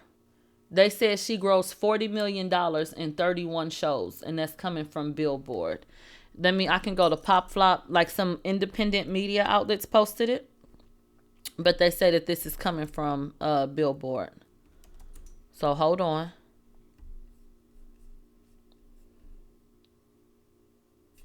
Oh, the Pop Flop. Give me 1 second. You know, on Twitter, you gotta type it in like exactly how the fuck it is, or this shit starts acting real stupid. And I hate that yet. All right, you guys. I have finally. This not their page. Is this their page? No, bitch. Where's their main page? Hold on, y'all. I know I was just on their shit today. The Pop Flop. Yeah, like what the fuck? Just stupid shit. Hold on. I don't know why the fuck is doing that. I'm gonna search it one more time. If not, then I'm gonna just pull up another page. So for anybody who's good with numbers, if it's $40 million across 31 shows, what's that looking like? And there's some people saying, no, that's impressive and that's good for a first tour. But what do y'all think about that? Do y'all think that that's good? Do y'all think that that's underwhelming or what? I think that page got banned. They got to be shadow banned because everything I just had to do to get to this page ain't make no damn sense. All right, you guys, here it goes. It says Megan Thee Stallion's Hot Girl Summer Tour grossed $40 million in 31 shows. This is the actual article. Let's go take a look.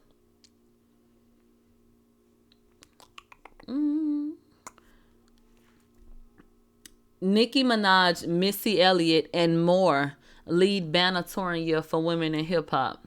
Child. They had to try to include her with the queen. What a motherfucking article at, bitch. Subscribe to... Bitch, I ain't reading that shit. Then they gonna put it behind a paywall. These hoes gonna put that shit behind a paywall knowing damn well y'all wasn't about to pay for that shit. They don't want them numbers out for real. Let me tell you something. Child. I ain't buying it. I ain't buying it. They said they done rounded up 4 motherfucking times. Okay? Now, why her numbers can't be out like everybody else's numbers? Okay, so fuck y'all numbers. Next, okay? I want to see show for show, line for line like everybody else shit. Bye. Let's go ahead and get into Tasha K. Baby. Cardi be running around town, bitch, like she's so goddamn rich. But she is still hounding Tasha K for this motherfucking money, okay? So, Cardi B's lawyer claims that, bitch, Tasha K been sending money to all kind of domestic and offshore trusts and that she did not tell the courts. So, she's actually accusing Tasha K of bankruptcy fraud, which is very, very, very fucking serious. They said there was one instance where it appears as though she transferred $30,000. So other alleged trusts have been located in the Cook Islands, which is in New Zealand, and the island of Nevis, which is in St. Kitts, as well as in Georgia and Florida. And that they put some more details in the comments. So you can go ahead and get into this, and this is the paperwork. And it says fraudulent personal assets and income transfers, and then fraudulent business asset and income transfers. And they talk about the different companies and where they shifted that shit to and all of that. So, let me say this. The way that Tasha K taunted Cardi B after it could have been settled, that's why it's hard for me to come back and say, damn, I hate that this is happening. Because I think that you gotta think about everything that you did and then think about how that translates and then just what you can do with it. The way that Tasha K approached that whole situation, in my opinion, was wrong. And I literally feel like she handed that case to Cardi B. You outright asserted something. You didn't have the factual background for it. You can think that Cardi went and fucked around and, maybe the results weren't accurate or whatever. But at the end of the day, that's what was said. That she does not have herpes. And you had accused her of that. And y'all could have settled that shit. That's the kicker. They could have settled it. but you didn't. And I think it's Tasha K's attitude and how she handled the aftermath of it that has Cardi B gunning for her. Because I've said since the beginning, Cardi B want to see her cry. Cardi B want to feel like she's been affected. You know, to me, the world ain't satisfied till a black bitch is sitting somewhere crying and looking down and out. That's when you're satisfied. That's why it's hard for people to have sympathy for me. That's why it's hard for people to have sympathy for Tasha K. But that's why it's easy for you to have it for the next bitch that's crying all the time. That's what they want from a black woman. They want you to appear weak. They want you on your knees and begging them for shit. And I'm so sorry and all of that whoop-de-whoop. And then the other ones who is like, okay, well, nah, I'm still going to smile and I'm going to still pop my shit and do what I do. They feel like they got to really stick it to you and make an example out of you. I really feel like Cardi B is in the process of continuing to make an example out of Tasha K. Nothing more, nothing less. This girl said she spent $3 million a month. Who gives a fuck about Tasha $4 million then? Why do you keep on pushing this shit? You know? But I feel like it goes back to what I said. There's a comment that says Cardi wants to feel like she got the power, and this will always be a taunting tactic that makes her feel empowered. Yeah. Like she didn't came up and said before, you think everything funny. I'm sending this to my lawyer. She does not like that. So somebody said, I don't think that Tasha K is broke. Somebody said defamation is defamation. I get it, but I always felt like $4 million was excessive. And I always felt like Cardi did not need the money. She wanted to stick it to her. But the reason why I can't even sit up here and just go to the mat about it is because Tasha could have handled this shit. My advice to Tasha was to take the damn video down. To me, it was never that serious. That girl could have did a whole nother video talking about the time Cardi B asked her to take it down and still got views about what the subject matter was. And she didn't. The girl came to him and was like, hey, can you do this? And whoop. And she ain't do it. And it just turned into something else. And I feel like it was ego against ego. Tasha K and Cardi. And here we are now. So I'm just really over this shit. I hate that it happened. Bankruptcy fraud is not something light. If they feel like they have reason to believe, the courts, that that's something that she did, baby, Tasha K could be facing jail time. So I don't think that that's really something to laugh about. I don't wish anything bad on her and her family. I just hate that it happened. And I'm sick of hearing about it, honestly. And I think these rap bitches is snitches.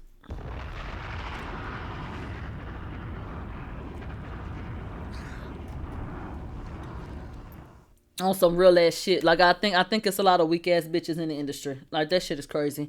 And honestly, I think you just got to get to a point where it just depends on the source.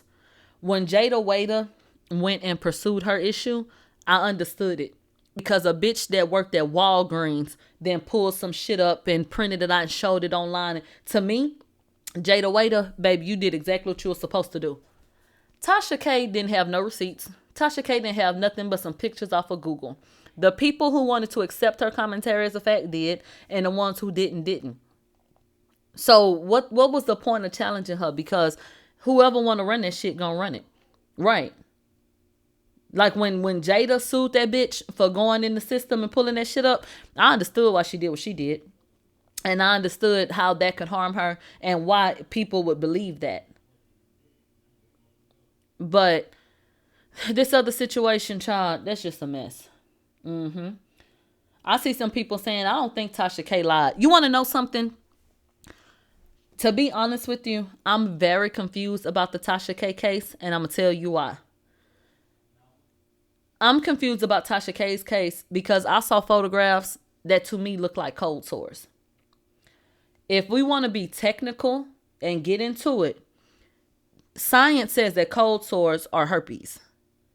Now you have this in you and da-da-da-da-da. We have seen certain sores on Offset's lip, or what looked to be sores on Offset's lip and on hers. So what was it, a test for both? Because you can have herpes of the mouth or your genitals. Like what was it? I don't know. But I don't understand how that case went, because I feel like, well then, what the hell is that by your mouth? But they say she don't have it, that she's clean and shit like that. It ain't my business. I really don't give a shit. I ain't fucking her. So I hate that the situation happened with Tasha K. We all got our own thoughts and beliefs, but ultimately the courts say Cardi does not have herpes. Do not say she has herpes, or bitch, your ass can get sued too. So Tasha K got sued, and she got to pay the $4 million. But I just think that's a lot, bitch. Okay, that's a lot.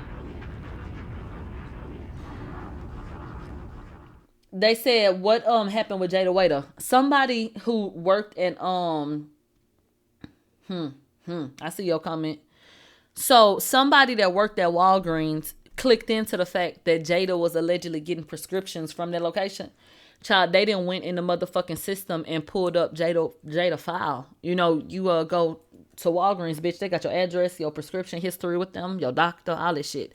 They went and pulled up Jada name in the system, and they said Jada get medication for herpes, and they showed everything. Now, Jada says, I don't have herpes. It was all a lie. Whoop. Bitch, I ain't trying to get another lawsuit. So, okay. But, you can't have a HIPAA violation for shit you didn't show, right? If the shit wasn't real, how the hell Jada get a settlement? I'm going to make it plainer for you. If I pull up something on my screen that's completely fabricated, that does not exist, and I put it online as though it's a fact, how is that a HIPAA violation if it's not accurate? Okay, so when the Walgreens worker showed all these different things and Jada sued and won, I mean, what the hell does that mean? Okay, so I don't know. So she sued, she won. How much money did she get? I don't know, but I heard she got a nice ass chunk of money.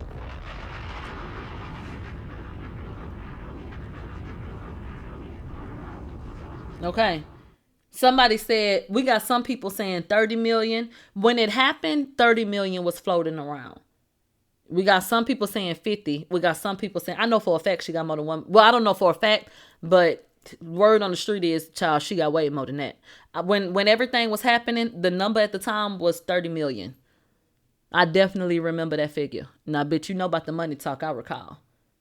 So, they said on her podcast, she said she got $30 million from Walgreens, bitch. They said, so whether she has it or not, the employee was in the wrong. They're saying because her name, they said even if you show somebody's name, that is a HIPAA violation. They said 30 million is insane. No, it's really not. Walgreens is everything. We all know about Walgreens, child, and we always on the internet. No, that ain't even enough. They said any personal information that is revealed by these people that's supposed to be protecting that shit is about, they said showing somebody's name ain't no damn HIPAA violation. Listen, I don't know the inner workings. I ain't trying to get another lawsuit. I don't know what the hell Jada got. I ain't planning on fucking her. Don't really give a fuck. Shout out to her. Shout out to the paid girl. Let me borrow $20.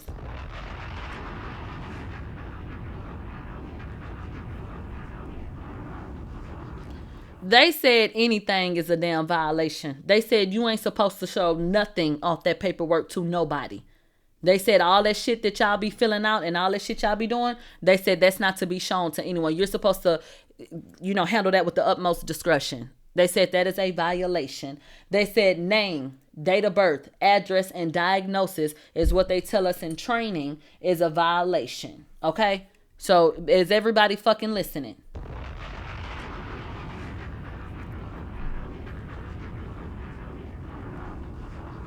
They said, and you also are not to even discuss anyone's health outside of work. You are supposed to fill prescriptions, give them out. If you work at the window, go on about your business. You supposed to act like you ain't never even seen the shit.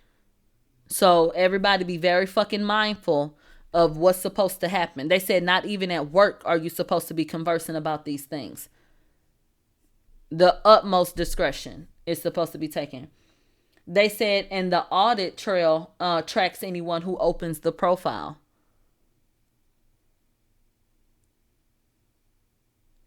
Oh, you guys, look at this.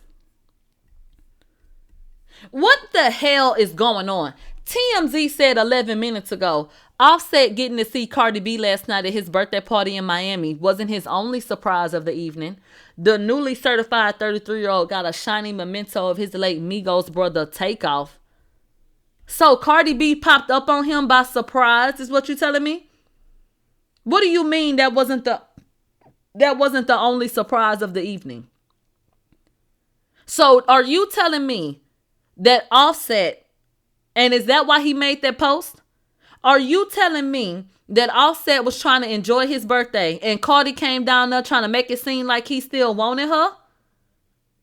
And that he wasn't worried about her and he was in his own section getting gifts? Wait a minute. She wasn't invited? That's sad. Cardi, what are you doing? Now, this don't make no damn sense. They said the way she was dancing on the side, it seemed like he ain't give a fuck. Cardi, what are you crashing parties now? Girl. Must be Larry and the bottle up here. And they was playing Lotto. Goddamn.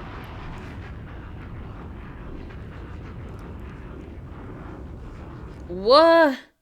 You was in the club with your nigga and he was getting gifts in the section with bitches listening to Big Mama? Billy Wet when he call me big. Hey, yo, steady, let's do it, what? Bro. And then they played Brokey? Man, that's crazy. They said, crashing the party for a bitch ass nigga. Would you look at that? Yeah, cause I never fuck that nigga again. Wow. Well, since the other rap bitches is the ones making noise, let's go ahead and get into Cardi B singing along to Ice Spice. Ooh. Attitude, but he took me shopping, slang mad at you. Attitude, but he took me shopping, slang mad at you. And sang it a cappella. That means she really liked that song. That's that song for sure. Attitude, mad at you. Y'all know that damn song for sure. You doing bad, bitch. That's crazy. Shout out to Icy Pooh. This don't make no damn sense. They said she thinks she doing something trying to make him mad, but she the only one getting mad. He over it. Yeah, it's giving, oh, girl, you need to go find you a man. And I'm going to tell, didn't I tell y'all, she going to be the one that crash shot. He going to move on. I can see it. It's like a prediction. I feel it in my spirit. I literally feel it in my spirit. Cardi already done came out and said, I don't have no dick to go back to after the club. Damelo. And all that bullshit. But Offset got some pussy to go back to. He all right. Let me see about the attitude. I ain't mad at you. Attitude, but he took me shopping. So I'm mad at you. Ha, for sure. Child. Somebody said, what is Bruno? I'm about to say, bitch, on a bench. I don't know. Get into it. And didn't she tell him earlier that Pre was his girlfriend? So he already got him a bitch. Look at this bitch. Now she's showing off her workout. Got her leg up in the air. Baby, Offset is cool on it. Close your damn leg. What is going on? This girl is crashing out, bitch. Why she got this black nigga man holding her leg?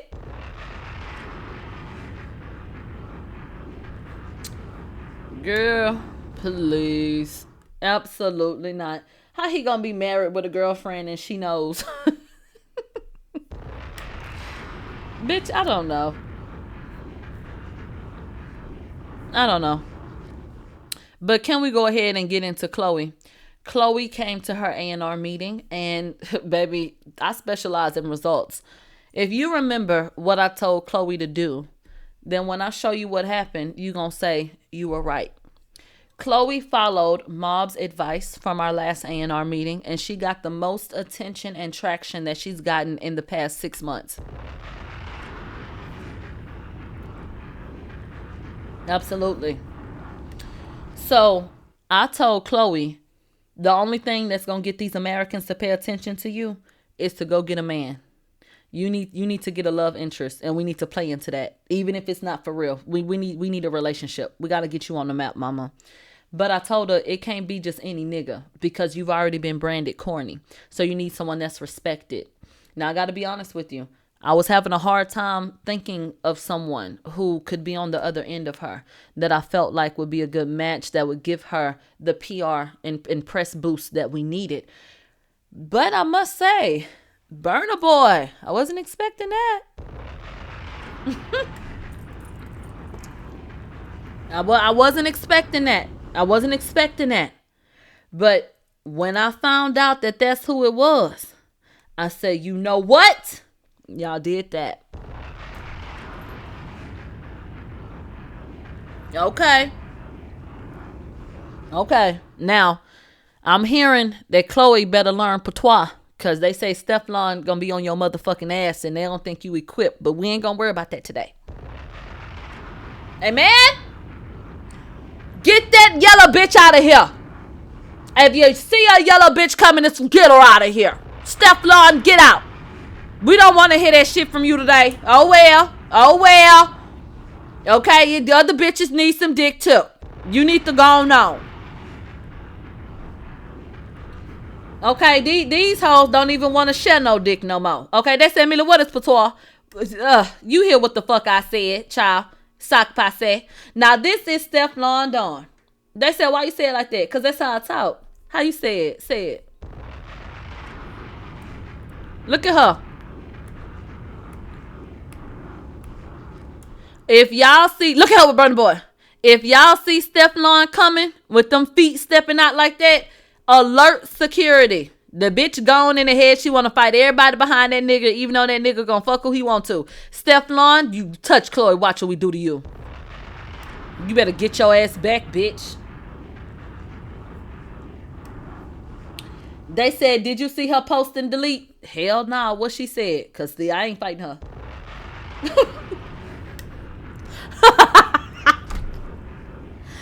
Okay, what she said? That hoe trying to get active or what? Cause she ain't gonna touch Chloe. I know that. Child. They said she posted him in her car. It don't matter. Cause, okay, let me show you who was in his car though. She was in his car. He was in her car. Let me show y'all who was in Burna Boy car.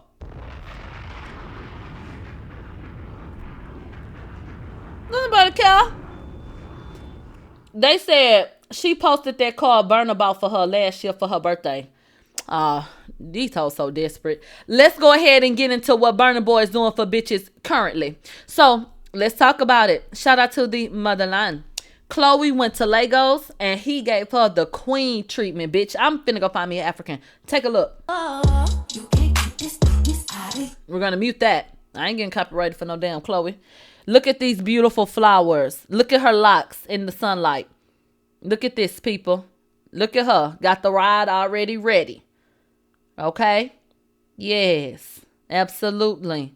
And so this was her arrival to Lagos. They made sure she had the black vehicles and that she could get to where she was going. I love Chloe. We love that for you. Get into it. What you said? They said, Millie, them flowers look dead as fuck. These flowers ain't dead. These African flowers. These exotic flowers. These motherland. These the most alivest ass flowers you'll ever get in a damn bouquet. Them flowers ain't fucking dead. This bitch in a motorcade. Be quiet.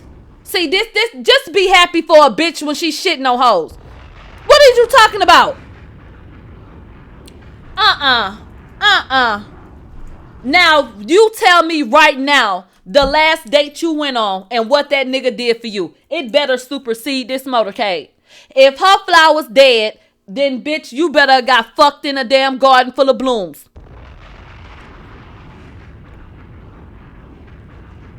What? They said these flowers from Rose or Us. They said these flowers colors ain't even vibrant. They dead. They said them flowers dead. Ain't no color. Y'all really gonna act like this? And this bitch just touched down in Legos in the black thing? They said it's a flower rama. Why y'all hate? I can't believe y'all hating on my bitch like that. Wow. That's crazy. That's crazy. They said they can't even spell Prague, okay? Child, please. Let me go ahead and get into this. They said the flower fake. Everybody. Let me tell y'all something. Did y'all see what happened with that girl cooking with Kaya? That little girl that they said looked like the one from Are We There Yet? This girl, I'm so mad at y'all. Cooking with Kaya sat up here and twerked and played into her femininity to get attention while she was cooking. All of the bitches that said we don't give a fuck about niggas' attention start getting mad because she was getting them niggas' attention. See, hoes is so hateful, dog. They be wanting that attention from them niggas. So they start getting jealous of this girl is all you can really chalk it up to. They became envious and jealous of that motherfucking girl because they didn't like that niggas was paying attention to her. And they didn't like that she played into that. Let me tell you something. There are bitches that love attention from men that don't give a fuck how you feel about it. Y'all be trying to belittle bitches. Like when they be calling me male identified, I'll be like, bitch, I love men. What the fuck does that even mean? They sit up and want to tell you, don't act like this, don't act like that. Bitch, act how you want to act. Kaya wasn't bothering nobody. She was sitting up there doing her little dance and making her little mother. Bitch, you ain't have to watch it, but you got bothered because them niggas liked it. Do you know? I don't know if this really her sex tape or not, but do you know that they put out and they're circulating what's supposed to be a sex tape of that damn girl? And I hope it's not her, but somebody had the intent of posting what was supposed to be a sex tape of her just to try to cut her down a little bit or to try to humble her, to try to make her feel low. Because she was cooking and niggas liked her videos. And black women decided, you need to behave how I want you to. Shea Butter Twitter, people. Shea Butter Twitter.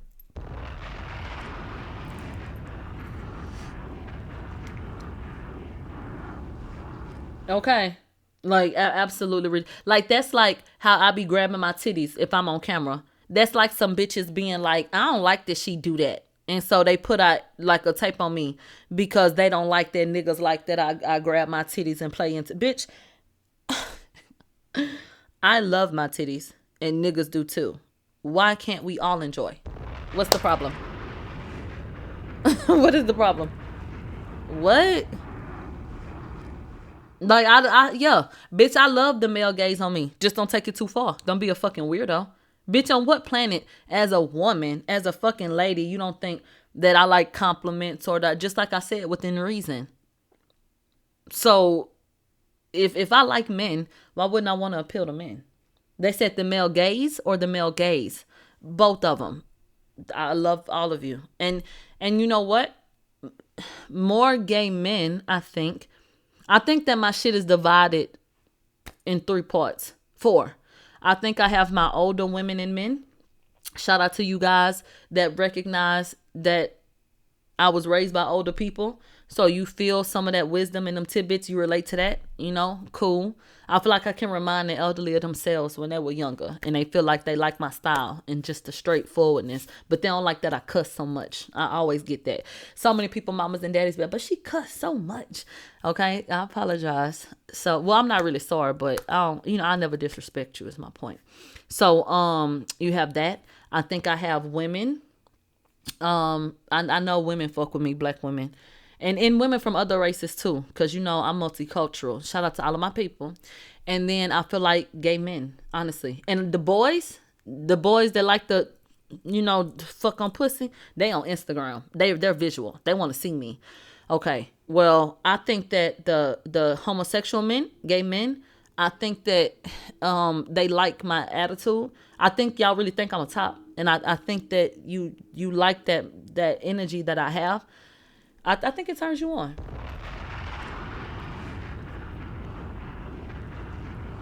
I really do. There are a lot of gay men who be hitting on me. And they know they don't want no pussy. But they be like, but I like you though. Child. And when all else fails, a man is a man is a man. They like them titties too. Okay. So look, it just is what it is. Okay. So yeah, the gays and the gays, bitch. Get into it. And shout out to my strap yielders. Look at this. So somebody came in my chat trolling. They say ain't nobody looking at them huge nipples. Baby, yes you did. That's how you know what they look like. So you looked and committed it to memory. Lie again. Lie again. How you gonna see my titty, describe it to me, and tell me you ain't want to see it? Why are you lying? You gotta stop. You gotta stop that. All right, you guys, let's get back to Chloe Bailey. So this is Chloe Bailey making it to the club with Burna Boy.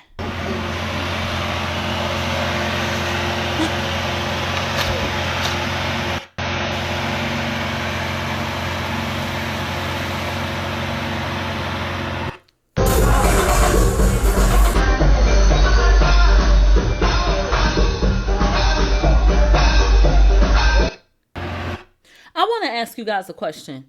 If you were a celebrity, would it be weird to you to have people filming you in these instances? Like when you're in the club trying to catch your vibe real quick. I'm going to go to this part right here. Like you see Chloe do a little 1-2 and then kind of sit down. Would it annoy you if people were just recording you like that? I feel like what you said, yeah and no, but more yeah than no. I want to have a time to take my pictures. And other than that, I don't want to be worried about how my face looks. I don't want to be worried about if I don't stop and pose right here, like you might catch me looking like this or looking like that. And I want to just enjoy myself. So I think I would get annoyed at certain points, but overall, like I guess not. They said they ain't got no damn chemistry. Well, look at these pictures. You don't feel that? You don't feel that? You don't feel that chemistry? Look how she leaning on his shoulder. Look at how he got his arm across her like that. That means nothing to you?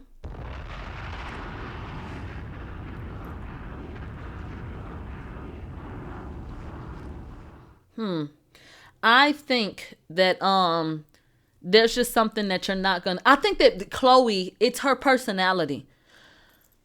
Once again, I think that she's just socially awkward, and I don't think there's anything wrong with that. I think that she's just a goofy girl. I like Chloe. I just can't stress that enough. I just think that Chloe, when it comes to the cameras looking at her and it's about her just being herself and not performing or something like that, I think the world expects different from what she actually is. So when you see her, I don't know if y'all be expecting her to do the fool, jump up and down, twerk. I don't know what the fuck y'all be wanting Chloe to do, but she just be chilling. What?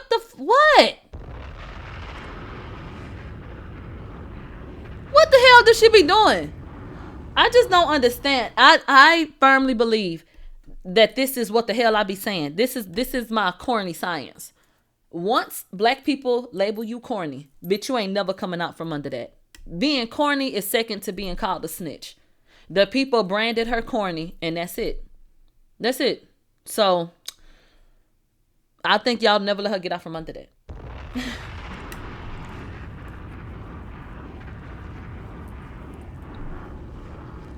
Okay. What's going on? Hold on, let me see what's going on. Who the hell is Nate arguing with now? He said these niggas be so broke with clouded dreams, it's gonna catch up to you one day. How you did me dirty over a band? What?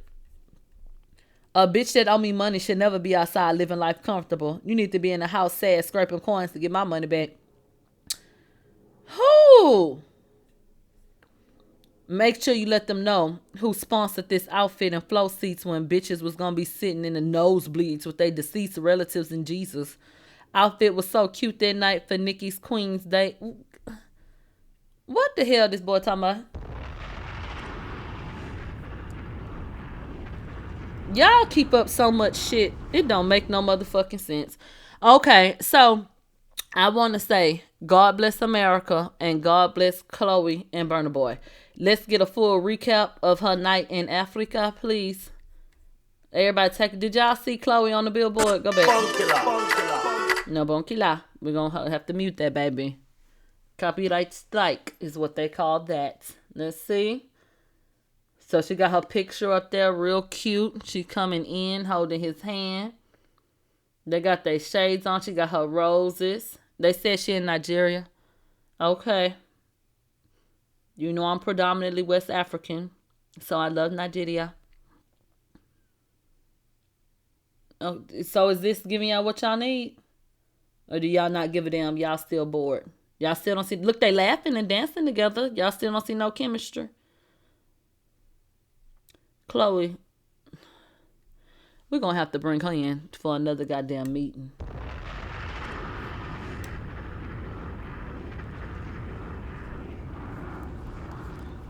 What the hell are you doing? Chloe, y'all should have rented some bitches for the night, okay? You know what I wanted you to do? I want you to go... Okay, what's today? When you need to be back in the States? It's only Monday. You going to have to go to the club again. I want you to go to the club again. Let's play this again. I want you to go to the club again with Burna Boy, but I want y'all to get 2 sections. I want him to have his niggas from Nigeria, and I want you to go rent some bitches. I don't know where you could just go rent a couple. I want go get some yellow bitches, go get some brown bitches. I want everybody to have locks too. Go get them. And then I want y'all to have 2 sections. I want you to be mingling with the bitches and then coming back over. And we're going to have both of y'all mingling and talking and shit. But more of the night is going to be you with the women. Dancing and having fun. And him looking and pining after you and coming and flirting with you. They said go get Aria. Yeah, go get Aria. Can you afford Aria stuff? We only need her for about an hour at the club.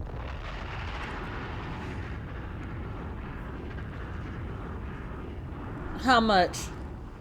Okay. We only need it for about an hour. They said, you know, Beyonce cut the budget.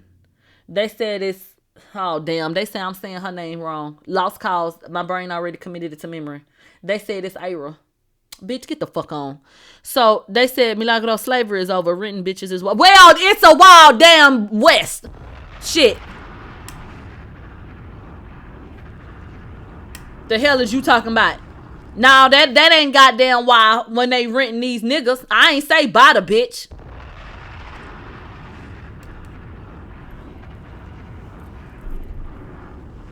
Hell, they said who? Ira. What's this girl damn name? Aria fucking Star. Like the hell I said. Let me pull her up again. See what her damn name is. All y'all do is lie. Ayra. I'm the one fucking Nigerian. How you gonna tell me how to say her damn name? Ayra. That is Aria. Well, how you say it?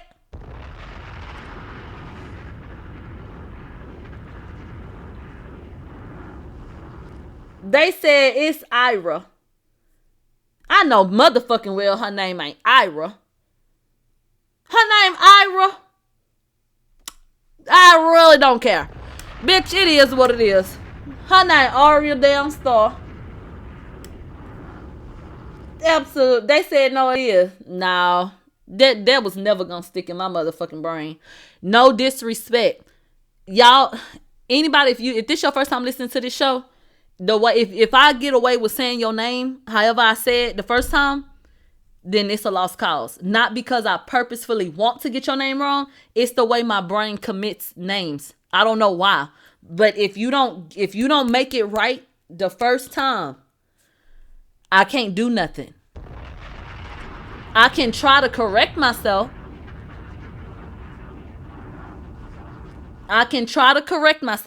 But the first name that's gonna come out is whatever the fuck it was programmed into my brain as. So let me see if I can get them to pronounce it. Pronounce Aria Star. We are looking at how to pronounce these names and more confusing names, including from music. Ira Star. Ira? Ira Star. Ira? Ira Star from music. What? Ira Star. Ira Star. Ira Star. Ira Star. Ira Star. Aria Star, bitch. Child, please. Somebody said, "Are we a star?" Every nigga is a star.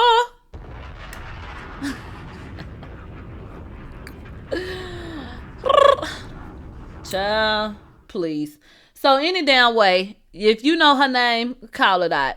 Now, I was gonna talk to y'all about Remy them, but I don't think this episode going up. It said 4 hours and 30 minutes. I don't know. Let's try to run through this Remy Ma bullshit real quick. We was all minding our business when Papoose said, I'm done with this fucking felon. I say, what? You done? What the hell going on?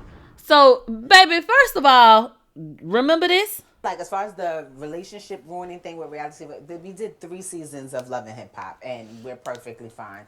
I feel like when you have a solid foundation, things that come, well, we know we have a solid foundation. Okay, we've been tested. We've been separated by years, by barbed wires, by miles, by trees, by tables where we couldn't even touch each other, and we've been fine. So I feel like Wendy, you might have a point, but I feel like as far as the So, okay, Wendy clocked that T. When everything was all good, that's what she said. Now, do I think that you should get up, and say, well, I've been through this and that in my marriage? No, not necessarily. But I think that you should speak on things in such a way that if something were to happen, everybody wouldn't be looking like, wait, what? Because to go from everything's been so perfect to he used to knock me upside the head and been cheating. Oh, bitch, you doing a lot.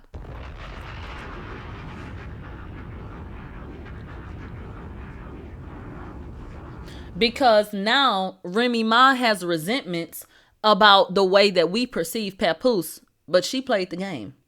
She was the one walking around like her marriage was fucking perfect and acting like Papoose was the second coming of motherfucking Christ. And now she wants to try to, accuse him of all these different things. And now everybody looking like, bitch, we ain't accepting that. JD, it's as unserious as your Abby.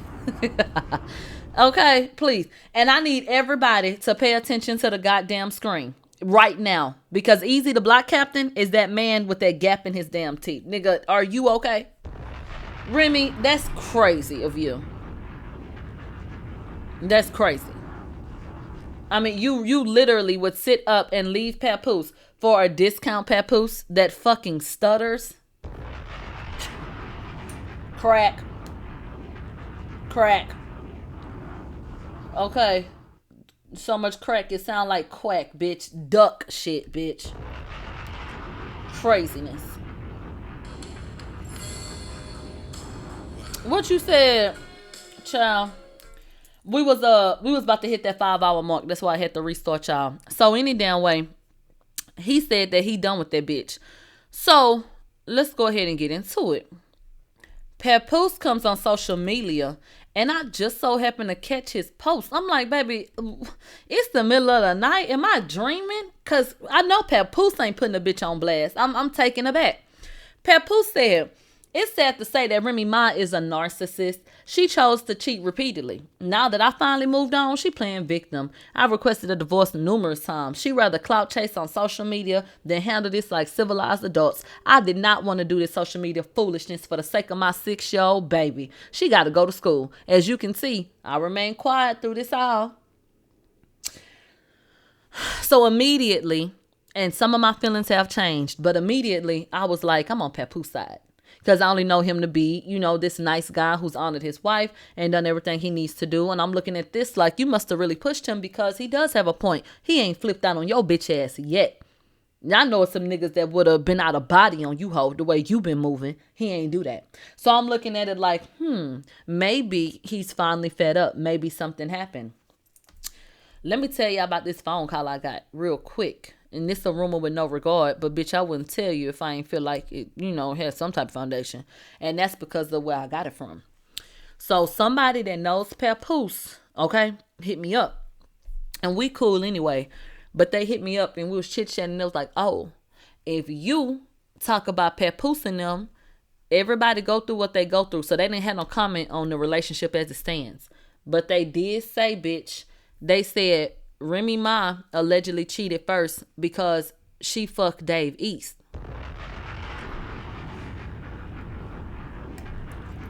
Okay. That's word on the street. And that is from my up north context. That's a fact. Yes. Yes. They told me, they said cheating has happened. Like other people done fucked around. They said, but the start of it was Remy Ma sleeping with Dave East. Did she sleep with him? I don't damn know. Is there any truth to that? I don't know. I don't know shit. I'm telling you a rumor that I heard. But that's what was told to me. Do with that what you will.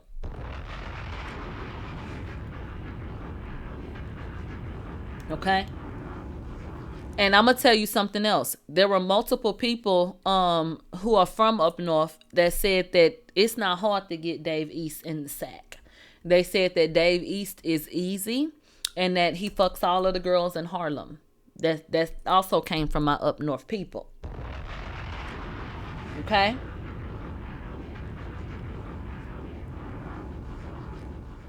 Someone in my comment section is alleging that he be fucking fat bitches and dusty gays.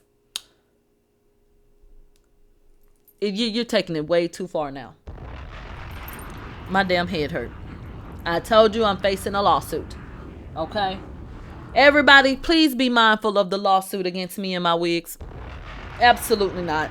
That's crazy of you.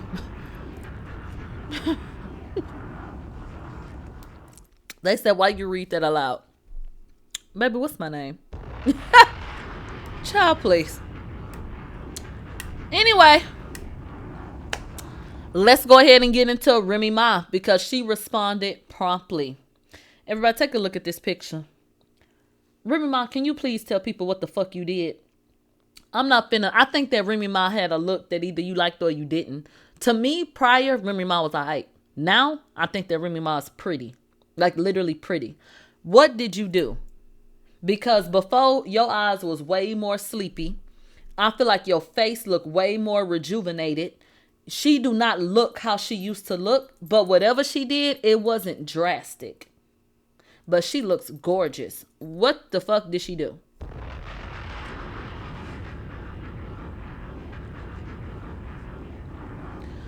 Somebody said she went vegan. Bitch, I'm not talking about no damn vegan nothing. This is a procedure, bitch. A vegan diet did not change the shape of her damn eyes. Hello? Did y'all see what Remy Ma used to look like? That's like telling me Lala ain't got no work done. If you know what the fuck she really used to look like, then you know there was some procedure that did. Q said that her eye shape can change. Hold on. Because now y'all playing real crazy. Real goddamn crazy.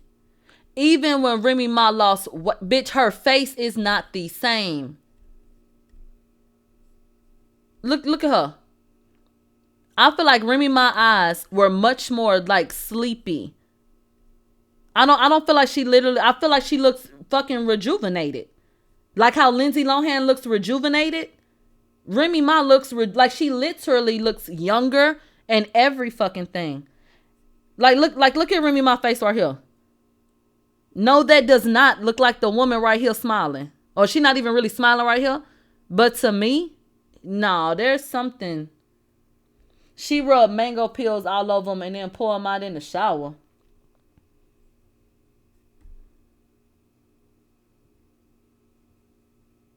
She looked like herself in essence, but it looked like a rejuvenation or something. She literally looks, her face, she looked younger, more vibrant and everything. They say, you sure it's not makeup? Well, why the makeup didn't make the bitch look cute before? Because in my opinion, if it was her natural face, wouldn't she always have looked like that? And like, look at her right here. I feel like her eye structure is even different. I don't know. Anyway, she looks fucking amazing.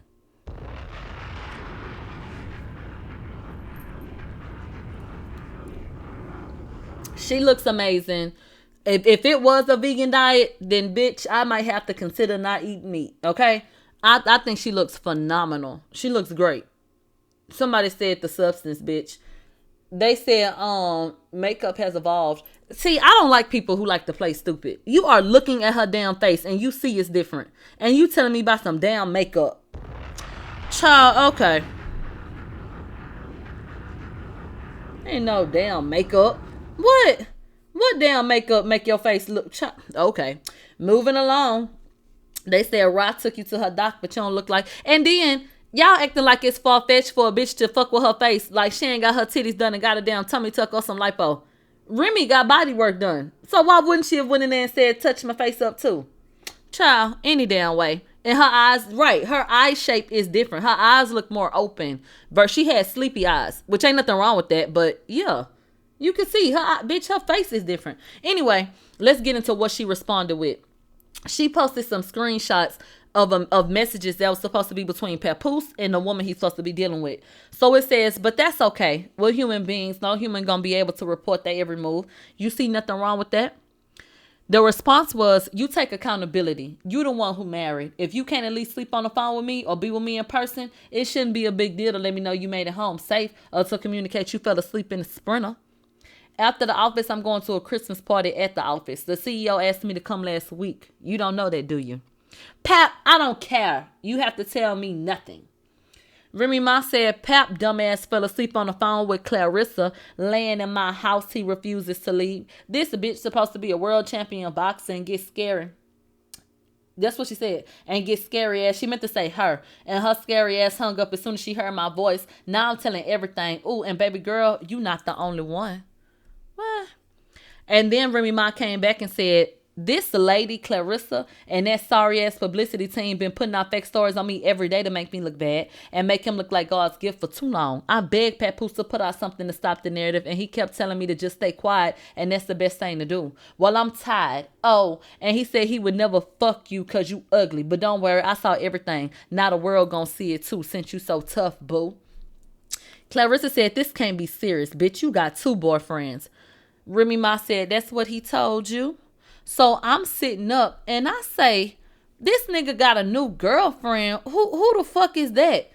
And then I said, but the most important question is, what y'all think Remy will do to a bitch she can't stand?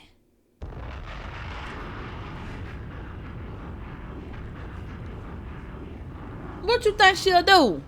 So, bitch, then all of a sudden, I found out who the bitch was, okay? It was this bitch. Look at this. A motherfucking world-class boxer. Championship. This bitch then won boxing at the fucking Olympics.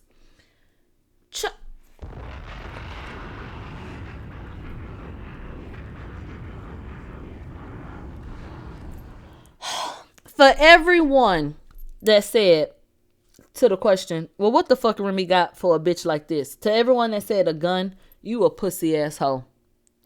On what planet are you not a lame ass bitch if you challenging a hoe and pressing a hoe and a bitch want to fight you and then you go get a gun?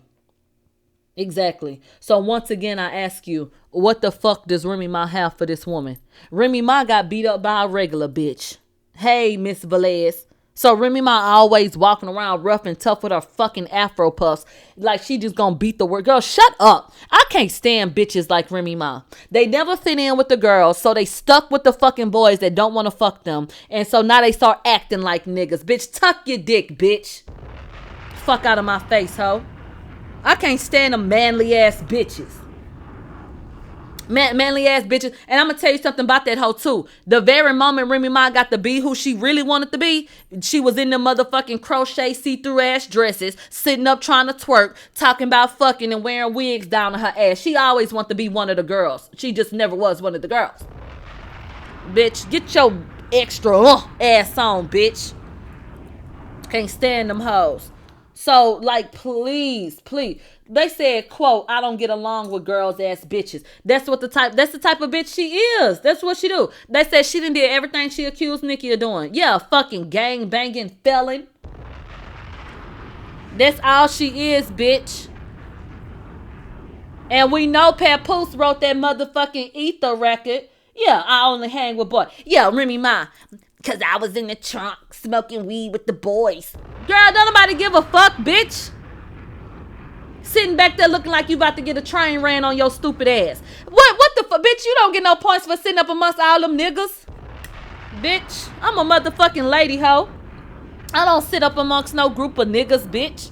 What the fuck, bitch? I was taught a long time ago not to sit up amongst them, bitch. I don't walk with no groups of niggas in this one, bitch. Ratios better be correct. I'm not finna be the lone bitch in no group full of niggas. No, I'm not going nowhere with no group full of. I'm not riding in a car with no group, bitch. Please, you can get fucked, hoe. Won't be me. You better go push your T. That's a bitch is giving train, bitch. It's giving train. So she always somewhere trying to make it a point to let everybody know she was hanging with the niggas. Oh, wow. Do you want a fucking cookie? Shut up. Somebody said, I thought Remy Ma was a bulldagger. Might be. Might be. She might be going up against her motherfucking self, trying to be somebody's woman. Child. Let's go ahead and get into this. Remy Ma's accusing Papoose and his girlfriend of trying to set her up. We got more messages. Pap, since when you let both of your phones die and don't call me? Get up. I know you hate the internet games, but you need to do something today about this girl. My PR team gonna freak out when they see this. I can't be up there exposing her before Christmas. The movie coming out. You got your other phone yet? Don't worry. I'm not worried about nothing she say or put on her story. I just need you to clear it up as soon as possible. Remy Ma, I think you were deleting messages. There is no way that this is the sequence of messages and this woman was talking to her damn self. So I thought that was lame. Because even when she says, LOL, don't worry, what is she responding to? So you already couldn't even believe Remy because she was manipulating the whole situation. And you wouldn't have had to do that if you didn't feel like we would, feel a certain way about it or regard it a certain way based on what his responses were. So it's not lost on me that you tried to play that woman the way that you did. And that said a lot. And a lot of y'all was like, oh, Remy got her. No, not really. Papoose, you fucking dummy. Hey, Miss Shields. He took your advice, but not before I screenshotted y'all convo. Oh, he was getting me arrested? The woman that never fucked off on him in 17 years while plotting with one of his chicks to try to destroy me? The same woman that could have been used my platform to expose you? I got all your pictures and messages from the chicks while I was away, and he was holding me down. Fuck your movie, ma. Sidebar, he about to say he wrote me rhymes. Imagine that. And if anything sexual leaks about me, it was him because he threatened that too. Can somebody come back, Remy Ma's Gold? Since she a damn leprechaun today. What this bitch said, he about to say he wrote me rhymes. Girl, the way you wrote that, he did. What? Girl, this girl lost her motherfucking mind. Let me tell you one thing I know and two for sure. We don't give a fuck what Papoose did to you while you was in prison, girl. Because the rest of us would have been left your ass high and dry. We never would have came to see you. That's a fact. So we don't care. And y'all could take that how y'all want to, but all I can do is tell you the truth. First of all, we gonna always give him the utmost respect because we don't think highly of niggas. I opened this show talking about how people think niggas gonna cheat anyway. Hold on. I opened this show telling people about how women feel like niggas cheat anyway. So let's go ahead and work from that perspective. The one that all y'all agree with. Okay. Can y'all hear me on Station Head? Hold on. I hate when Station Head do that stupid ass shit. My motherfucking alarm came on and it cut them off. It's so fucking annoying. Okay. So, if you already have a society of people that are going to give a man credit for not publicly embarrassing you, why do you think we would give a fuck if he was doing anything behind the scenes? As far as what black people saw and what black people give him credit for, that man came to see you as much as he could while you served that bid. He never popped out with another bitch. There is nothing you could say or show that would make anybody feel sympathetic to you. Because he's not the reason you went to prison. You decided to be reckless and you did something violent and then you were found guilty and you went to jail, right? Okay. That's it. So this wasn't a situation where he even had to stay by your monkey ass. That nigga did it anyway. And it was supposed to be off love. And you perpetuated that he loved you so much and did you so right. So, bitch, don't come tell me nothing else. So when you come back and say, I got all the pictures and messages from the chicks that, you know, he was fucking with, he was supposed to be honest with you. Remy Ma, you can spin this shit how the fuck you want to, but when we get honest and we talk about what we would do as humans, it ain't nobody that would have been faithful to your stupid ass in prison for all them years, girl. What is your bitch? I would have left you to go on a date the day they got your ass up in there and gave you your motherfucking number, bitch. I wouldn't even dropped your ass. Papoose better than a lot of motherfucking people, bitch. That's a fact. I ain't even write my mama back all the time. Bitch, you must be crazy. So guess what? As long as that nigga kept his word with you and he came to see you and took care of them kids, as long as that nigga ain't pop up with no baby, bitch, I don't understand what the fuck you mad about. What are we talking about? Anybody he did fuck and whatever messages he had, why the hell should we give a damn? Why? And anybody that's gonna sit up here and say, yeah, I would have been faithful for 7 years, bitch, kiss my ass. I think you lying. I think it's possible, but I think the everyday average hoe is lying. A motherfucker go away for 7 years. You ain't never gonna text nobody else. You ain't never gonna go on no date, especially a nigga you were not married to. Let's add that because they were not married at the time that she went in. You finna sit up here and serve that time with him day for day? And you not finna show interest in nobody else. You not gonna fuck nobody else. So I think that what he did was cool. You went to see her. You loved on her. You did not publicly embarrass her. Anything that happened behind the scenes, oh well. So miss me with that bullshit. Remy, I don't give a fuck what he did while you was in jail. Fuck up out of here. And thank you. They also didn't have a child together at that time. They were not married to each other and did not have a child together. What the fuck was he supposed to do? And do you think that masculine ass Remy Ma wasn't in there licking pussy? I see that in the comment section. You don't think that bitch was in there licking pussy? Huh? Please.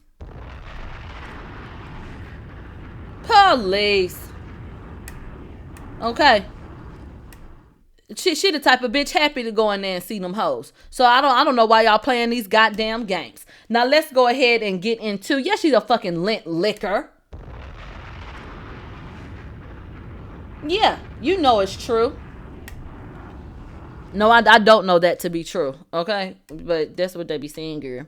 Now let's go ahead and get into the lamest shit that Remy Ma did the whole time. Remy Ma got so emotional that she snitched on Papoose. That's how I knew she was mad as fuck. Because Remy Ma prides herself on being a real nigga. So she ended up snitching on this nigga. That's how mad she got. And she tried to backtrack and then come back but the damage was done. Remy Ma said, play with police.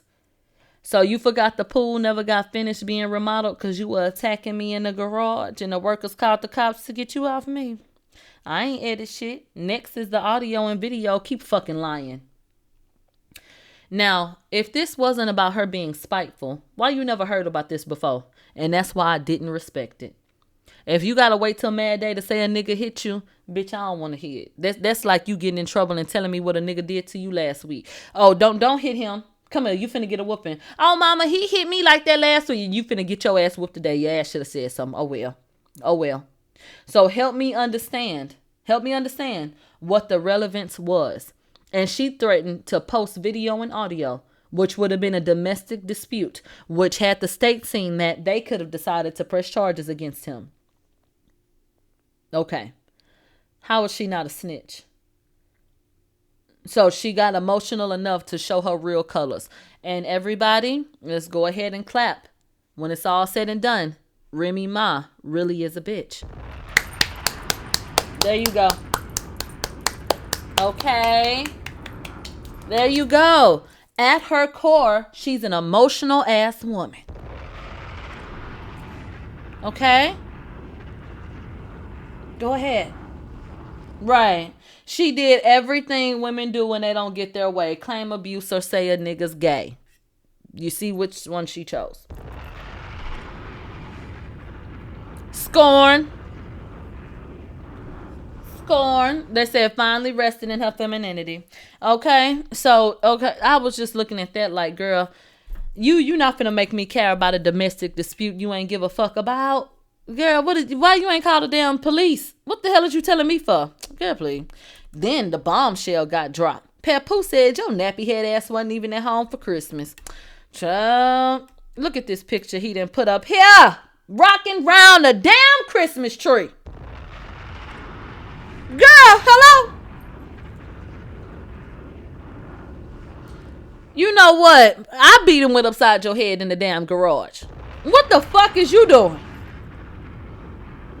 What? Y'all, they said, why her socks rolled up like that? She's a felon, girl. Felons do shit like this. You know, she probably got a weapon tucked in there. They never come out and get acclimated right. Look at her socks, people. She ain't rehabilitated. These are felon socks. Felon socks. And look at how she up here, guarding her body. She's still institutionalized.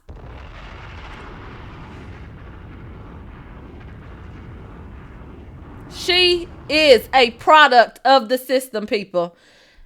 I want to read this to you, but they telling me we got breaking news. Hold on. Now y'all are interrupting me and Remy mom. What is going on?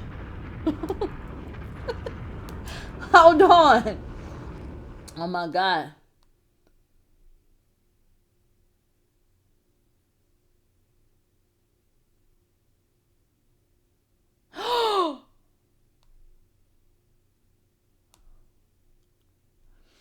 Okay, everybody, let's go to NBC News because something important just happened. And I think that Jay-Z and them just made a mistake. So let me get it pulled up, but I'm going to talk to you while I'm getting it pulled up so you don't feel like like, bitch, what? Jay-Z's lawyer has given a statement. And he has created all the distance between him and Jay-Z. Okay?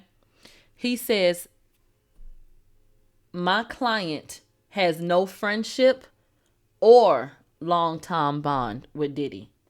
The quote is, there's no friendship or long-time bond here. Just because they know each other, that doesn't mean anything. And Alex Spiro is supposed to be doing a press conference. Is what it's saying? So if Diddy started to say different things about you, you wouldn't really feel no way because he don't owe you no loyalty. Do I have that right?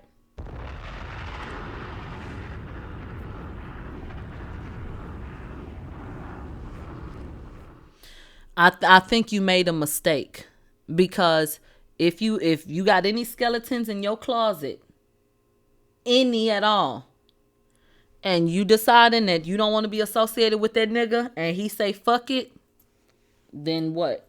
And to me, this is another indication that he's worried. He being Jay-Z.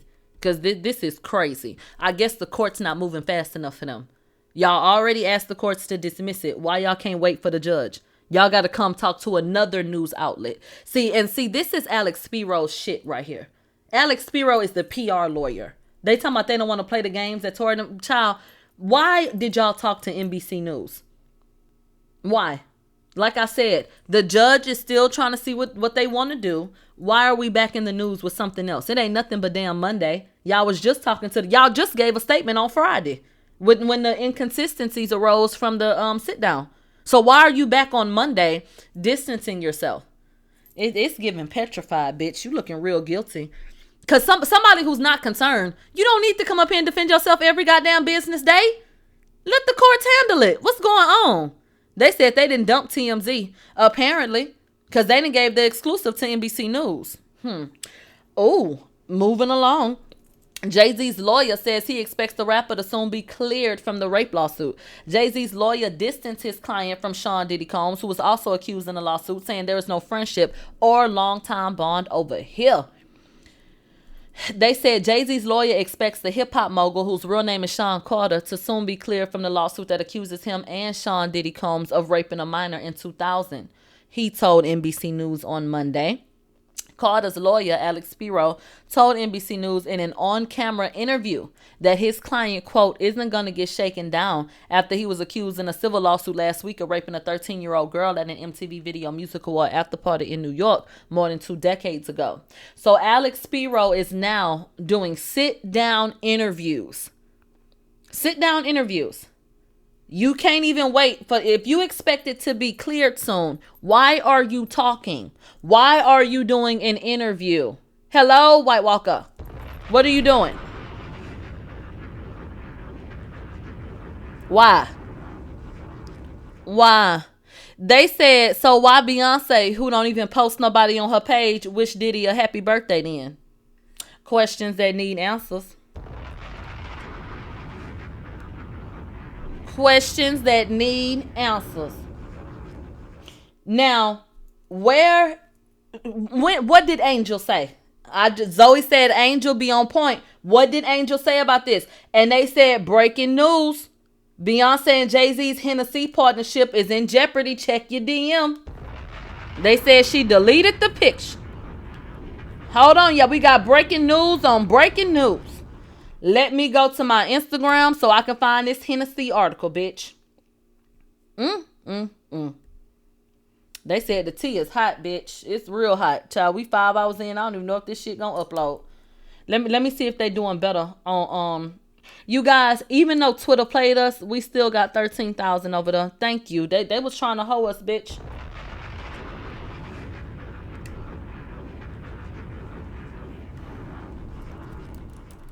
They told me to go to glitz.com. Let me type in Hennessy, Jay-Z and Beyonce. And then see what comes up.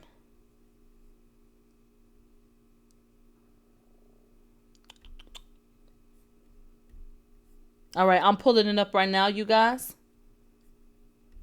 All right. It is being alleged, and this is coming out of France, which is why it probably hasn't hit our news yet. This website says Moet Hennessy has a Jay-Z problem. They said as a high-profile scandal gathers steam, the LVMH branch, soon to be run by John Jacques some shit, and Alexander Arnault, doesn't know what to do with its Jay-Z and Beyonce liquor brands. Discussions are all the more heated given that Moet Hennessy's future CEO has been opposed to those brands from the outset, even though they have the support of his future number 2. So they saying the nigga that's about to be in charge ain't really want to fuck with that shit anyway. So these accusations ain't gonna make it no easier. I don't love platforms like the one we just referenced because they be looking janky, but that don't mean the information is. So take it with a grain of salt and we'll keep you updated. Let's see what else was said here. Alex Spiro said this case needs to be dismissed and Mr. Carter's name needs to be fully cleared. And then they go into this. They said the anonymous accuser, identified only as Jane Doe, alleged that Carter removed her clothes, held her down, and raped her while Diddy and an unnamed female celebrity watched. She said Combs also raped her as Carter and the woman looked on. On Monday, Spiro distanced Carter from Combs, who faces federal criminal charges in New York of racketeering, sex trafficking, and other offenses. Combs is behind bars at Brooklyn's Metropolitan Detention Center after he was denied bail for a 3rd time last month. His trial is in May, but he's pled not guilty. Let me tell you something. I don't like this. I don't like how it took Jay-Z getting accused of something to say fuck Diddy. Because if that was the case and you don't agree, then you could have got up and you could have stood for something, you and your wife. Both of y'all could have got y'all asses up and said, we don't condone that behavior. We don't fuck with it. Y'all didn't sit up and denounce that shit once. Now, all of a sudden that the block thing got hot. Now you never was his long time. It wasn't that. Baby, let's go pull up this motherfucking message. Or is she crazy? What is wrong with these people? I guess we just stupid. I'm going to say Beyonce, Diddy. I'm just going to cross-reference it on Twitter. Because I've seen the post 1,000 times of Beyonce wishing Diddy a happy birthday. And it was on her page until they either deleted or archived it. Multiple people saw it. Here it goes. Now, Beyonce is notorious for not posting, following, all kinds of shit on social media.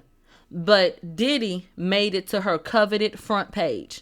And it was her husband and Sean. Happy birthday, Diddy. So they were not friends or any. They just knew each other and took pictures at every event. And Diddy spoke highly, and they were the only ones that could call each other by their first names and shit like that. Okay. Somebody's acting stupid. She can't wish the man a happy birthday. Go sit your ass over there with the Carters since you want to play dumb. There is no friendship or long-time bond here. How do you even say that when we have seen it? Even if you want to say they not friends like y'all thought they was, y'all absolutely have a long-time bond. It has spanned decades. We have watched y'all grow together in this industry and in business as moguls. We watched it. Right, host and part, that's a bond. When you, let's look up the Google definition. Where's the damn dictionary? What is the definition of a bond? And who gets to fucking decide it? Because stop playing with me.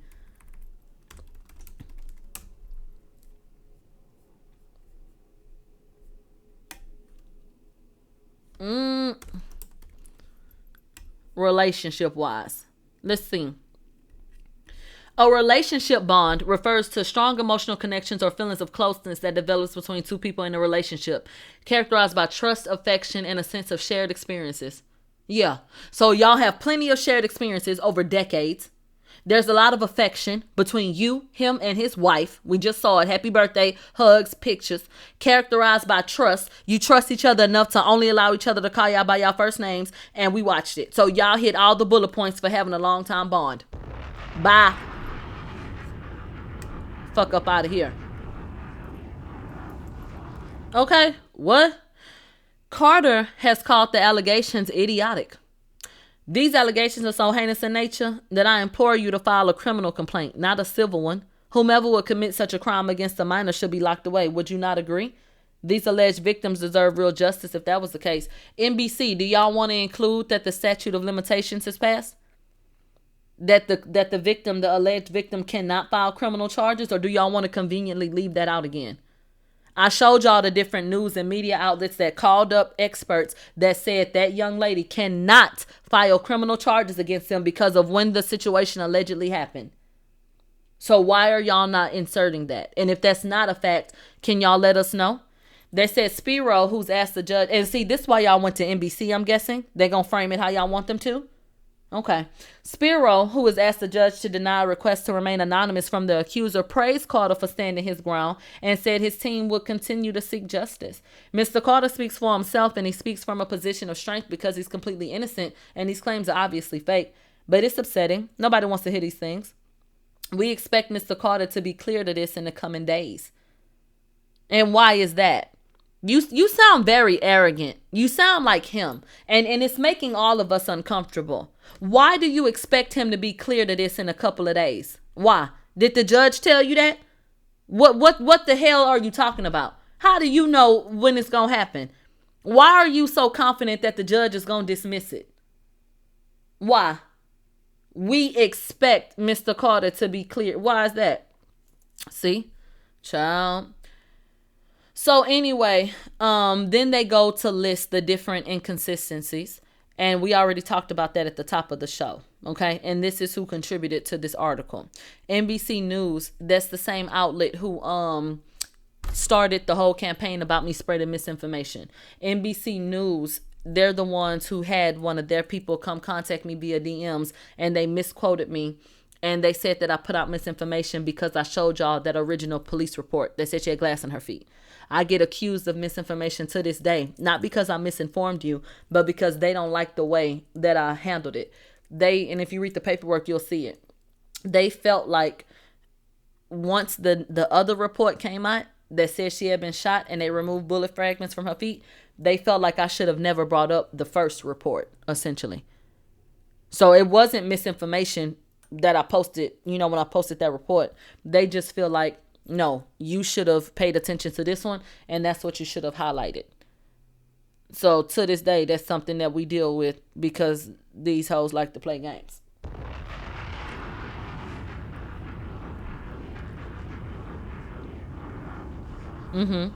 Somebody said because you didn't wait till all the facts came out. No, love. No. The medical report is accurate. That's not false. So there were no more facts that needed to be added to that. They came back later and they said, well, that doctor was wrong. So I did this. There's a report that says that a Dr. Lafredo, that he treated her for a certain thing. It's not inaccurate. It's not fake. Okay? I need to make sure y'all understand, because see, y'all regurgitate this shit and be wrong. Like, oh, you waited too long or you didn't get all the facts. No, there was another report. There was a report that said this, and then there was a report that said that. Do with those two reports what you will.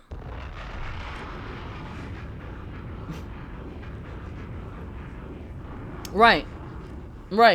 And mind you, when you run a daily show, thank you, babe, you're going to report on what's happening.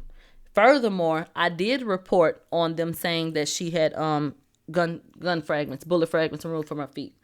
I just still gave my opinions and my thoughts, which were, well, you know the story.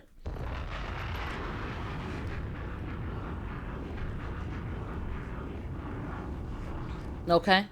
And so basically, that's what happened with that. That's what happened with that. Now, hold on. Because did something else happen? Hold on. Right, but anyway. Undelay.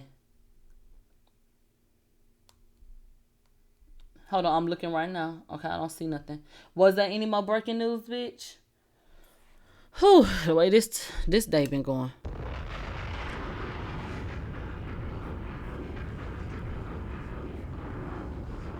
Okay.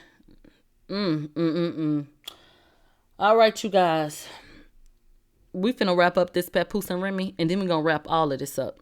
So Papoose told Remy, bitch, you was over there chilling with that nigga for Christmas, bitch. Don't you act like you give a fuck about me or this damn family.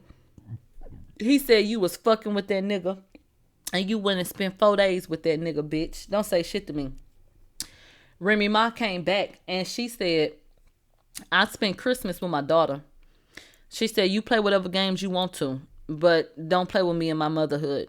She said, I was there for my daughter for, that day, because that was special to her, and it was important to spend time with family. She said, I spent time with my family. So she said, yeah, I was laid up with another nigga, but it wasn't at the expense of my daughter celebrating Christmas. Okay? So she felt like, bitch, you playing a little bit too much. Okay? And then she went and gave her little spiel on that. Okay. I'm going to play what Easy the Block Captain said, but this is what I want to say about Remy and Pap. When I first heard this story, because I just honestly don't care for Remy Ma as a rapper, I feel like the way she handled Sheetha and shit, and the way she moved after the fact was lame. I just feel like she's lame as fuck. I feel like she's an opportunist who wanted Nicki's spot, but did not have the tool. Bitch, it would have never been you. End of discussion. I think that Remy Ma is very talented and skilled at what she does. I do think Pap helps her, but I think she has her own talent. But you would have never been in the position that Nicki was in. So when she thought in her mind, that she could, and she acted the way she did, to me, it was pathetic and it was deplorable. The way that she decided to attack Nicki and to try to take her spot and to try to band with other bitches and thought she was having a funeral for a bitch, I will never respect her for how she handled that situation, period. And so I don't know her personally, but when it's time to talk about her, I'll be cool on her because, bitch, I don't like how you did that. But I can set that aside to say that after sitting with this situation, I got to be fair because I always got to be honest. We don't know Papoose. And I had to lean on my womanhood. Even though I don't feel like Remy Ma's a girl's girl, I feel like I had to look at this situation as a woman. How many times have you been with a man and you played your role and the world thought that he was so great, but you going through hell behind closed doors? My point is, you never know what a woman is going through. We don't know. All we saw was that she popped up with another nigga and we felt like it was disrespectful because we thought that Papoose had maneuvered and done this and honored her. We don't know what's going on behind it. We don't know. We don't. So I hate that shit got this messy. I wish it would have never made it to social media. I think that more people need to finalize their divorces before they start popping out with people, smiling, laughing, taking pictures, and spending Christmas time and shit. You would have never been in this mess if you would have been divorced, right? This wouldn't even be a conversation if you had already been divorced, right? Okay, so I just think that more people need to handle their business. I think more people need to go ahead and sign that paperwork if you really don't want to be in that relationship no more, and stop bringing other people into your bullshit. And stop signing up to fuck with people who still dealing with all that bullshit. You got one nigga that's done got knocked the fuck out. You got a bitch over here finna knock a bitch out. Somebody else might shoot a bitch and go back to prison. Can we all stop?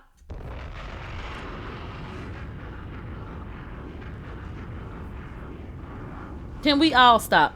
And I do need to read what Papoose said, because, baby, it was kind of heavy. Papoose said in part, hold on.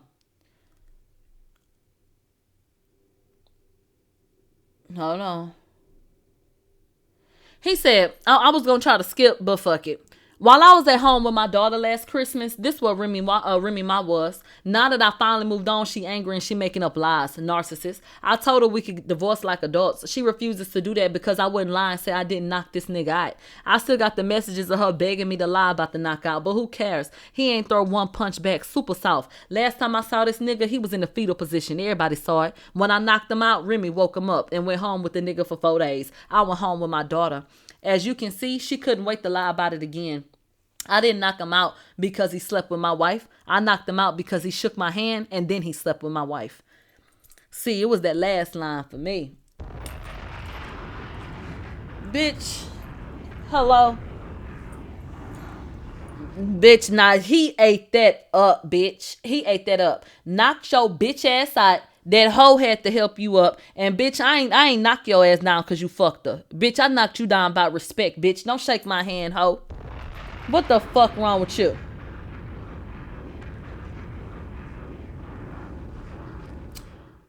They said he had on a mask and had security. I don't care. Because at the end of the day, when you fucking somebody, bitch, you better be on a swivel.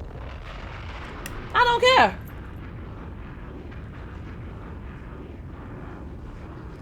Because whatever the case was, that nigga got knocked the fuck out and did not get back up. Oh well. He was at the end of he was fucking his wife.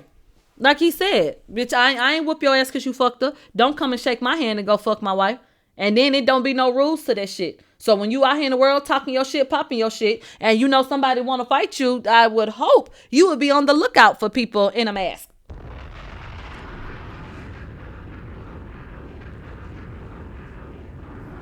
Okay? I need everybody to travel back to the time where bitches got sliced in their faces for fucking people's husbands. It gets real in the field, okay? Right. And you want to be out in public, like smiling, laughing. If you and your nigga ain't got an understanding, a nigga will kill you behind his wife.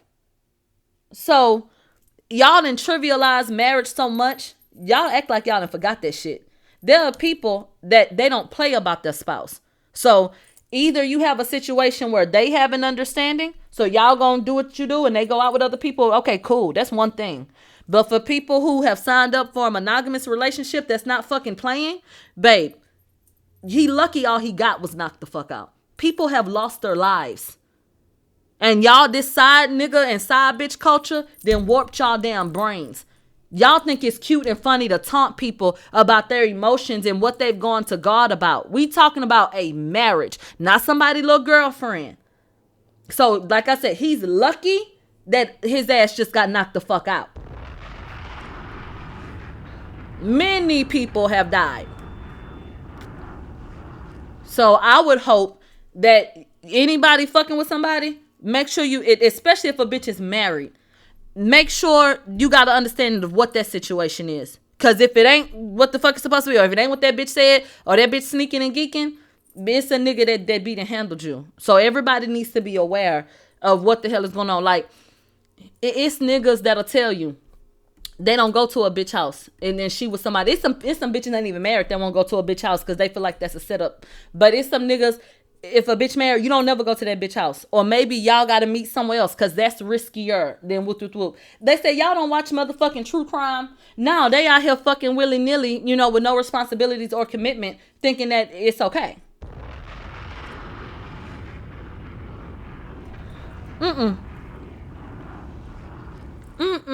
They want to slither around and not have to, give any type of commitment. And so no, they around here sneaking and geeking. And like I said, had that head on a swivel if that person that you fucking with don't have an understanding with their partner. Because, child,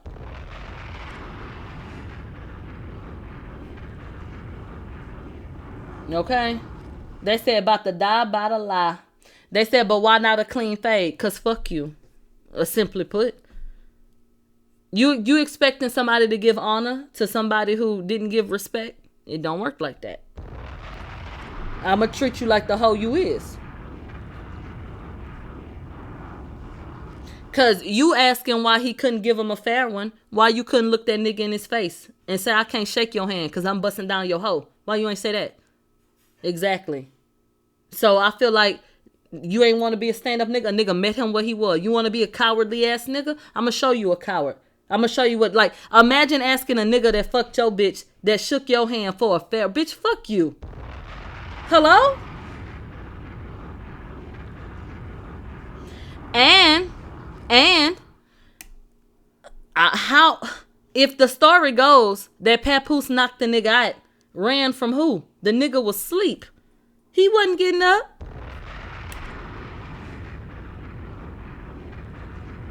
What? If the nigga had to get woke up by the bitch, what the hell Papoose had to run for?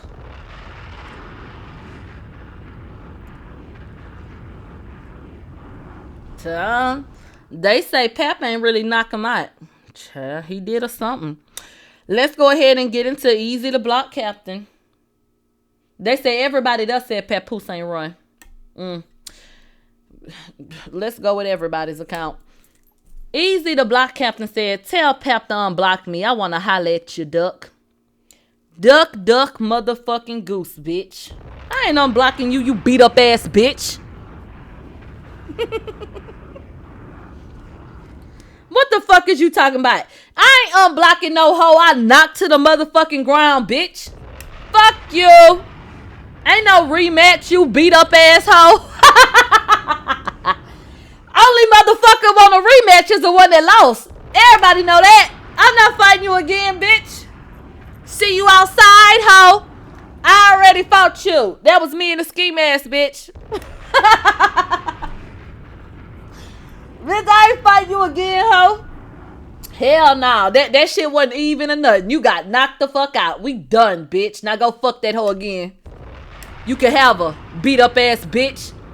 Papoose beat that pussy up and then beat that nigga. Y'all can have each other. Bitch.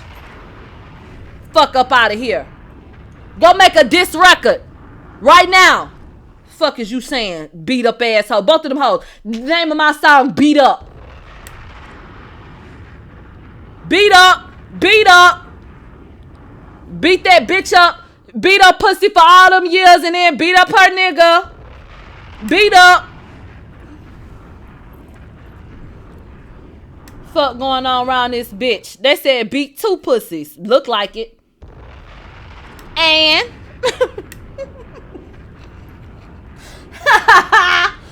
they said beat that bitch with a bat.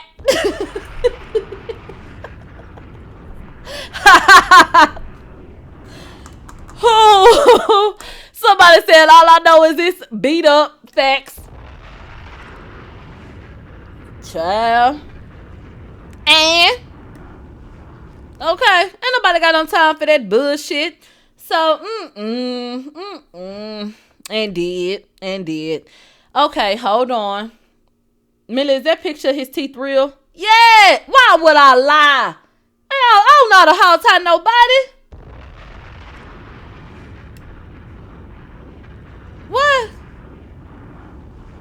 Do anybody think that I would alter a photograph and put it up here and it wasn't a person? Fuck the lawsuit. Do you think I would do that? All I say is go to my likes. But I wouldn't alter it. Like, come, man. That's crazy.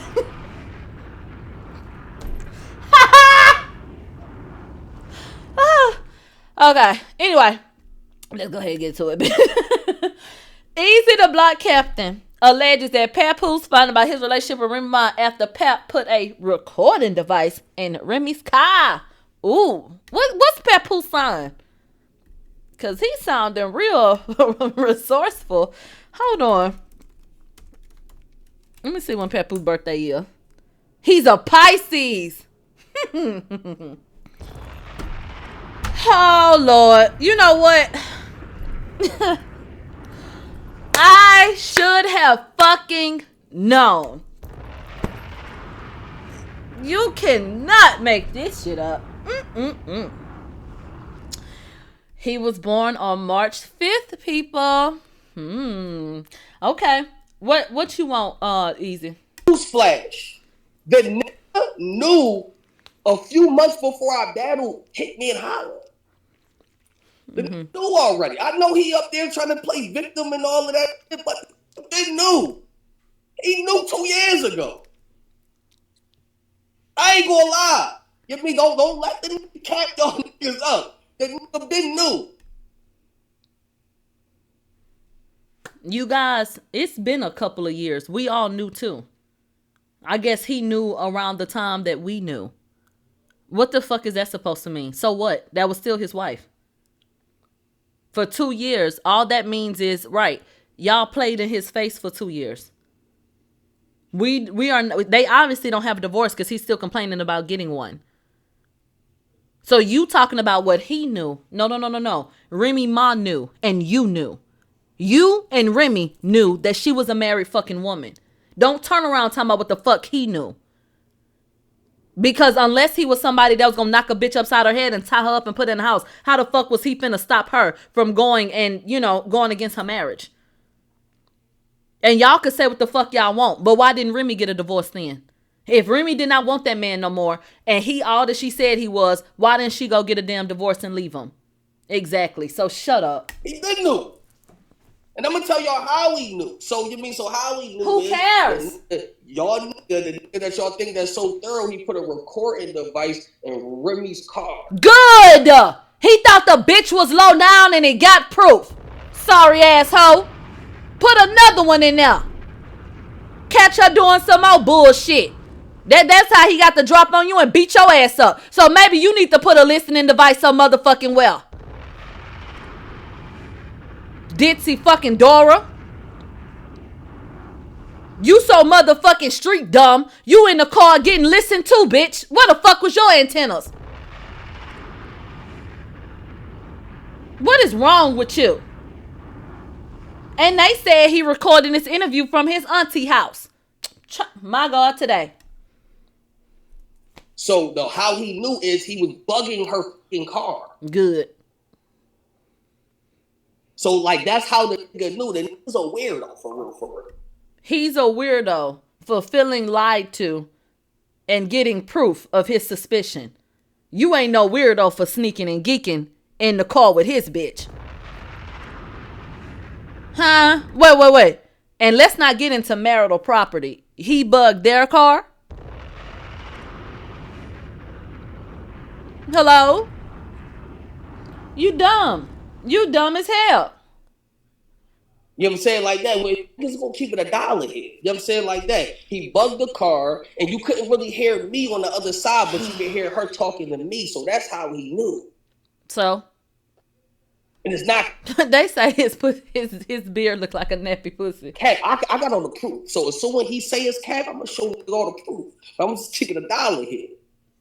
You know what I'm saying? You know what I'm saying? Like that. So I'm just say I was under everything that basically is already split up already. You were under the impression, that's the word you were looking for. Are you sure you battle rap? You were under the impression. No, you weren't. The only way you could be under the impression that they were divorced was if she presented divorce papers. You weren't under the impression of a motherfucking thing. You were under that damn hat. Like motherfuckers looking on newsflash. I don't need no newsflash from your ass.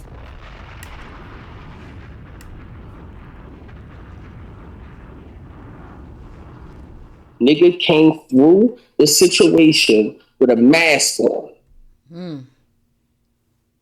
And he got past the security guard. I don't know how. Now, we're not going to speculate here. I don't know how he got with the mask on. I don't know how he got past the security guard. But he got past the security guard. The walls is an L shape. I'm on the wall. Let me tell you why I don't believe these hoes. Because why they lie? Why did Remy Ma come out here and say it never happened? If a nigga really snuck a nigga and it wasn't out, then bitch, I ain't got no problem telling you that. Yeah, he dropped him, but that nigga snuck him though. That ain't nothing. Y'all lied because I don't think that shit went that way. Period. And literally, the nigga, he literally sneaked me. He do sneak me. He do sneak me. And that's what. If any nigga I ever fuck with get beat up, I'm leaving that nigga on guard. I'm not playing. I don't fuck with niggas that can't fight. No, Lord, I don't. Absolutely. And I don't fuck with niggas that don't have a gun. I don't fuck with niggas that don't know how to hold a gun, load a gun, or shoot that bitch. This nigga up in here is the trained marksman, bitch. Top of the class. That nigga blow your ass away from way over there. His MOS in the service was fixing weapons. Jeff can fix anything from a handgun to a tank, bitch. Play with it. And he ain't no little nigga either, and ain't no pussy ass nigga either. And any nigga walking God's green earth, bitch, if I felt like you could not protect me, bitch, you cannot fuck me. You're very fucking slow. Very fucking slow. There ain't no way in hell, bitch. And I'm not saying, he not even confrontational. So I don't even like somebody looking for trouble. And I tell you guys all the time, bitch, I don't look for trouble either.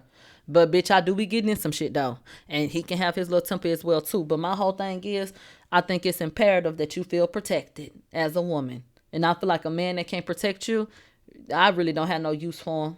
So unless a nigga knock the dog shit out of you and you wasn't prepared, if you square up with a nigga and lose, bitch, ooh-wee. Ooh-wee. That sounds real crazy. That's crazy. How you ever gonna feel safe if your nigga, like if you know it's a nigga in the world that could beat that nigga up and then got beat the fuck up and then everybody know it? How the fuck do you live? Wow. They said, imagine you wake up and your nigga, imagine wake up your nigga and walking out with him after he lost and your husband standing over y'all. Yeah, that's crazy. They said, can you teach a man how to protect you? Can you give, man, hold on. Somebody can learn how to fight. That's physical. So that's a skill you can learn. You can't give nobody courage. No. So if you have a man that's willing to try to fight for you and stand for you, and he end up losing, and you feel like, but you still stood for me, I can respect it. But a nigga that's a coward, that's just a coward to his core. A nigga that ain't gonna stand for you, a nigga that ain't gonna be willing to stand for you, you can't teach him that. That ain't in him. So, shit, decide what type of nigga you want. And a pussy ass nigga is a pussy ass nigga. Yeah. And I think that you need to invite a nigga and his friends over. Make them some chicken and some sliders and some drinks. And I need you from the other room to ear hustle. Sit in that kitchen a little bit longer. See how he talk to them niggas. See if them niggas be playing on that nigga top. Because sometimes y'all be dating a nigga that get punked all motherfucking day. You don't even know it. You don't even know if that nigga go hang with them niggas. So you don't never get to see how they interact. Now invite them niggas over there. So you can see your nigga's placement in that shit. And see how he handles things. And how people regard that nigga. And that's going to tell you a lot that you need to know too. You sit up and listen enough, you might hear some niggas calling a nigga a bitch. Shut your bitch ass up. That nigga ain't saying shit. That nigga coming back telling you, y'all be checking them. They know the fuck you don't. No, the fuck you don't. So a nigga gonna have to show me some different things for me to feel comfortable with him. But mind you, I've been knowing this nigga since I was in 4th grade. I didn't see him in all his seasons. So I ain't have to worry. I ain't have to worry about that.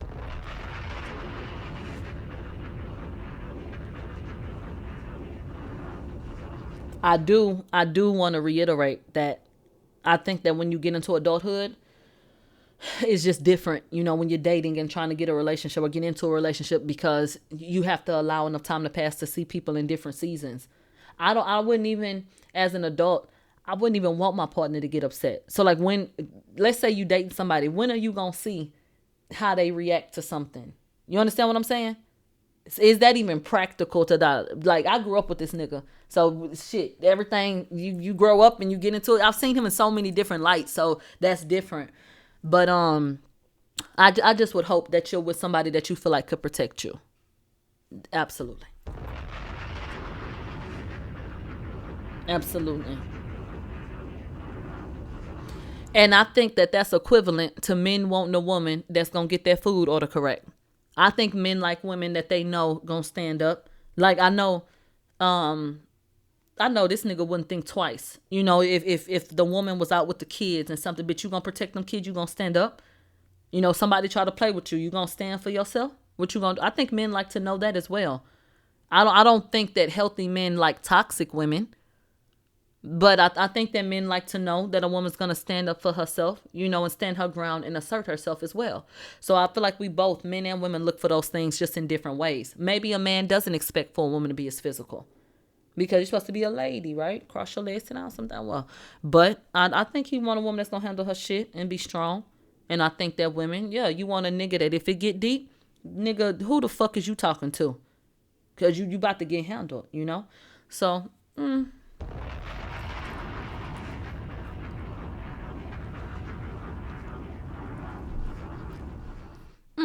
Now let's see what this nigga had to say.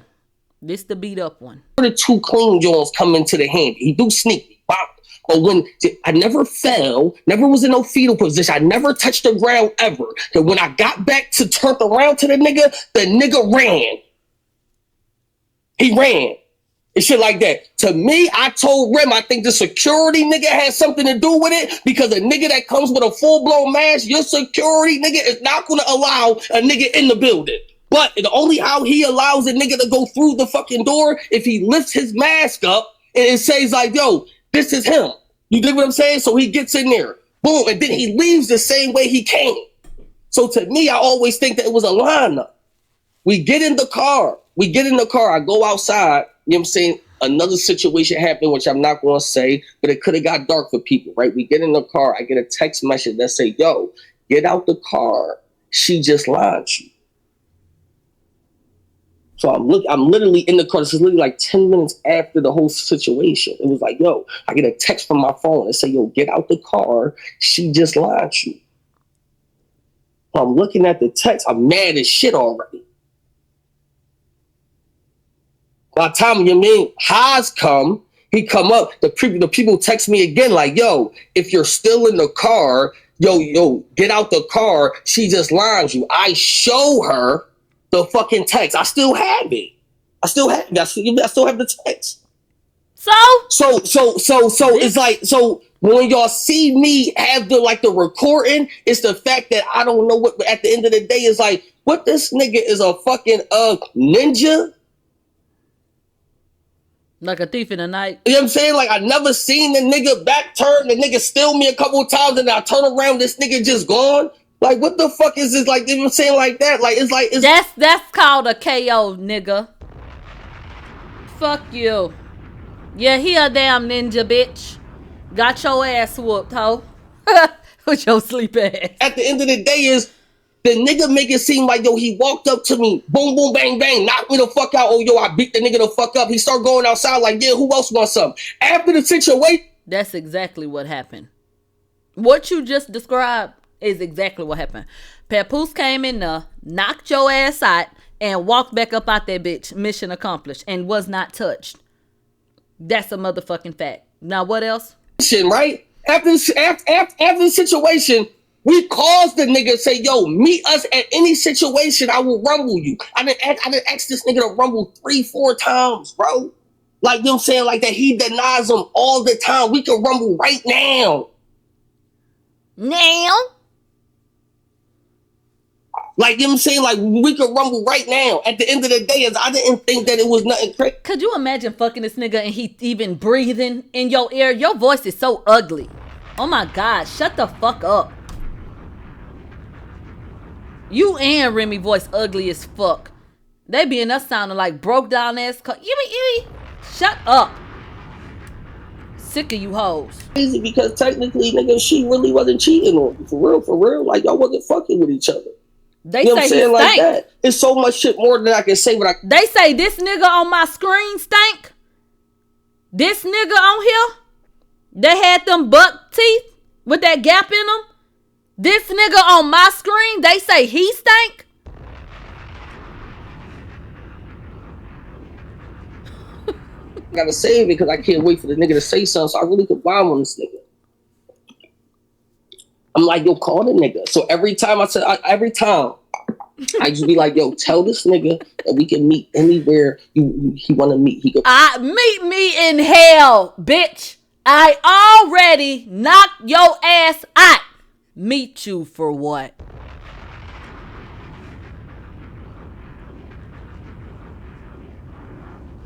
Do that even make any motherfucking sense? Don't meet me, bitch. Bring one nigga. Somebody said not too much on the Gap. Now you know I used to have a Gap.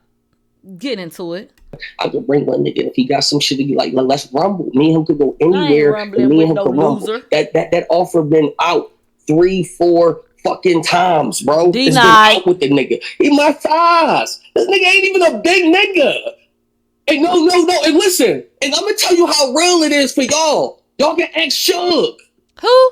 Cause Suge hit me up about niggas want to rumble. I'm like, yo, if you can get this nigga Pat to rumble, I do it. Ask him. I done reached out to 3-4 niggas to get this nigga, you know what I'm saying? Like, yo, that is documented. All that shit is documented. Maybe you should call a boxing coach. Someone that could help you win the fight. You calling around town. And I just don't think that's gonna help you, you know? None of them connects stop that nigga from walking in there and knocking you upside your damn head. So you need to get your shit together. They said call Tasiki. Yeah, or call Pap new bitch. You like his bitches. Go hit her up. See if she can teach you something.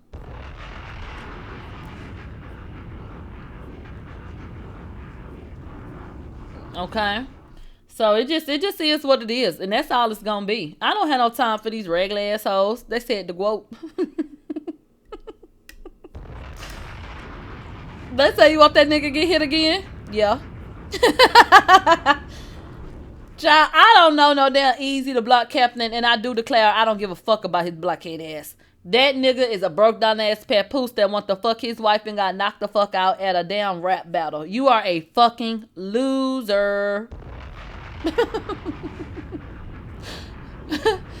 You're a loser. That is all it is to it, bitch. You know how you gonna fuck somebody hoe and get beat up? You at least supposed to pinch the bitch.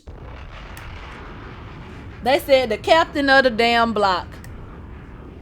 That nigga ain't even the captain of Remy Ma motherfucking draws. Child, please. The hell really going on? Hold on. I'm seeing some go to my likes ass behavior. Hold on, look y'all. Look, remember I told y'all about Cooking with Kaya?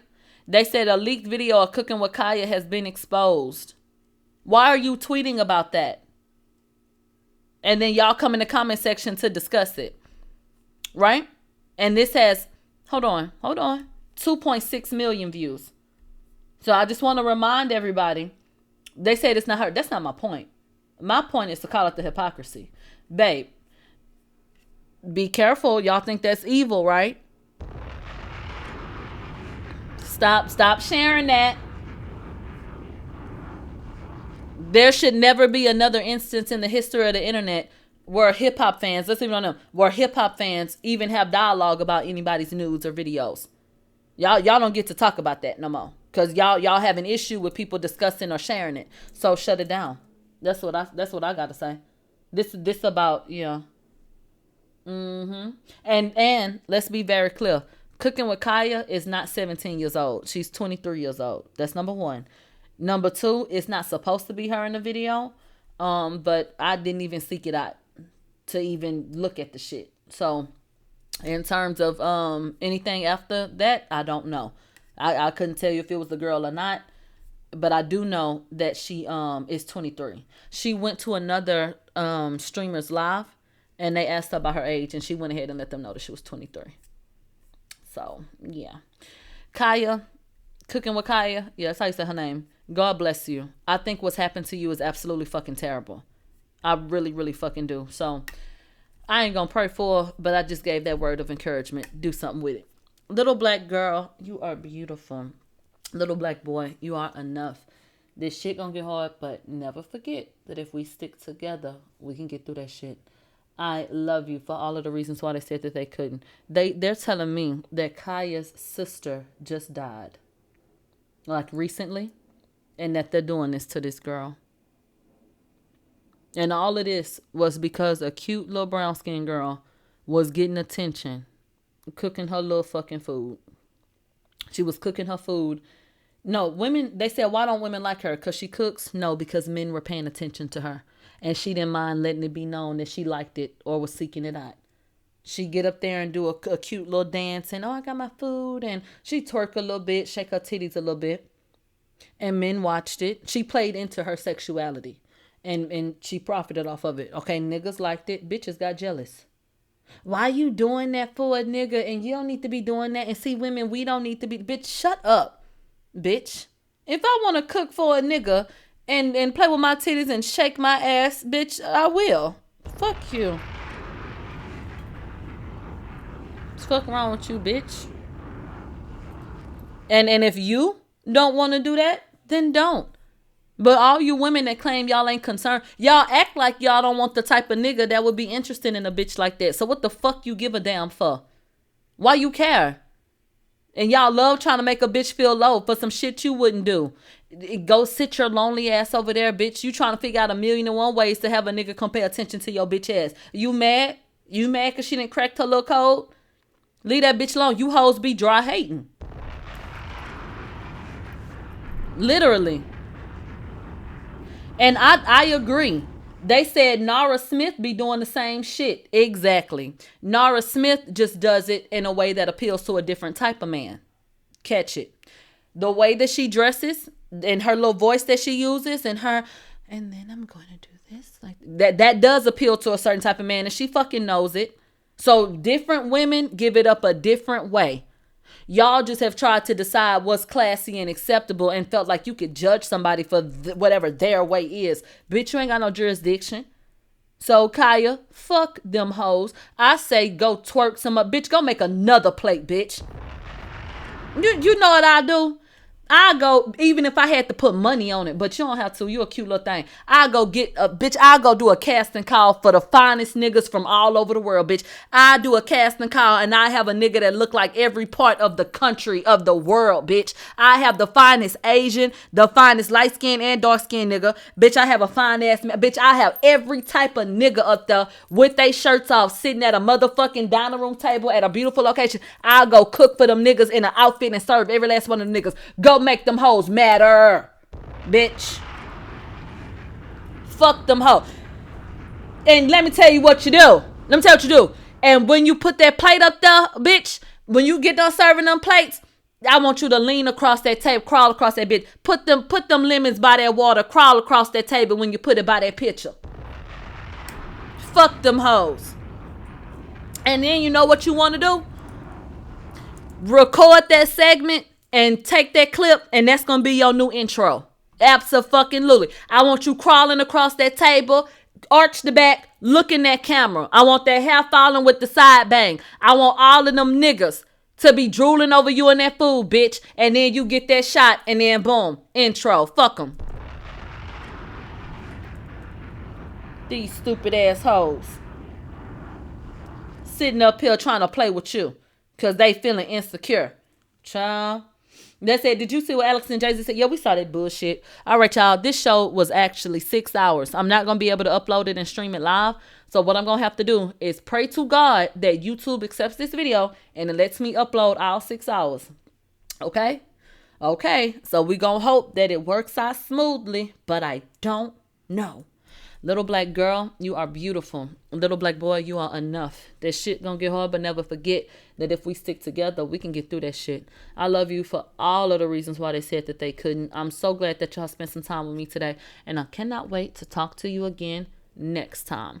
I have every intention of coming up here tomorrow, but the way this shit been going, I ain't even gonna tell y'all that because I don't know, but that is my intention. So I hope to see you there, and I hope everything works out. Bye, you guys.